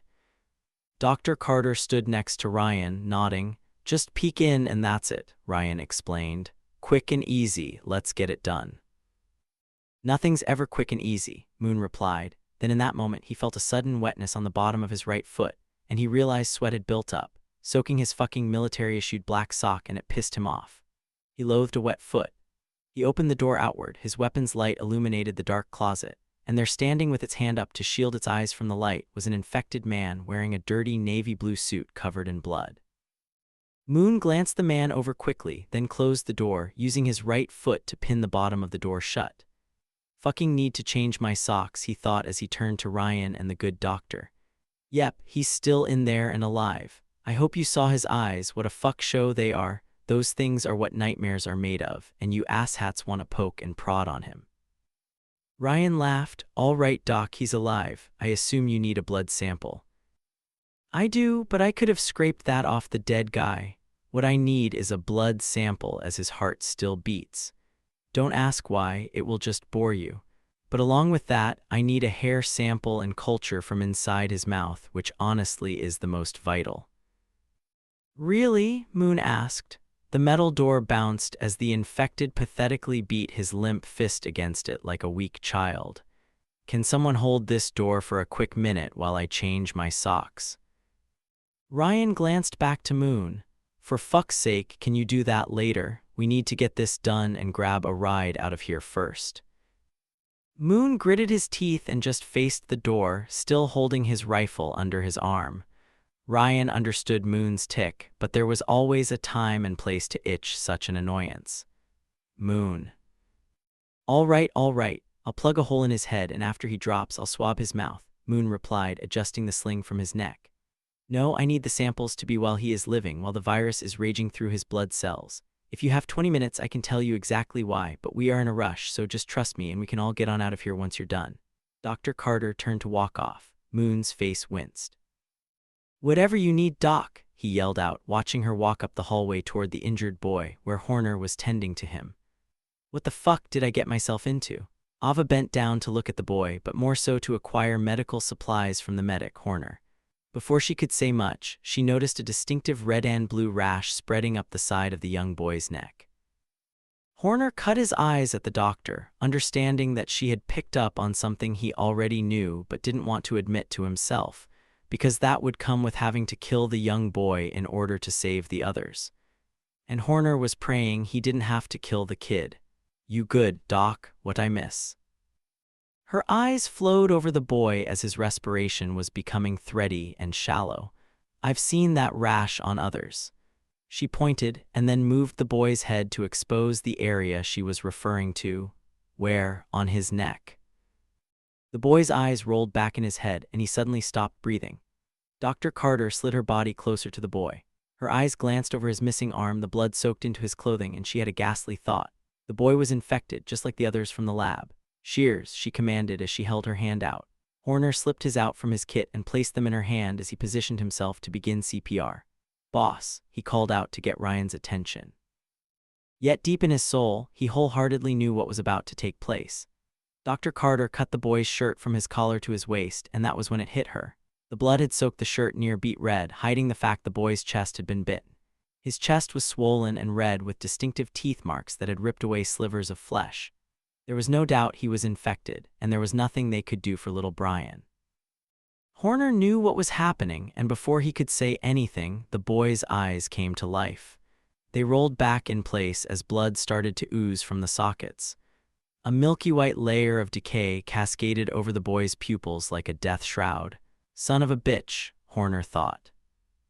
Instinctively, Dr. Carter pulled herself back from the boy just in time to miss his remaining hand flailing toward the sky, fingers like claws as they cut across Horner's face, ripping out his left cheek, sending a gush of blood over the concrete block wall and the painting of a whale and a boy rowing a small boat. Horner screamed as he grabbed the hole in his face. In that moment, he knew his empathy for the small child had led to his own demise. The boy rolled to his side and jumped up. Hissing like a snake, the boy shuffled his feet back and forth, almost dancing, as he looked to make a run at the men at the end of the hallway. Then he stopped and turned back toward Dr. Carter. Moon's eyes lit up with what was happening.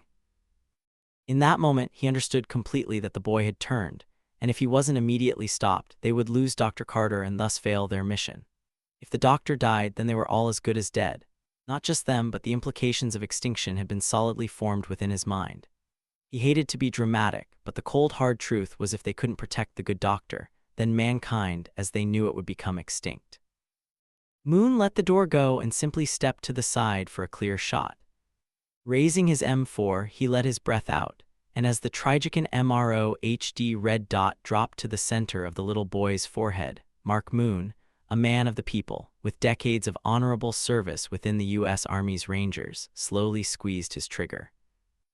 The M4 barely made a noise as the 5.56 lead round traveled down his 10-inch barrel, blasting past the dead air suppressor as it took flight for less than a tenth of a second before it smacked the boy right in his melon. The round punched a hole in its intent target's forehead the size of a pea and exploded out the back of his head with a hole the size of a golf ball. The boy's brains and bones slathered the carpet in a crunch as the boy fell dead for a final time. Brian was just 12 years old, had yet to even hit puberty. He had his whole life ahead of him, yet on the day of his much-anticipated field trip, a protocol agent killed him with less remorse than putting down a rabid dog. Dr. Carter's jaw dropped as she found herself sitting on the floor, her back against the far wall. She took a deep breath as the steam plumed from inside little Brian's skull, leaving her speechless. It hadn't been the first time someone had been killed in front of her. Yet the fact that it was a young child that had so viciously turned from the VXE brought her to tears. She was a doctor and had wanted to help them all, but especially little Brian. In her time in Africa, she had seen what the face of Ebola could do, how extensively horrific it treated people. She had seen even newborns afflicted with it, and those experiences had changed her, but not like what she had just witnessed. Dr. Carter turned to lock eyes with Moon. In her mental chaos, she didn't know if she should thank him for saving her life or if she was staring into the eyes of the devil. In the back of her mind, she was fully aware that a man so quick in killing that infected boy was not only one to watch, but to keep close by in case of emergency. In the end, she simply nodded to him, and he returned the gesture.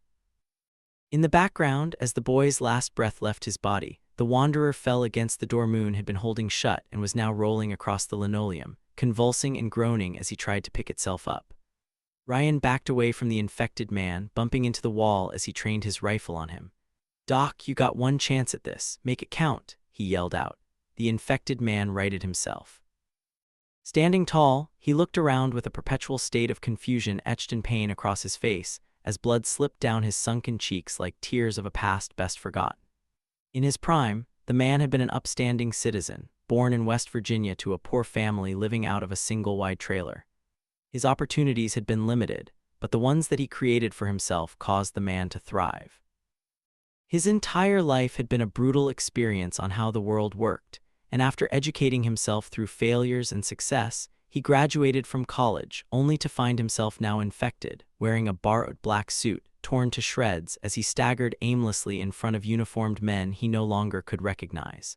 "Doc," Ryan called out again. "Like I said."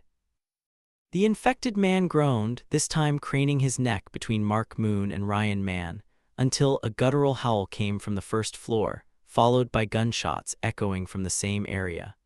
Then the man's ghostly dead eyes seemed to widen as he turned his attention in the direction of the animalistic cries. Josh Walker. Team 4. San Diego Natural History Museum. Smoke slipped from Walker's suppressed barrel, dropping a single carrier outside the front door. Then, as he had entered the museum, he found an infected who ran at him with rage and speed he cared not to see again. With split-second timing, Walker slapped a 5.56 round into the head of the enraged and infected man that had closed to within near point-blank range. Owen split left, and Tag took the center of the museum's entryway. Walker shot the man one more time as he stepped over his body, making his way to the front desk, clearing as he went. "Owen, get 3 on the horn," he called out as he paused to allow them time to clear behind him and catch up. If Owen couldn't establish communications with Team 3, they would risk friendly fire, and that would end their mission quicker than it began. His eyes focused on his surrounding, wondering where his next threat would come from, while also looking for signs of Team 3. "Top floor," Owen called out. "I got 3 on the mic now. They say we're clear to take the stairs and move up quick and steady." And that was exactly what they did. Walker took point, with Owen and a sniper they called Tag close on his heels as they moved decisively but tactically up the stairs, keeping their weapons at the ready, until at the top they had finally made visual contact with Team 3. Chapter 23. A Time to Flee. Mark Moon. Team 3. San Diego Natural History Museum. Moon's head whipped back to the infected man that just stood there in dismay. His tattered black suit swayed with the man's pale and thin arms. Behind him, he could hear Horner and Dr. Carter approaching. "Hey Moon, I know you're ready to go and all that, but do you think we can get a quick mouth swab before you kill him?" Horner asked with a jovial tone, blood seeping from the wound on his face as he held long, wood-handled Q-tips and something else hidden behind his back.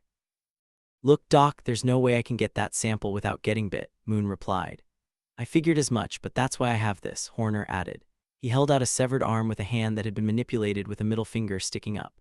"That wanderer is pretty tame. Drop him to the floor and shove that arm in his mouth. It should keep him occupied just long enough to restrain him, then we can grab some quick samples," Dr. Carter explained. "Moon, take care of what the doctor ordered," Ryan added. "We have elements of Team 4 racing up the stairs that I need to tend to." Allman raced down the hallway with the burner from Team 7, Josh Walker, while the surviving pair from Team 4 stayed at the top of the stairs with Stinson. "Boys, I guess our QRF is here," he quipped and stepped aside. Ryan stuck out his hand and Walker took it with a smile. "Glad you guys finally showed up. What's the exfil plan?" Walker's face deadpanned. "I was hoping you could tell me, sir. I was inserted with 2 and was nearly overrun myself. I took a final stand, burning those fuckers to the ground until 4 arrived and saved my skinny ass. Command redirected those guys to help you get the package out of Dodge. I was lucky enough they stopped to pick me up." "You look like shit too, so I'm scared to ask," Ryan said. "We took heavy losses getting here," Walker explained and quickly paused to think about his next words. "I hate to break it to you, sir, but there's only 3 of us left." Ryan smirked. He had hoped for an exfil plan, a route out of town, and maybe even air assets, but instead he got 3 extra bodies and would still be forced to find his own way home. Ironically, he and all of his men were used to being left for dead. They all had been on missions with such magnitude that they believed they would never get home, yet somehow they always did. In his mind, evacuating the good doctor would be no different, a game of painful inches. Ryan laughed. "Well, I guess that's better than nothing." "Good news is, sir, I think I found a way out of here," Walker started to explain, but was taken back by Moon hog-tying an infected man who had a severed arm in his mouth. His smirk widened as did his eyes while stepping to the side to gain a better view. "Is he okay?" Ryan turned to glimpse Moon, as Moon was sticking long cotton swabs down the infected man's throat. "I hope he's okay, but please, continue with what you were saying." "That carrier is pretty mild, not like the ones we came into contact with," Walker replied. "Some of the infected we saw were fast as damn lightning." Dr. Carter interjected. "They were working in packs like wolves, weren't they?" "They sure were, ma'am. Let me take a wild guess. You're the doctor, aren't you?" Walker questioned. He already knew the answer but smiled as he awaited her response. "That I am," she replied. "Josh Walker, I'm a burner from Team 7. I've come a long ways to help get you out of this shitty city, ma'am." The doctor blushed. "I thank you for that, too." She stepped forward and gave the weathered warrior a sharp hug. "We won't be here too much longer, I hope. I'm just as ready to go as you guys are." Ryan cleared his throat, as in the background Moon put a pistol to the infected man's forehead and pulled the trigger. The man never flinched as he was gnawing on the severed arm. The shot echoed through the hallway, piercing the ears of everyone standing nearby. "For fuck's sake," Horner called out as his helmet was off, which meant his ear protection was as well. "A little warning next time, will ya?" he said as he laid a bandage over his wounded left cheek. Ryan took a deep breath and just eyed Moon, wanting him to calm it down just a notch. Granted, he was just doing what he asked him to, but there was a time and place for everything. Moon's timing with the shot was just off, that was all. Then he turned back to Walker. "You mentioned you had a way out of the city, do tell." "Air support is thin, with 0 chopper exfils, right? So that leaves us with busting moves on foot or in a blood-red Chevy Silverado, crew cab, sitting out in the parking lot with the keys in the ignition and the poor slab of meat that used to own it lying out face down among the bodies of dead infected asshats 50 yards from the front door of this place. Not to mention the Russian suicide teams." "Russians?" Ryan asked. "Team 4 rolled up on an ambush. Long story short, it led to that medevac being shot down." Ryan thought for a moment. Walker added, "Unless you have a better plan, whatever it is, we are here to help you get the doctor out of this joint. Whatever you need, we will provide." "Give me a few and I'll get back to you," Ryan replied and then looked to Dr. Carter. "Ma'am, are you good now? My guys get all the samples you needed. In other words, can we get the hell out of here now?" "Looks like it," she replied. "I think we are good to leave now." Ryan thought about the new intel, the option he had before him. He thought about the children they had discovered in the cafeteria and looked to the fathers who stood off in the distance dealing with those young kids. Both of those men had risked their lives to keep the monsters at bay, and now he stood weighing their fate. He knew they deserved a way home, people to protect them and provide safety from the carriers. But he also understood that there would be casualties of the war, that without containment, and without his men successfully delivering the doctor to her lab back in Atlanta, there would be no way to stop the outbreak. In the end, he was in charge and would have to make the hard decisions, ones that would risk life and death for all involved. Ryan walked off and motioned for Moon and the rest of his team to follow, leaving Dr. Carter behind to chat with their new friends. They stepped off to the side, near a display case containing a small velociraptor. Its dark brown bones were positioned in a way that would elicit fright from children if the room were to be dimly lit. The carpet led past the dinosaur and placards describing each of the displays as Ryan finally paused to give them enough room to speak freely, away from all ears. Even though the buck stopped with him, he wanted what was left of his team to have a voice.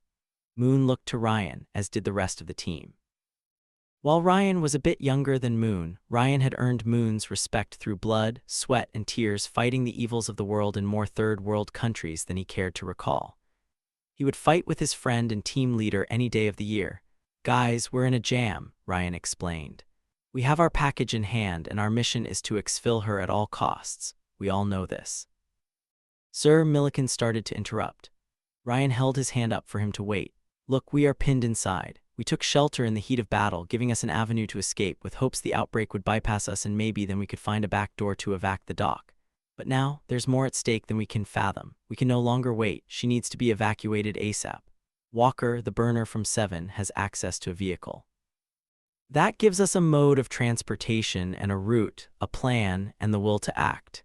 We just need to decide who shall go." Milliken spoke up. "I don't follow, sir."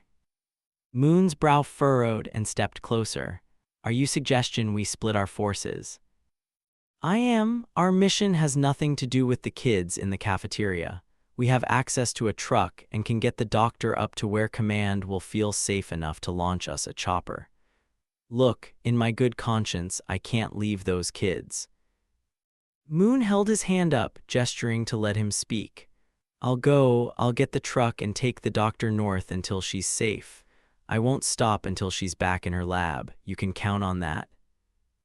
Ryan knew there was no right answer, but he also understood and believed with every fiber of his being that Moon would do as he promised. He would fight tooth and nail to deliver the doctor to command or die trying. In the moment, Walker strolled up, having overheard the conversation. "I hear you need a ride, sir. I can take you to that truck." Ryan looked between Moon and Walker, and before he could say another word, All-Man spoke up. You'll need a guy to go with you who can actually shoot. Burners use a flamethrower for a reason, All Man joked. He stepped forward and slapped Walker's shoulder with a smirk. Walker laughed, knowing the reputation wasn't that far off. Ryan nodded in agreement. I'll keep the rest of the boys held up here until we can get exfilled. I'll position Stinson and Tag on the roof to cover your movement, and Chow will push a drone out ahead of you for intel. That will give you the best chances to get to the truck and then get the fuck out of town. Moon nodded in agreement while flipping down his chest-mounted mapping system. He looked at where they were and where he knew they needed to go north. Shaking his head, he zoomed out and moved the map east to give him a better view of the western portion of the city, closer to the airport and the bay areas. There, he called out and moved for Ryan to get a better view. All we have to do is hang a left on El Prado, and that turns into Laurel. I'm following, but that's not north, Ryan replied. That's the point, Moon said. We've been following Command's plan this entire time and it's gone to shit. No one is coming for us, but maybe, just maybe, we can save ourselves. That road is a near-direct shot to the water, and it's near the airport where our Chinook that dropped us off is most likely on station, awaiting orders. I'm following, Ryan added. If this area is now a no-fly zone, maybe Milliken can reach out and talk them into a water pickup. Bingo, bango, Moon quipped. If you guys can make like the Alamo here, once I drop the doctor off, I'll have the chopper beeline it for a rooftop extraction for you guys. Get you, the boys, and all the kids out on one quick ride. Walker smiled. I'm in. I'd go ahead and station Stinson and Tag up top now, All Man added. Have Chow prep his toy and get ready to rock and freaking roll. Ryan thought for a second and agreed. It was a solid plan, and that was exactly what they would do. Get a comms check in 5. Make sure we have enough ammo to make a stand here, but not so much it hampers your escape. Moon nodded and looked around the room at his guys. He had a feeling it would be the last time he saw some of them, but regardless, it was time to earn his money. He had one mission left: deliver the doctor to safety or die trying. Chapter 24. Like a Rock. Mark Moon. Team 3. Leaving San Diego Natural History Museum. All clear, Chow said as he viewed a live feed from his drone. The parking lot was devoid of movement, all but for the torso of a man dragging what was left of his legless body out from behind what Chow perceived to be an old Honda Accord as it was fully engulfed with orange and yellow flames. Once you guys leave out, we are barricading the doors. Stay on comms and give us a heads up if you have to return copy, Ryan explained as he locked eyes with Moon. Walker, All Man, and Horner all nodded, while Dr. Carter took a deep breath, forcing a smile. Moon dropped his nods into his viewpoint and then gave Ryan a thumbs up. It was time to get moving or die trying. The original plan was for Walker and Moon to go get the truck and bring it back to pick up the doctor, but with a drone overhead and a pair of snipers providing lethal coverage, the decision was made to move as a group, that it would be faster and safer for everyone involved, including the ones staying back. Open the gates, Moon said softly as he raised his M4, making ready to lead his small group out in the open. Walker and All Man both tapped their NVGs on and closed in behind Moon, making sure to keep the doctor between them. The dads, Nathan and Caleb, used their legs to push a display piece from in front of the double doors, and Ryan popped open the left door, allowing the cool ocean air to push the acrid smell of the dead inside with them. A coppery taste settled within Moon's mouth as he stepped out into the nightmare they had once escaped, only to come back for seconds. His head shifted wildly across the area of destruction the close air support had left behind. Painful groans echoed in the night as he led the group out of the museum, the doors shutting tightly behind them. Moon even thought that, as he picked up his pace, he could hear the dads pushing the displays back to block the doors. Oddly, his eyes, even under the green hue of night vision, picked up on the obtuse difference between the white parking space lines, when partially covered by pools of blood. 40 yards to your front right, Walker spoke quietly. That red Chevy up ahead. Moon pushed to the right, now stepping quickly through a small strip of grass separating the spaces from a row of trees. In the summertime, those trees had given countless landscapers shade and provided an area for hardworking men to take much-needed breaks. Now the trees provided cover for men to save what was a quickly dying city. Unbeknownst to the men, the outbreak was pushing outside the city limits with no sign of stopping. The first shot rang out from overhead. In Moon's headset, the next thing he heard was, "Shot out, carrier down, being transmitted from one of the two snipers overwatching their movement. The second shot was more of the same, so was the third. Moon, Walker, and Allman were all accustomed to moving under active fire, both from enemy and friendly origins. Yet Dr. Carter was not. The closer they got to the Chevy, the further they were from the museum, and that began to build stress inside of her, until Allman took notice and gripped her hand within his. Allman's eyes locked onto Dr. Carter's. You know, my two sons are both wrestlers. Did I ever tell you about their last meet? Her eyes blinked a few times before she answered, No, you never did. So check it out, my boy Luke is an all-state wrestler, but his brother Ryan never really rose to that occasion until the Trojan Open. Like high school wrestling? Carter asked, her mind now occupied with the story at hand versus the violence around them. Exactly. Luke is a senior and Ryan is a sophomore, but they are big rivals. Both wrestle the same weight class, 135. I know, and yes, they're skinny as hell, but I can't seem to feed them enough that allows them to put weight on. Shit, I had that problem too at their age, but I digress. So every so often, they have to wrestle each other, and Luke always destroys his brother. A fourth shot rang out from the sniper's positions on top of the museum, but this time the sound was muffled by a suppressor. Moon knew that round had come from Ryan's M4. So the Trojan is a state-level event and brings with it the bragging rights of a state title. Not your typical state title, but a state title nonetheless. Allman lifted his M4 and cleared his car, as he used his free hand to guide the doctor to the far side of him in order to keep her as safe as possible. He was acting like a dad protecting his young child from an active road. Dr. Carter moved where he guided her. Are you about to tell me they both won a state title at the Trojan? Nope. The doctor laughed. Well then, I'm not sure what you're about to explain. So they both make it to the final match and have to wrestle one another. It was epic. I was a proud father, and crazy enough, Ryan beat his older brother Luke, even though the odds were stacked against him. Much like they are against us. Ah, I see now, Dr. Carter replied. I don't think you do. See, in my house, we can't have a reigning state champion lose to a now Trojan state champion. So what did you do? Well, I waited till the next day and I took them up to the school. Coach let us in. He would do that from time to time. Let them settle their differences.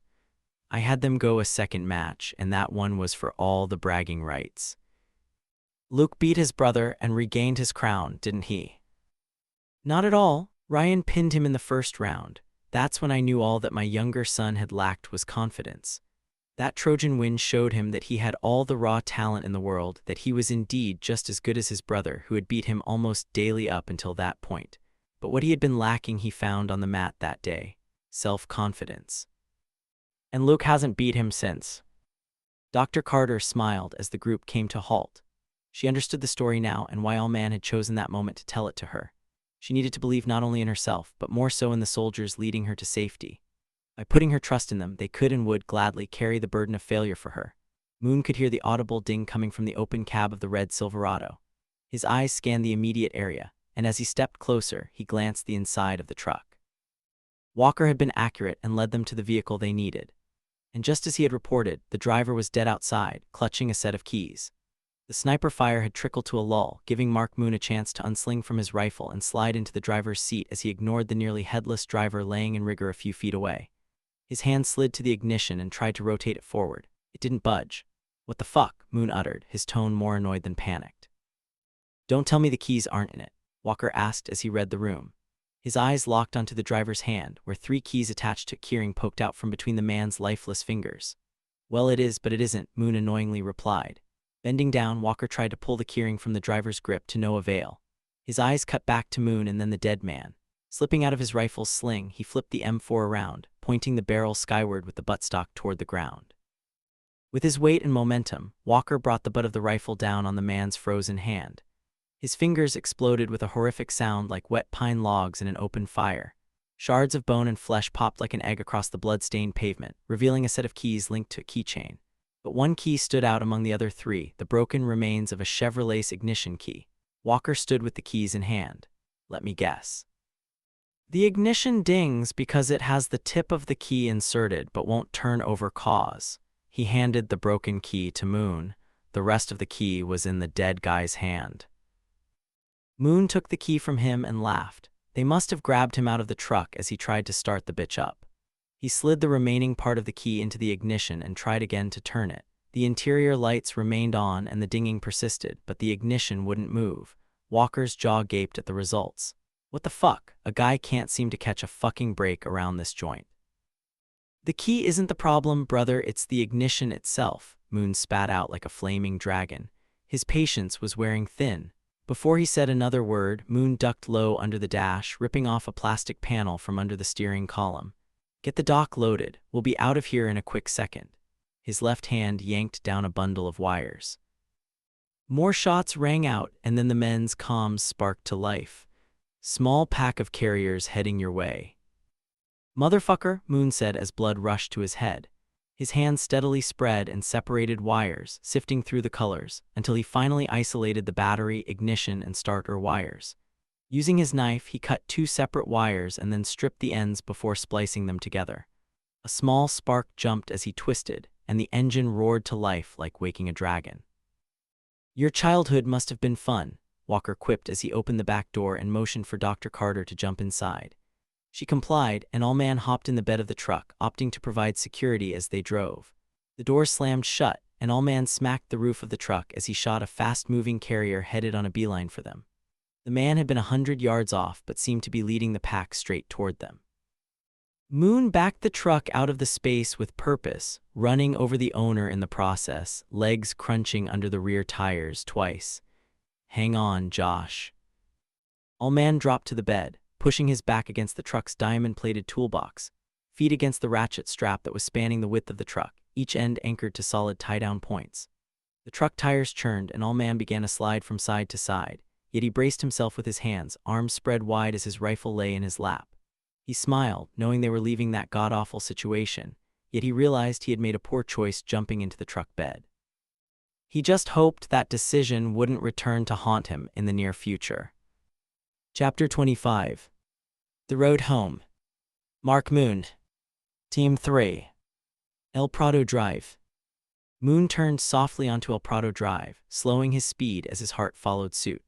The blood-red Silverado was blood-red for more than one reason, with mud tires that slung the tacky liquid life source and flesh against the metal, with even Allman taking a bit of a bath riding in the bed.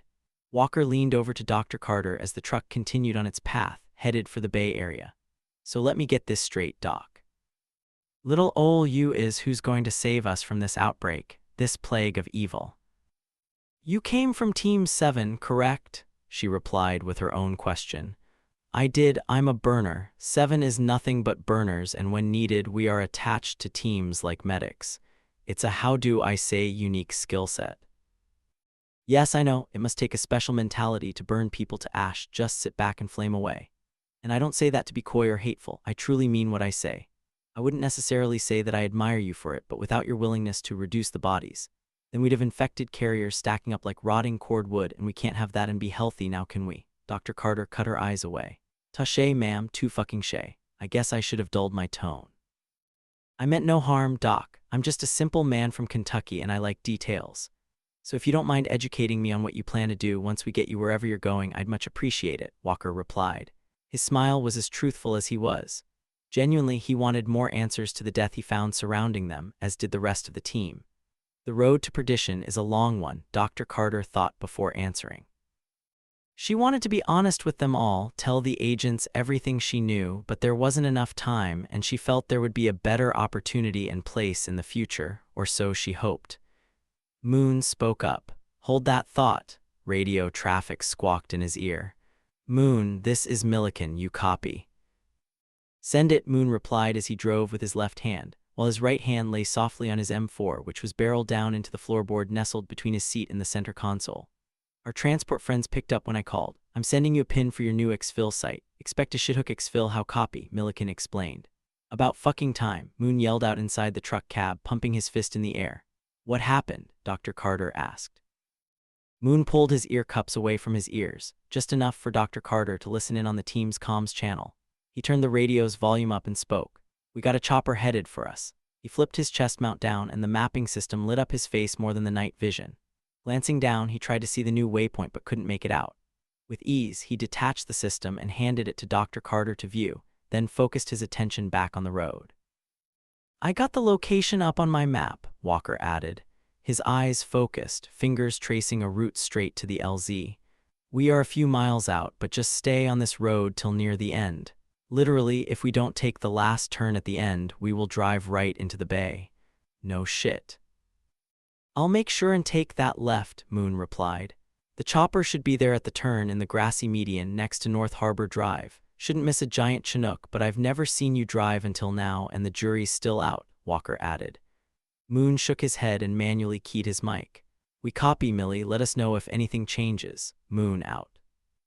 As El Prado Drive turned to Laurel Street, their surroundings changed from a tree-lined and well-manicured road to inner-city urban housing. Both single-family homes and duplexes were tightly squeezed into city blocks that seemed odd coming from the openness of the commercial and tourism side of the bay. Even the pavement's coloring and texture changed as they crossed over, like they were entering a whole new state. The off-road tires thumped as they passed the first block until Moon jammed the brakes, bringing the Silverado to a screeching halt. Even with the windows up, they could smell the acrid and artificial odor of homes burning to the ground. Charred pieces of ash floated in the air, with red embers lighting the edges like dead fireflies. "What the fuck is that?" Dr. Carter asked. Her jaw dropped, eyes wide, as she opened the truck's rear passenger door and started to step out. Walker grabbed her arm, lightly pulling her back. "Don't get out of the truck, Doc." He moved to better see through the windshield. "That's what we call an extinction burn. A team must have come through here, piled the bodies, and lit them up like that. I just don't know why they stacked them in such a way that they blocked the road completely." The men were staring at dozens of bodies, blazing with orange and yellow flames like a tidal wave of demonic fire burning 10 feet above the stack. The flames had also spread to the adjacent houses, creating a wall of hell-spawned flames that would be impassable for some time to come. It's obvious they wanted to cut the road off, but why? Was it intentional, for the good of all men, or for darker reasons? "What's on the other side?" Dr. Carter asked. Dread slipped through Moon's veins like ice water. His thoughts turned grim. "It's a trap. This isn't our work. Protocol agents would never be that horrific. We have to move." Walker leaned forward. "I'd agree. I don't know any burners that would intentionally use infected bodies in that fashion. Not to say we never would, but I can say that's not how we're trained, not at all. It's a funnel. The Russians are trying to force our hand, make us take a route they want us to." Moon's heart sped up. His gut told him to floor it, either forward or in reverse, but he had to act and act now. If he hesitated, they'd all die. They had to move, and going around the fire would almost certainly seal their fate. Shots rang out from the bed of the pickup, and then all man jumped into the front passenger seat. "I saw the route. We've got to go." Moon didn't let him even finish his sentence. He raised all 4 windows, then punched the accelerator. The blood-red Chevy's big 5.3L V8 roared to life. The rear tires briefly spun until they grabbed the asphalt with a loud squeal, propelling the truck like a marble shot from a slingshot. "Hold on tight," Moon yelled out as he pushed the pedal to the floor. They had less than 3 miles to go, and he didn't care how they got there or what condition the truck was in upon arrival, just as long as they got there. Then all hell broke loose. All man gripped his M4 tight and bit the inside of his cheek as the Chevy Silverado barreled right through the wall of flaming bodies.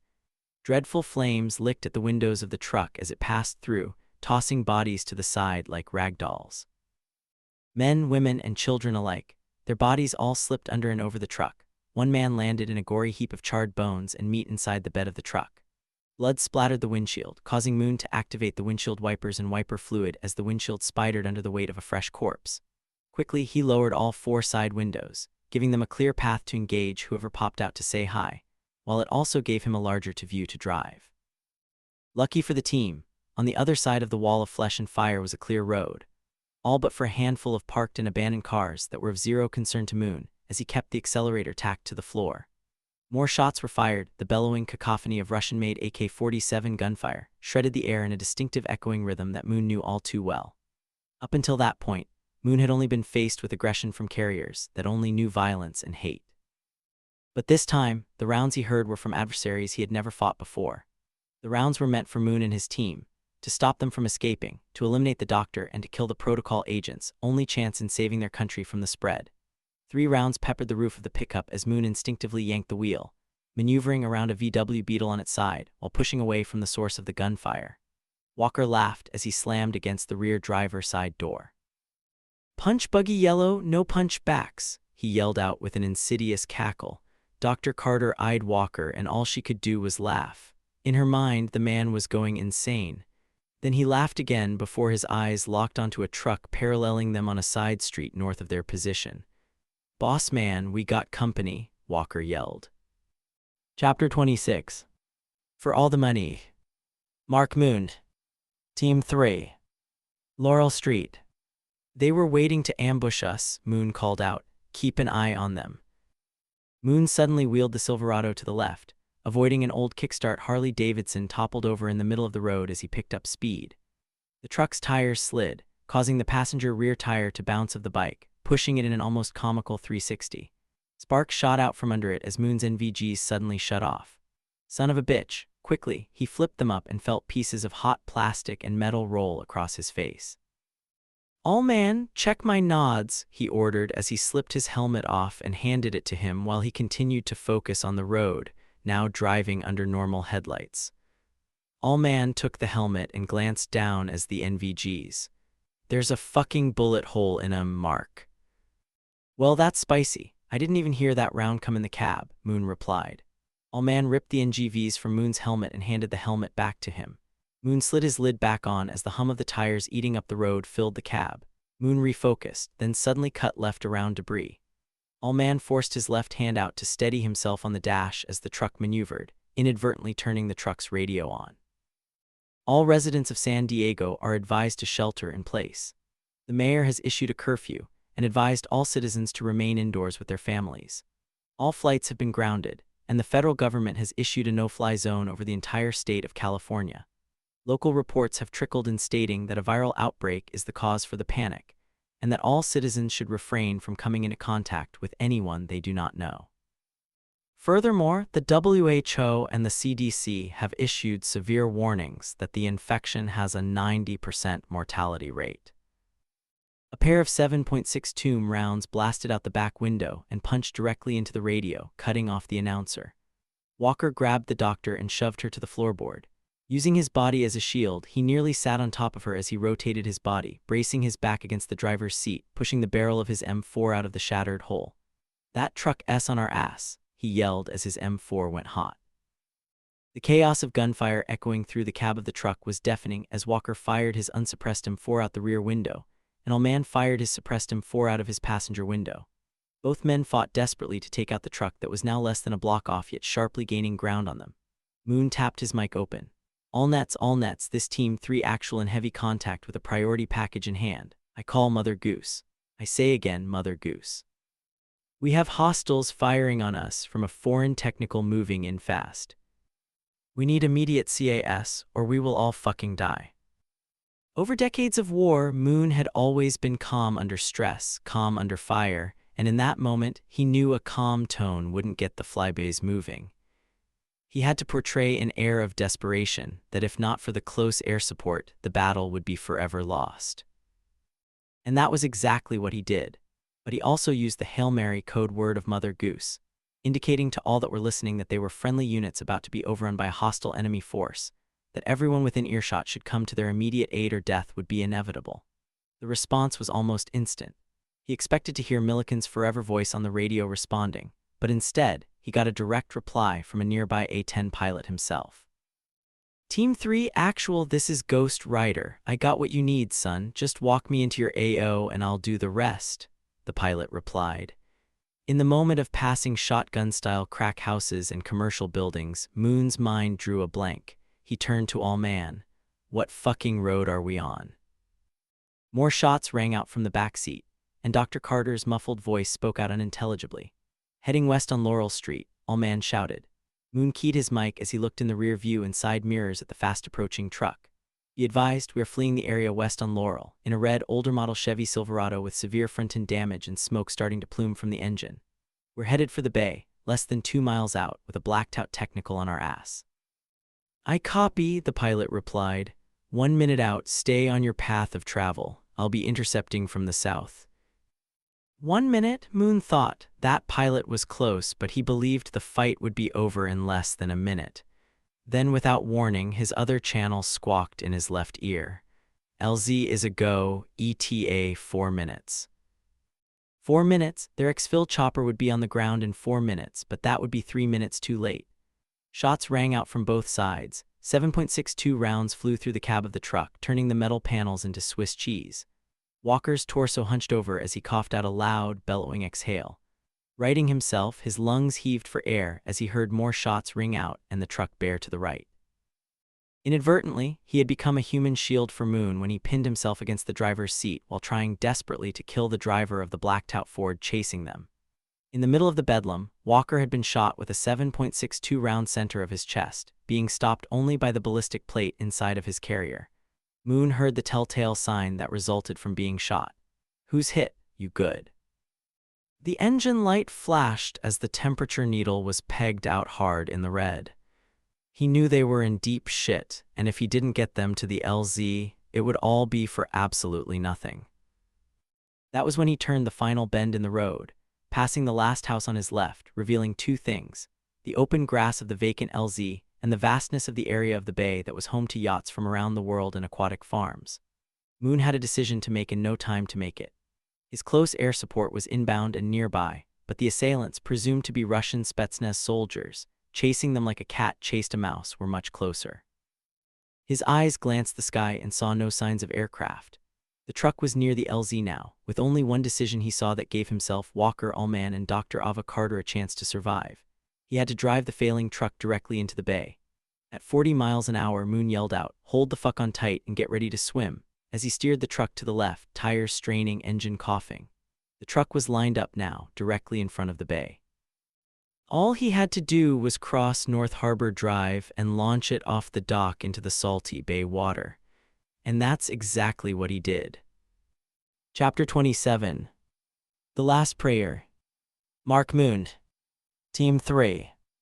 San Diego Bay. Moon didn't have time to radio his intentions, nor did he have the luxury of explaining his decision to Walker, Allman, or the doctor. He was in charge and behind the steering wheel. He was the only one that could save them, and that was exactly what he tried to do. In that final moment, Moon punched it.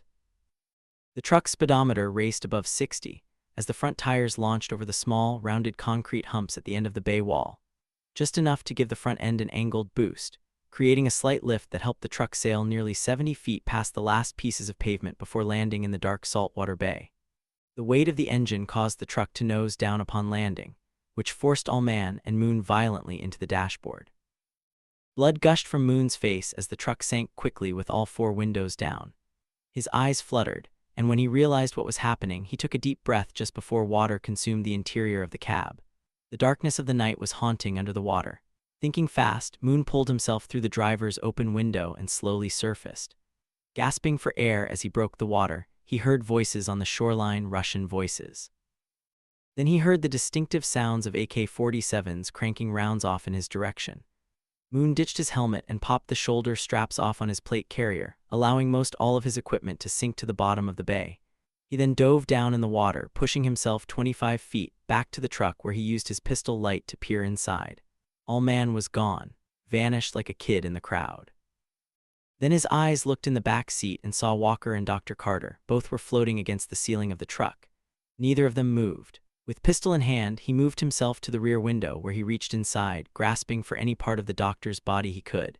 His lungs felt like they were going to burst. The hot pain raced through his blood as his left hand grabbed an ankle. Pulling hard, he dislodged the doctor. Moon's eyes widened as he pulled her to his chest. Then with every ounce of energy he had left, he kicked until both of them popped up above the water's surface. His head swooned as he gasped to catch his breath. His lungs heaved, reeling with pain. He treaded water as more rounds were fired off, splashing just short of where he moved in the water, trying not to drown. Pulling the doctor close, Moon grasped her face and tilted her head back, opening her airway. He breathed precious air into her mouth, trying to inflate her lungs. Almost instantly, she coughed and hacked before vomiting a spray of nasty seawater. Dr. Carter's eyes sprang open sharply as she began floundering in the water. "Calm down, I've got you," Moon said as he rolled her around to her back, gesturing for her to float. They can't see us out here, but they are firing on where they perceive we are based on sound. So try and stay still if you can. The doctor nodded as she became more buoyant in the saltwater, both her hands and feet kicking easily to tread water as she floated on her back. I understand. She looked around in the darkness and saw nothing more than headlights on the shoreline. Then out of nowhere, the sound of heaven opened up and put a smile on their faces. The A-10 was a bit late, but better later than never, so Moon thought. BRRRRT, BRRRRRT, BRRRRRT. Its 30 nose cannon opened up, tossing 2-pound depleted uranium rounds at the Russians and their pickup. The rounds ripped through metal and flesh like guided missiles from God. Moon saw what was happening, and in the moment of glorious and triumphed chaos, he took a chance and dove back down to the pickup. He had to try and save Team 7's burner, Agent Walker, or die trying.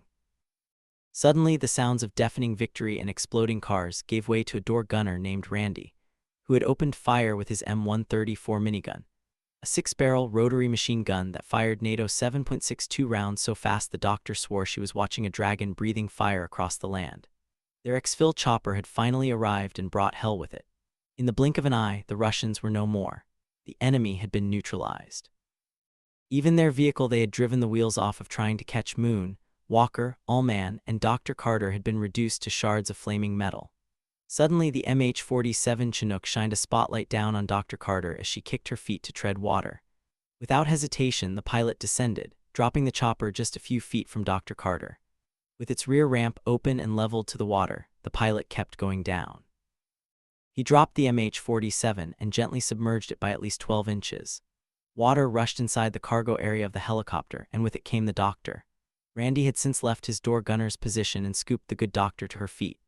"Are you okay?" he yelled out over the roar of the rotor blades, whine of the dual turboshaft engines. She immediately turned back toward the open ramp leading to the dark bay.